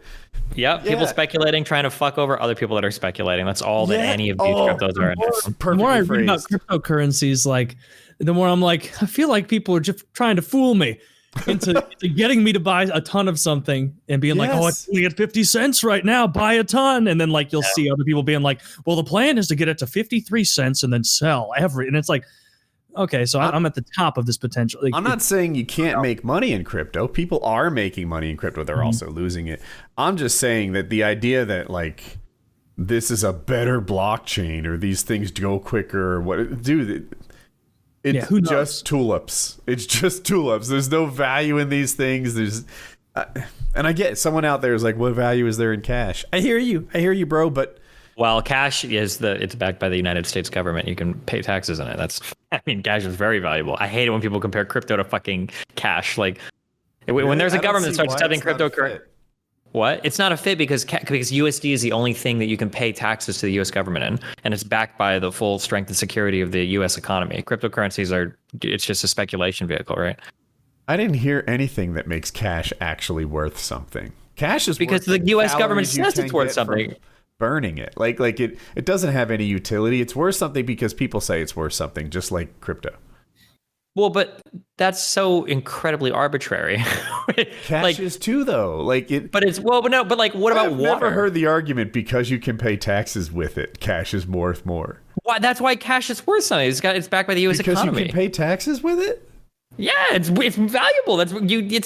Crypto's valuable because you can buy all kinds of things with it. You can buy drugs on the internet with crypto. Huh? I'm just saying crypto. Yeah, and crypto has its value because that's what other people are willing to buy and sell stuff with it. But I'm just saying it's weird because people will say something like cash has no inherent value, not like gold or silver. It's like, well, what the fuck are you gonna do with gold and silver? That's valueless as well. And then somebody's like, well, you can make circuit boards with like gold. I'm like, no, come on, you're not right. Like technically at the end of the day, if you're really technical, everything is only worth value because people say it is, right? Even water, people buy and sell for certain price points. But I don't know. I think that currencies that are backed by federal governments and central banks have like some value because they are backed by said governments and banks. Okay, boomer.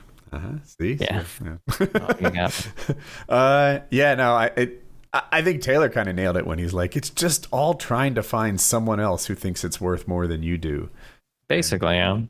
To me, there is a parallel. Like you could make that cash argument. The argument I don't like is, Ethereum transacts faster than Bitcoin. That's why it's going to be the big one down the road. Or fuck you. No. If it wins some arbitrary popularity contest, I don't think it's based on tech. Maybe, yeah. The real argument against like all of the kids, and they always get mad when you bring this up, but like for people that truly want these things to be adopted as actual currencies, which I thought cryptocurrencies were supposed to be, right. You shouldn't be championing them every single time the price surges in value over and over and over again. What you really want are long periods of stability. Because like nobody is going to adopt or use like widespread like any currency that is so unbelievably fucking volatile. Because why would you do that, right? Like, I'm salarying you at 10,000 Bitcoin a month. Now it's 4,000. Now it's 25,000. Like, right? You can't price things. You can't pay things. You can't hold the currency in reserve. Like, Yeah, but nobody would actually want that. If you talk to these crypto guys, nobody wants their currency to remain stable for years and years and years, which is what you should want for a currency. They want it to go up and up and up and up and up so that they can make money off of it as speculation vehicles, not as actual like currencies they used to buy stuff. That's a really good thought. I haven't heard it before. So but yeah, nobody wants stable. They love it when it goes up. They love it when it spikes. No, I'm putting all my money. Well, I've said before, I've put a ton of money into Cole's Cash, but I'm also going to put. I'm gonna buy a lot. Cole's Cash. Hold your Cole's Cash. And Holdle. It fucking expires in 4 months. Hold. Gift cards. But like, yeah, I'm gonna buy it. Again, I'm gonna buy into GME at 250. Like what Destiny was saying, like knowing that there are so many people out there who do exactly what you said of like, oh, I bought it at 110. Oh, now it's at 120. I'm gonna hold 100. Sell. Oh wait, now it's back to 130. Buy.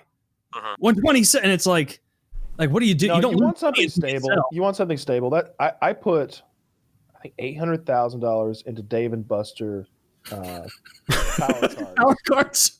Yeah. and like not only anytime I want, I can go have a hell of a time, right? All the games I want. Get a burger. Yeah. Get one of those frozen drinks that's like a little rainbow inside. Mm-hmm. Anytime I want. You know, I'm a platinum member there, of course. Get a load of this moron. Very stable currency, right? I mean, that skee ball machine, same price today as it will be tomorrow. Okay, stable. Okay. Every time I go, I'm the only one there, so I know that there's no fluctuation there. Dave & Buster's must have been smashed during COVID. Are they in business? Well, yeah, there's a couple in St. Louis. They're fun. I love Dave & Buster's. They're the kind of place that got closed.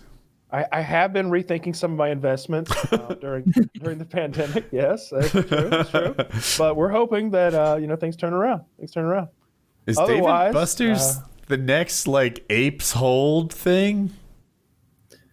What's the most bullshit African currency that's worth like 0.00001? Was it Zimbabwe? I'm betting on Zimbabwe. The $100 billion bills or something.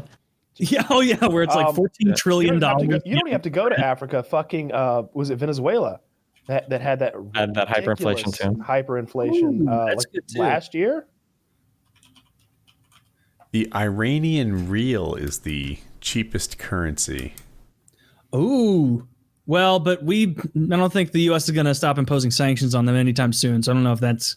Oh, come on. Biden is just trying to. I mean, he's a peace-loving guy. Okay. For a U.S. dollar is worth 42,000 Iranian rials or rials. But in Vietnam, a U.S. dollar is worth 23,000 Vietnamese dongs, which really, for the memes, is the one you want. Yeah. Yeah, I'm betting on Venezuela coming back. I think we should short the dong. They've got oil. Ooh. They'll be fine. Probably. I don't know. I'm too afraid to. Investing is so scary. I feel like people take advantage of you unless you just Have you not watched my videos? You got a dollar cost average, silly head. That's what I'm saying is anytime I look into it and I'm always trying to see there's got to be a way to make money faster. And it's like, no, it all seems to be these conservative, consistent yield things. I think that's where a lot of this stock craze for the GME, AMC, and everything blew up over the pandemic. Is that you have this unprecedented amount of people that are staying home and making a lot of money. For what? For which thing? For Lefty. I told him Lefty's team, and Kyle's not impressed with the man. Oh, I see. You have all these people staying home. People made a lot of money over the pandemic. I think people are finally starting to realize that. Nobody went out to eat. Nobody spent any money on anything. A lot of people were able to work from home. They didn't have the wear and tear on their vehicle. They didn't have to pay for gas. A lot of people got bonuses for working through COVID. So you have all these people staying home, making more money than they had before. And then now you have this unprecedented access to the stock market because there's these gamified apps. So Robinhood. And now you've got these payment schemes they have where you can trade for no fees. So there's no friction. And then you've got the promise of all of these riches because really anybody's 5 trades away if you're doing options from like going from like $1,000 to like $1 million, depending on how lucky you get, right?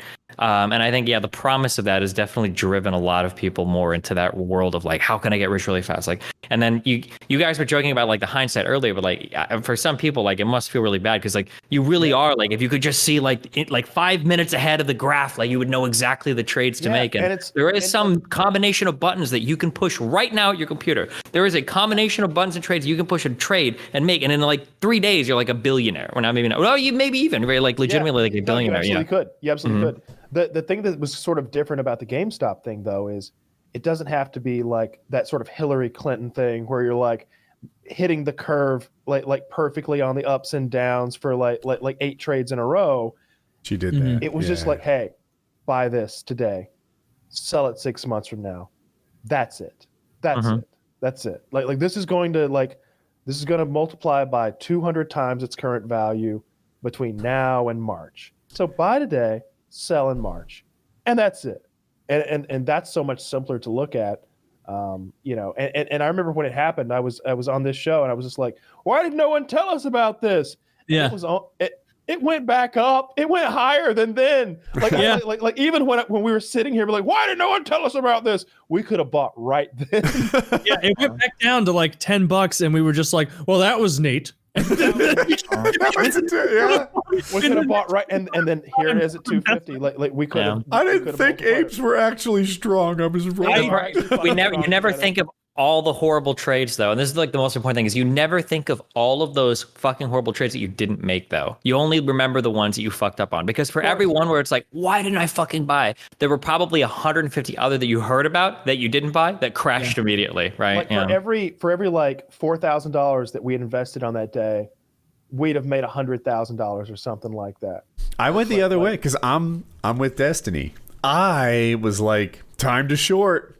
The institutions are right. This is a worthless company. This is a bullshit. This is a future blockbuster. The move to make right now is shorting. Gentlemen, the move to make was not shorting. It's a 258 right now. Don't do that. I don't know. Maybe one day we'll actually get a stock tip from somebody that whisper in the ear that, hey, I work for Computech and we're about to come out with a new processor. It's just this and that, and it's going to be so much better. And we've already got a contract with the government, and we'll get that little tap on the shoulder, whisper in the ear kind of foreknowledge. Man, insider trading would make this shit so much easier. So much easier. That is what Dan Blazarian's dad actually did. I looked it up. And look how successful those. Yeah, they have now. They just do fucking hotties all the time. I still think the saddest people on the planet that fucked up are the people that would go dumpster diving for their old hard drives that had like 500 Bitcoins just stashed. And I feel so, I don't know. The only consolation I would ever give to people like that is if you actually had those Bitcoins the whole time, you would have sold when they hit like $2 or $10. You're not holding towards $50,000, right? You know, there's that guy, and I'm not saying hypothetically, there's literally a guy who has, it doesn't matter how much, just it's 100 million or something like that. He can't remember his fucking password. Oh, yeah. He's got 3 guesses left. Oh, no. And so, he just spends every day being like, Monkey Banana 301? Banana. Was it potassium? Did I use Monkey Banana 301 as one of my previous guesses? Potassium? It had something to do with bananas or monkeys. I don't know. Cocoa like banana? It's like, it was my ex-girlfriend's name, but I replaced some of the letters with numbers. I know that much. Unfortunately, her name was Liliana. Yeah. So God fucking knows which ones were L's and which ones were I's and which ones were ones. It's brutal. Oh, you guys want to call it a show? Getting late. Yeah, it's a wrap. Yes. Everybody, Destiny, I am genuinely thankful for you staying late. Thank you very much, man. We started late because of me. You stayed late because of you. Thank you. Oh, put well. So go check Destiny out on Twitch and YouTube. The smoothest Woody's ever been. There it is. I've just peeked. All right. Destiny, do you want to tell us where we can find you?